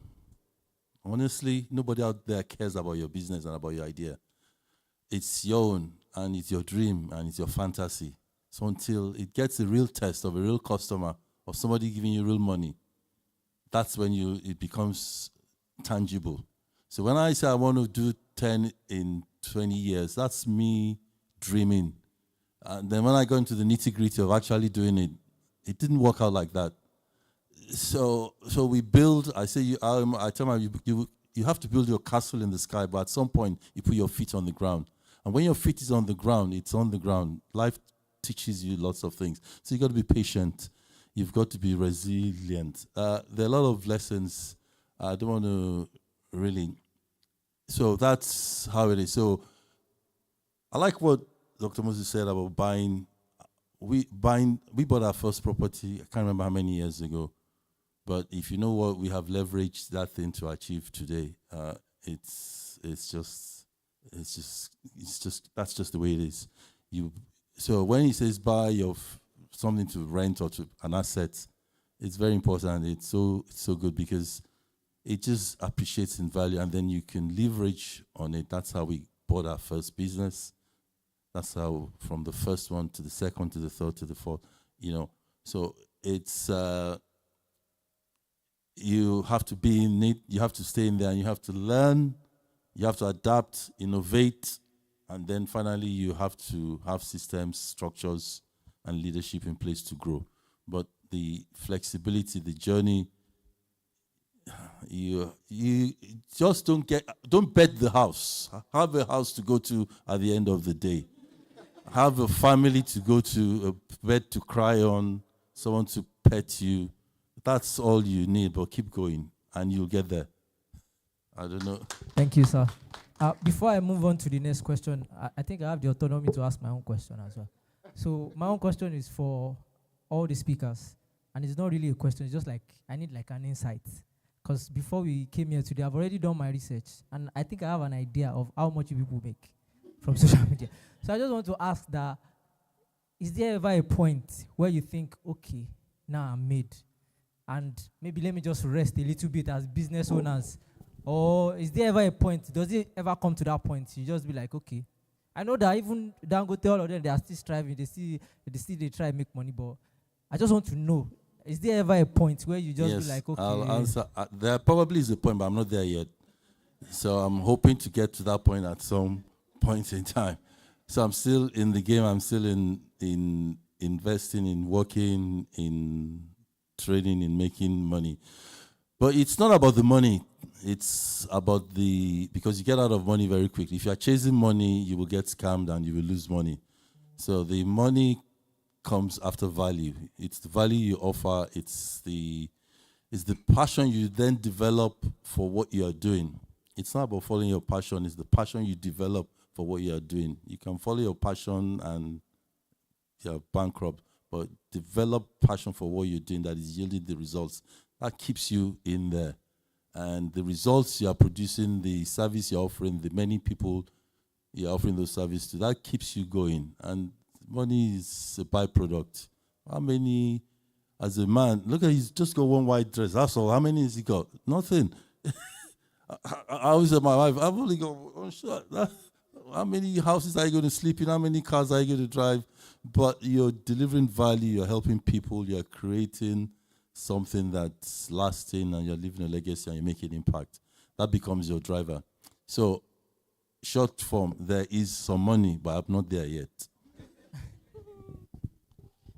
Yeah, I would say we haven't even scratched the surface. Obviously, that. But like you said, it's at a point. It's no longer about the money. I'm a very driven person. I'm a go-getter. So for me, as I attain things, I'm like, oh wow, I did it. That means I can do more. So I keep thriving, new opportunities come, I jump on them carefully, obviously. And it is the legacy, because I want to build something that when I'm not there anymore, they're going to say, oh, she did it, she was the one that did this. You know, that's that name that you're going to leave behind for your kids that makes them proud in future. So it's really, really, for me now, it's not about the money. The money is good because it's good to have a comfortable life. I would say if you're earning and you're living from hand to mouth, it's a struggle. So you don't have time to think of innovation. But I say get to a point that you're no longer living from hand to mouth, that you know that your next meal is taken care of. When you get to that point, then you have a little bit of time to now think of new things. Whereby every day you're struggling. Oh, when I'm like, oh God, I need to go for this shift. Oh, money, I need money. No, like now the things that the platforms I'm building now, even though I had a bit of time to sit back and say, oh, this can work. Okay, this is not yet done. Oh, I can do this. If I was stressed for money, thinking of, oh, I must give my children food today or tomorrow, I won't have the energy to even think of something, because I would have gone to work, I'm tired, I just want to go to bed. So as you move forward, you make this money. Money buys you a bit of freedom. It buys you a bit of time to be able to even get more. So you leverage, you get people. If you're like back in the days, I would clean my house myself for 4 hours. But I said to myself, if I sit in my office for 4 hours, I can sit in my office for 4 hours and I'll make £2,000 sitting in my office. Why not pay a cleaner who will clean for me for £60, 4 hours, £15 an hour? And then while she's doing that cleaning, I'm using that 4 hours to put it into my business. If I make 2,000 in that 4 hours, I can pay that person £60. So as you move forward, that's how you begin to think. You need to, because I'm a control freak, I want to hold it by myself. I don't want to feel anybody can do it because I want to do everything myself. But I get exhausted. So you have to just keep moving forward, leveraging what you have and, growing.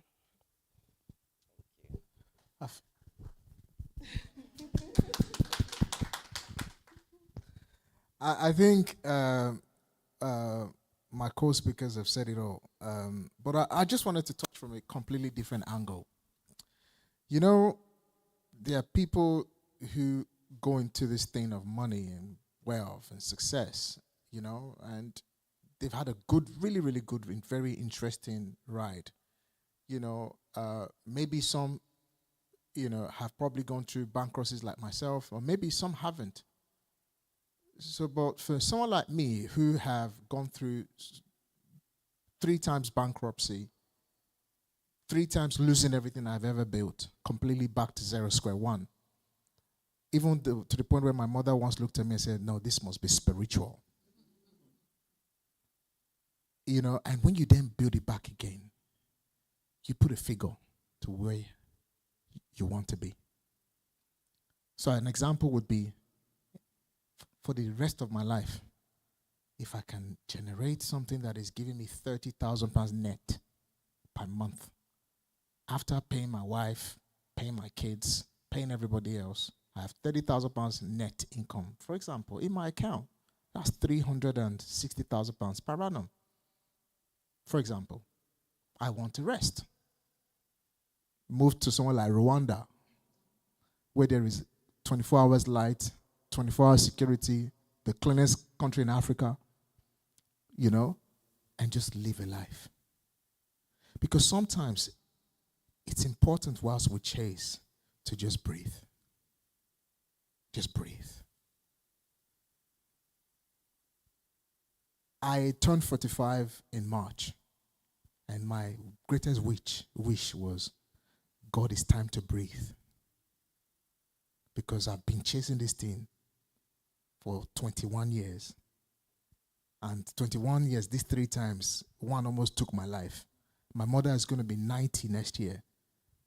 No, I cannot, God forbid, let me just breathe. And sometimes you just need to breathe. In the world that we're in today, there's just too many things in our faces. We've come in today, we've heard from 3 amazing speakers. Obviously, I listened to 3 speakers, and I know there were other speakers. You hear my elder brother here say 20-something years of building a pharmaceutical empire. You hear about my sister here talk about social media. And then you go home You're inspired for the next 1 week before the burnout comes through. Because this event is going to last only 1 week. That's the truth. After this 1 week, the thing is gone. After 1 week, you're no longer inspired. You need another one. And then you see all these things happening on social media. And social media is a place where everybody's a millionaire these days. And you want to go so much at it, you don't even know what your limit is. Until your own personal body starts to ache. How many of you ever chased money to the point where your body aches? I've been there. So, in answer to your question, make money enough to breathe. Because, like my big brother said, it is a personal thing. These 5 fingers, they are not equal. Not everybody is going to be Elon Musk. Not everybody is going to be Davido. Not everybody is going to be Ashake. Run your own race. Know where you are. Know where to stop. Thank you. Thank you so much. 30,000 pounds. We know where to go from there. Our fourth question. Yeah, I think my question will start from where you just stopped now, and it goes to my beautiful sister. Is there any age limit? The question is across, but I just want you to answer the question. Is there any age limit by which you think that you've reached in life that you think you can't be useful or you can't do anything again? Like in terms of going into IT, maybe take for instance, if you see yourself like you are now 40 or you are now 35 or you are 50, and you think, I think it's not going to work for me. So is there any age limit? You know, that's my question. I know it's 3 of you, but I just want only you to answer the question. Yeah. So then to Dr. Dan, I'm into a bit of property in UK here in a very low level, maybe £100 anyway. So let me put it that way. But my question is, which one is better, to invest in property in UK or in Nigeria? Like maybe 3 of us, 5 of us, like you mentioned, like we can decide to come together. You know, exchange rate now. Gather the money together, 10K like that, and you know how much is it in Nigeria. So to build a house in Nigeria and use it for rent or whatever, or that money, convert it, put it in UK here and start your property. Which one is better, Nigeria or in UK? Thank you. Okay, thank you for your question. I would say on a personal level, for so long, I felt a bit worthless because I had a lot in me. I knew that I had a lot in me. I knew that I was an intelligent person, but I wasn't using my intelligence. Being in Nigeria, I actually got married very young. And after I got married, I didn't have a child for 10 years. So you know how it is back then, the stigma, trying to conceive. So in those 10 years, I wasn't even allowed to walk. There's no trying to conceive. So I wasn't allowed to walk. For 10 years, I didn't walk. And I just looked at myself. I felt I was getting older. I felt I had not achieved anything. Now, yes, I wasn't suffering because my husband did have money, but he was okay providing. But I never felt fulfilled because I've never been the woman that would sit back and just be eating somebody's money. So I had deep emptiness in me, deep sadness that I would cry sometimes. And I would tell him that I feel so empty, I feel so worthless. But moving to the UK, and I was finally able to use my intelligence the right way. I was finally able to tap in. So I would say I started late. My mates started went into banking in their early 20s. By 30, they have gotten into managerial status and things like that. But me, I didn't really start doing anything until my late 30s. But it's a personal race because I have started now and I have put my all into it. So that's like, to answer your question, there's no age. I've told you there's some people that have attended my class. A woman was 65, another man almost 70. I've had 50-year-olds in my class. Some want to use it, they want to stop working, they're tired, and they want to go into coaching and mentorships. So there's no age limit. When did Oprah start? Almost when she was 40. So no matter the age you are, you can start and you definitely can achieve all that you put your heart to. Thank you.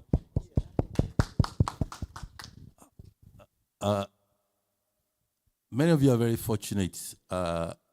You're probably first time as a second chance. I had my own second chance at the age of 30. So that's when I came to this country. Yeah, I think I was 30. So, and that's when all this that I told you was from that age. And I'm sure it's 30. Sometimes you start to count the age backwards as it goes older, But I had the drive. I was going to, my mates were driving taxis. Pharmacy, so what are you doing? What kind of rubbish is that? Straight away, I got onto the system. What do I need to do? Okay, walk there, clean counter, sweep the floor, do the exam, pass everything. It's what they were spending 10 years. 2 years I had finished, I had qualified. Because they were waiting. Why are you guys so slow? Coming fresh from Nigeria, I was 30. And so I bought my first pharmacy. I don't know, remind me. We bought our first pharmacy. By the way, we work together. We've been business partners for over 40 years. So if you don't work with your wife, who are you going to work with? I don't know. If you don't, who are you going to work with? I don't know. Anyway, so what I'm trying to address that your age issue is, so if the first pharmacy was in 2000, let's go some numbers now because I tell my story. She's told her story. It was on my birthday, 1st of September 2001. Am I right? So this is 25. That's 24 years. So if you add 40 to 24, you have a rough idea of my age. So when I said that 12 years for the first one, that was 50. And this particular project, I was hoping that we would complete on my 60th, but it didn't. It made 1 month after my 60th birthday that we completed this big one, and I'm talking everybody shouting about. So there is no age limit, and I got my inspiration from a few people. Some you love, some you don't love. People like Trump are still fighting at 80-something. So don't write yourself off. Stay young, stay healthy, and stay agile. And there's still plenty to do. And I'm coming on your course.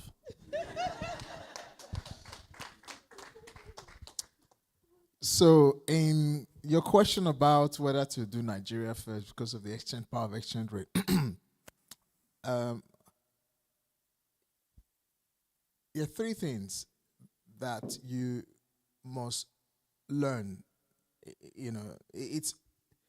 We're having a conversation during lunch, and I said, it gets to a point where whatever you're doing is not about money, because money will naturally come.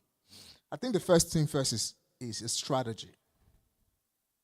And if you're able to put a strategy in place, you can own both worlds. I'll give you an example, and I'm going to break this quite practically. So 5 of you come together, £50,000. Again, you put a 5-year plan in place. Why is the UK so important to do first? So the answer to the question is the UK first before Nigeria. If you basically can put £50,000 as your starting point by 5 people, £10,000 each, and you are able to put in a head of terms in place, which then leads to a contract, and you build together, in 5 years' time, you can refinance and remortgage. By the way, there's a difference between refinance and remortgage. It's not a masterclass, so I can't go in depth. Let's use the word refinance. Refinance, I would either allow you to uplift and then to pull out funds. Now you have 5 assets that are producing cash in the UK, and you have the ability to pull out £50,000 on the same time. So you're leveraging twice now. All right? And then this property is now producing rent per month. You're leveraging 3 times now. with your liquidity that you've taken out from here. After all, the UK has cheap money. And you now take it to Nigeria and buy land. In Nigeria, you cannot leverage. You hear now that there are mortgages in Nigeria, is coming up, is coming up, is coming up. I'm in real estate, I've been there for almost 10 years. It doesn't exist. It only exists if you know somebody. In the UK, it only exists because there's internet. So there's two different things. Nigeria, you have to know the person inside the bank. You have to have an account officer that can be able to do something. Do you get it? I'm not writing that. Nigeria is, listen, we have great projections, but let's face reality. So now, you've taken your money to Nigeria, the house needs to be built for £100,000. The £100,000 is your money, 100% of your money. The UK, you only need what? 25%. You have the opportunity to leverage 75%. The UK here, there is no such thing as no rent. Your tenants promise to pay you on the 1st. If I wish there is camera, I can actually open my account to see what comes into my account on the 1st of the month. I don't know the name of my tenants. If some of my properties these days, I don't even know them. I only go there once, including one that I manage for people. I do my part and I go. And the money just comes automatically on the 1st. If the money doesn't come in by the 7th of the month, there's an automated reminder. If by the 14th day the money doesn't come, or by the 30th, we start checking in with the tenant what's happened. And then, if by the 30th of the month the money is still not in, we have something called rent guarantee insurance. I will claim the rent guarantee insurance. The rent guarantee insurance will pay me my rent guaranteed. And then I will instigate a legal case to evict the tenant. Guess what? The same insurance pays me to evict the tenant. In Nigeria, how?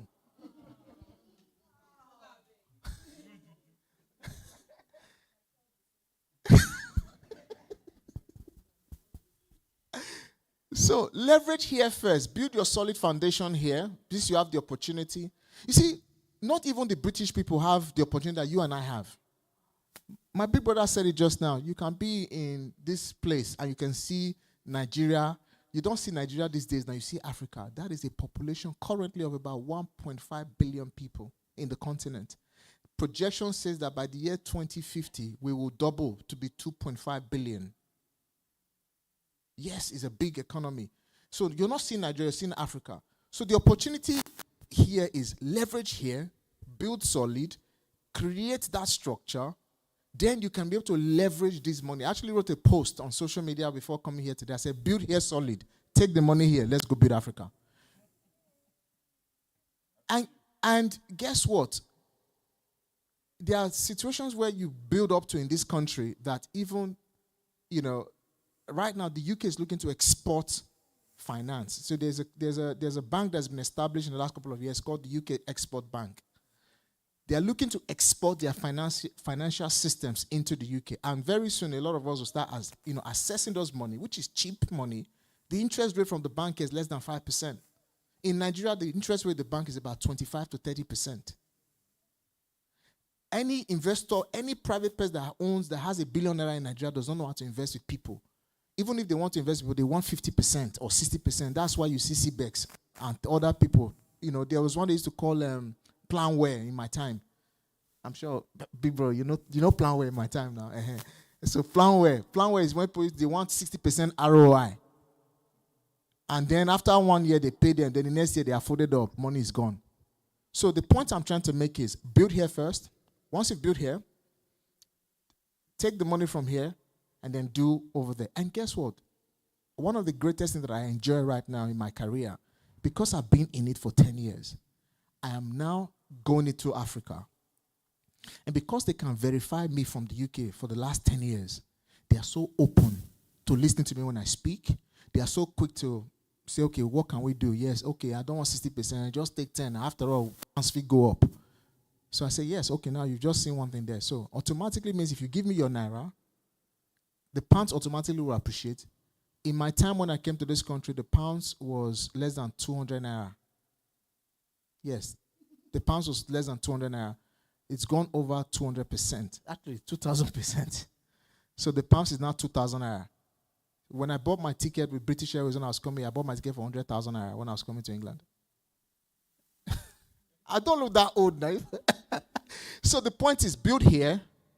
When you build here, you can be able to leverage. Imagine you own one house in 5 years' time if it's at the right location, like a commercial deal, and you made 300,000 pounds 5 years later. Carry 500,000, 300,000 pounds, enter Nigeria. Everywhere go to shake.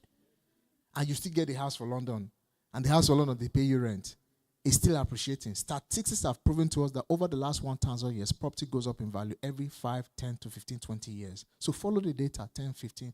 I always use 5 because it's from data. So 5, 10, 15, 20 years. Follow the data and then recycle every 5 years, reinvest in another African country, and then that's how wealth is created. I hope that helps. Thank you so much. Well, we have just 2 more questions and that's it. So just this question is for you in particular. First of all, let me compliment all 3 of you. We've thrown numbers around, and then I've done calculation in my head, and you all don't look the ages that you claim to be, first of all.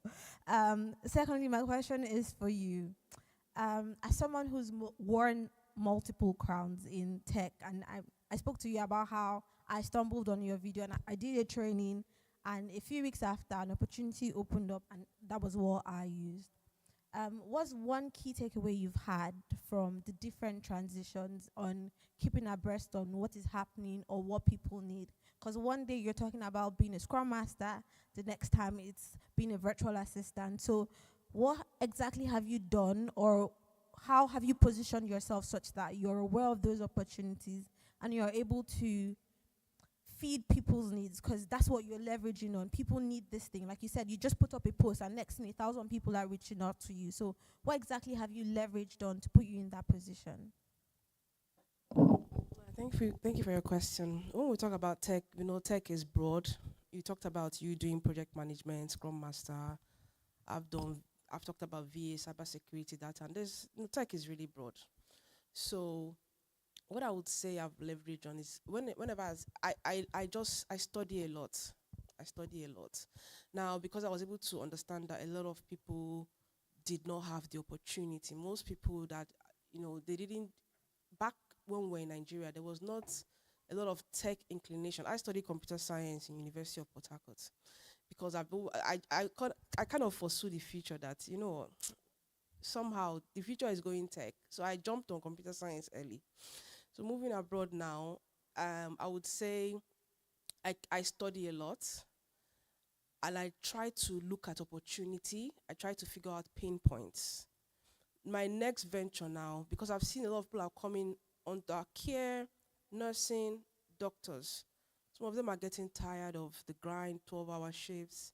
They still want to maintain their love for medicine, but they want to still incorporate tech. I went and studied. I said, okay, there must be something out there. And I found medtech. Medtech is not common right now, but I'm studying it. Not to know it deeply to the point that I can hold classes to teach, but to know just about enough that I can bring it as an opportunity to people on my page.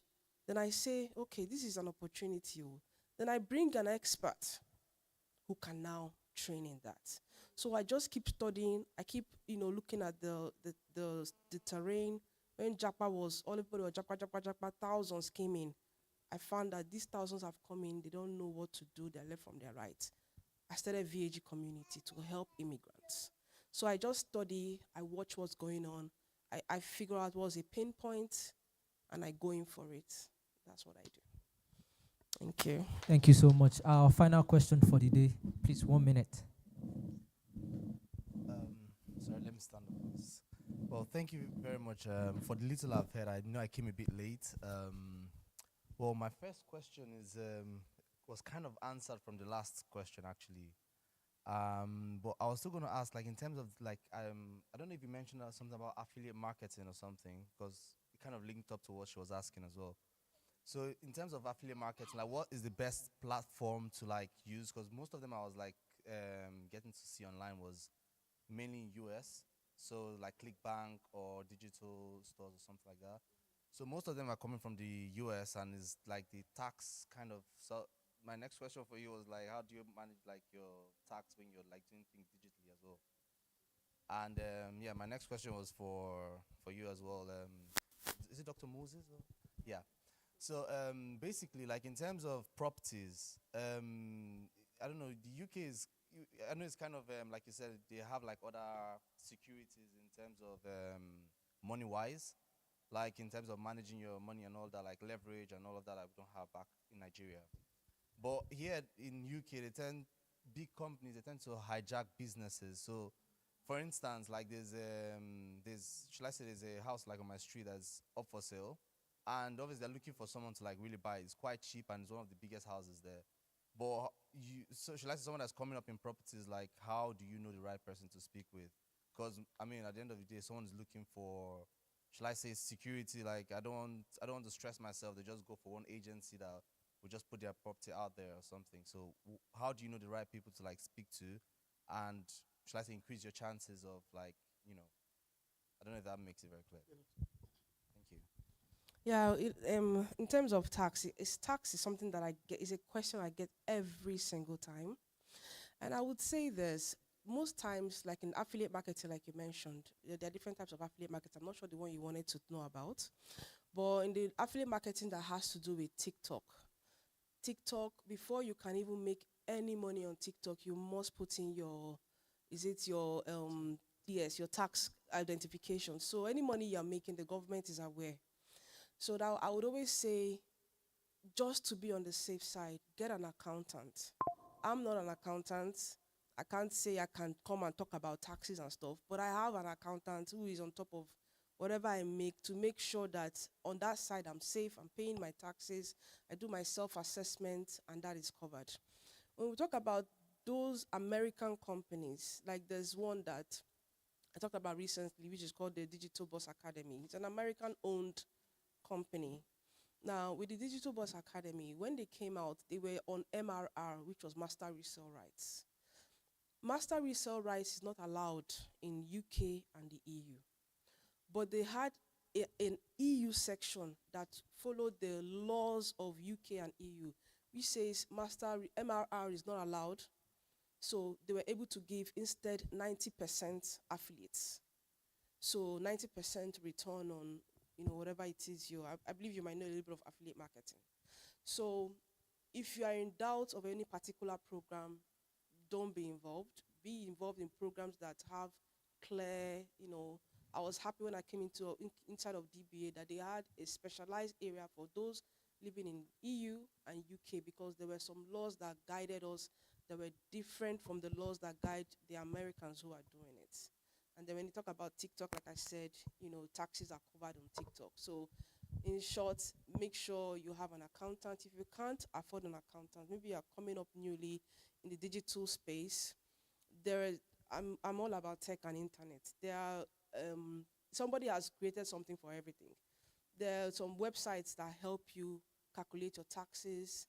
You put in your numbers. They help you do your self-assessment, and you're able to pay your taxes easily like that. That's if you don't have the kind of money that can afford you an accountant. But if you can't afford an accountant, it saves you the stress, it saves you the time, saves you from getting into any problems, because you can't know it all. You can't know it all. So get an accountant if possible. Thank you.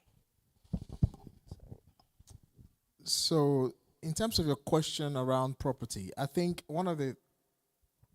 after spending about, almost 10 years in real estate, one of the things I do a lot is to demystify real estate to the ordinary person. When you talk about real estate and property, 90% of people of color always think it's about buying a house. I just want to buy a house. And this property on this high street, I just like it. And I just want to buy it. That works in Nigeria. Okay? And in the UK, it kind of doesn't really work, because you don't want to buy a property that, do you know, for a fact, there are areas you buy a property in the UK, the price will stay the same for the next 10 years. Yeah, it's true. In the next 10 years, it will just stay there. So you think you're buying a house, this property looks so nice on my high street. But what if it's actually in a zone where it's not going to appreciate? And actually, those are the kind of property that wipes a lot of people out in times of recession and the rest of it. And sometimes when there's economic downturn, you have negative equity and the rest of it. So what I always tell people is not to have a mindset of being a property buyer. Have a mindset of being a property entrepreneur. So there's difference between being a house buyer and being a property entrepreneur. When you're a property entrepreneur, then you're studying and doing due diligences. Before the MP spoke earlier, I already knew there's going to be a little bit of a regenerational program in Derby. I already knew, for example, that as soon as I came in yesterday, one of the things I did was to find the opportunity. And I noticed that Derby, they're looking to invest more money into their high street. So automatically, if I come out of this venue and I'm probably taking a walk down, I'm looking at areas that are closer to the high street so I can basically create an investment. And when I'm creating that investment, what types of tenants am I going to be renting that property to? Anywhere closer to the high street will attract holiday lets, for example. And it's not just anywhere close to the high street. It must be close to another hotel, for example, for me to do my analysis. So I'm not buying a property for the sake of the fact that, oh, I just saw the area, it's nice. Which estate agent do I need to speak to? I'm following a data to make an inquiry. So I already have a basic information before making an inquiry. And if you are a property entrepreneur, you're not buying the house and just making an inquiry alone. You're actually asking the right questions to the agent who is selling it. So when you're a property entrepreneur, you're following due diligence, you're following data, you're understanding what is my ROI, you're knowing, okay, what is the capital appreciation per year, per year, by every 5 years, every 10 years, what's that going to look like, and make your predictions. And also, you're looking for your value proposition. So you're not just buying a house on the high street somewhere because you've passed it and it's in your area. You're looking, okay, what value can I add on top of this property? Okay? Now, one of the hottest market right now is commercial real estate. Right? Because why is commercial real estate so hot right now? It's so hot because residential real estate is attracted extra 2% increase from 3% minimum stamp duty being paid. Whereas when you buy commercial real estate, your stamp duty is basically lower. So you want to think as an entrepreneur to looking at a property, to looking at a building. Where can I add value? The commercial real estate at the moment, you can easily put another story above very easily without your neighbors giving you a problem to your left, to your right. All right? When I say to your left, to your right, boundaries. And I can go on and on and on. And, I spoke about mixed-use buildings. So downstairs can be a club, upstairs can be a flat, the other above can be rented to, housing association or something. So you're having one building on the house that's producing multiple streams of different types of income, which provides you guarantee. So the mindset should not be, the type of agent you need to speak to or, what could be the outcome. You need to look at it as an entrepreneur. If I'm going to go in this area and buy this property, what does it look like? What are my predictions? What is the direction of this building? Where is it going in the next 5 to 10 years? And that's how you want to think. And when you can think like that, you're not buying one house. You're trying to buy multiples of them that can first replace your income. Because the biggest problem we have in England is cash flow problems. Why are cash flow problems? Because we have to pay our bills on a monthly basis. On other parts of the world where you pay bills, annually, but UK you pay daily, monthly. You pay your rent daily, by week, by month, So if you can solve your cash flow problems by looking at the right real estate, looking at real estate from the angle of an entrepreneur, then the rest is history. So the mindset should be looking at property as an entrepreneur, which means you're putting something in, what do I get back in return over a period of time? Then you don't need to look at the rest of it. Thank you so much. Thank you so much, everyone. Round of applause, please. By the way, a bonus point. High Street is not an area, and it's not a place in a street. It's a place typically in every city, everywhere where you find, popular commercial places like retail shops and everything. So that's what they were referring to as high street sense. So let me let me tell you something. First, we've gained a lot of points today. Let me start with, I don't have a small business, I have a growing business. Let's take that away. Let's jot things down so we can take it away. You understand? You understand? So many other things, build here and go back to Africa and, build more. But first, build here. And a lot of other points that we've gained today. Our speakers, they've been patient. Even with our numbers, they've been patient. In fact, patient is the bold word, but they've been more than patient with us. They've been everything. We can't thank you enough. Our mommy, we can't thank you enough. She's been patient as well. And for wonderful audience for, engaging and making this insightful. I'm sure when they were speaking, some questions were not answered, but they took the time out to answer our questions, so we can't thank you enough. Right now, I'll call Mr. Charles Uriayo to give us the vote of thanks. Thank you so much.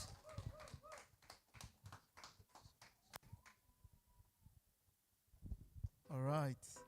Oh, where do we start from with these thanks? So just in few minutes, we do appreciate everyone for being here. Starting from the team. I usually like to start with the team. I like to appreciate every member of the team, in no particular order, the media team, the trade fair team that stepped in, to do a lot of,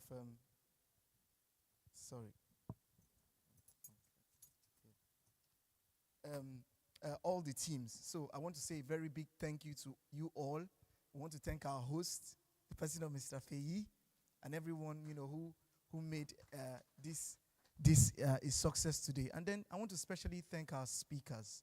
It's quite unfortunate. Well, not unfortunate, but 3 of them have stepped out already. For me, I don't even know how to thank them enough, because I just believe in the laws of life that say that when you sow a seed, it grows. It's just a principle of life. You don't have to be any religion for that to happen. And what they have come to do is to sow a seed. We have not promised them some millions of pounds like I've been hearing since today. I've heard a lot of millions and billions today. I'm telling you, especially when the MP was speaking, I was just hearing billions, millions of pounds. But I want to say thank you so much, sirs. Thank you so much, Ma. Thank you to all the others in absentia. This is a very big vision for us, and it's something we are starting here, and we want to continue to do. Every year, we want to do it. And even if we can do workshops and even smaller meetings, multiple times in a year, we will do that. But it's global, like we said. It still remains NBS Global, but we have changed the name now to Neo-African Business Summit. So it's still NBS. We're taking out the Nigeria. We're just capturing it a bit more, all right? And then we want to do it on a global scale. A lot of people can get into business. One day my business partner said to me, he said, business is not for everybody. Entrepreneurship is not for everybody. I said that I actually do agree. It's not for everybody. Because when you get into the nitty-gritties and you face some challenges, you will just I've done some that failed before, and I thought this wasn't for me, but God is helping us. We have growing businesses. All right, so thank you, everyone, for being here. Tomorrow is our trade fair, where we have some of our small businesses, our growing businesses, sorry. I keep saying small, coming around to showcase, still in this venue, but we're using the bigger hall downstairs. So we stay connected. If you've not registered and, for one reason or the other, please, let's have your details so that we can communicate with you for the coming ones, and let's partner together to do something good for a lot of people. Like I said, when you sow a seed, what you have done is that you have implicated yourself for a potential harvest. All right? It may be your children that will reap it. It may be, your race or something. But thank you. And I am more than grateful on behalf of the vision. And I know that it's the beginning of a really, really big thing. So to everyone in that section, let me start with, in no particular order, let me start with my daddy here. It's a long story. I don't want to say the story that brought us here because time will not permit us. But, I want to start with, our daddy, Mr. Ososomi, that came with his wife. I learned a lesson with this. Carry your, I'm not saying those that didn't bring their wife, it's anything, but, this is beautiful. So thank you for coming, sir. Please, let's put our hands together for Mr. Sosomi. We are so grateful. Words cannot express how much, we have learned today and how grateful we are. God bless you, and we are so grateful. And then to Dr. Daniel, I saw that Dr. Daniel's clip on YouTube. I was scrolling through YouTube. I said, this guy needs to speak here. I was so inspired. He said, in that video, let me just quote him. He said, when I came, I was an Uber driver. I didn't have anything. But today, he has built property portfolios in massive amount of funds. So thank you so much, sir. Leaving your family back and then come to spend time with us in Derby. We are grateful for that. And this is the beginning of a long-term mutual relationship. Like I was saying to the other speaker earlier, that we're going to be doing this together. We are now partners. As you wore that rope, you became our partner. So thank you so much again. And then all the others that are not here, if you watch this clip after now, thank you. So at this point, we'd like to draw the curtains. Every attendee that have come from far and near, watching online, we want to say thank you. And we know that this vision will continue to grow bigger and greater, impacting lives and raising businesses. Is this a good place to draw the curtains? Yeah. All right. So thank you again. Thank you. So there'll be a lot of photographs downstairs. Please do well to make sure you register yourself that you were here by taking a photograph. All right? Don't go without taking a photograph. Thank you. And you can still network if you need to do so. Thank you again.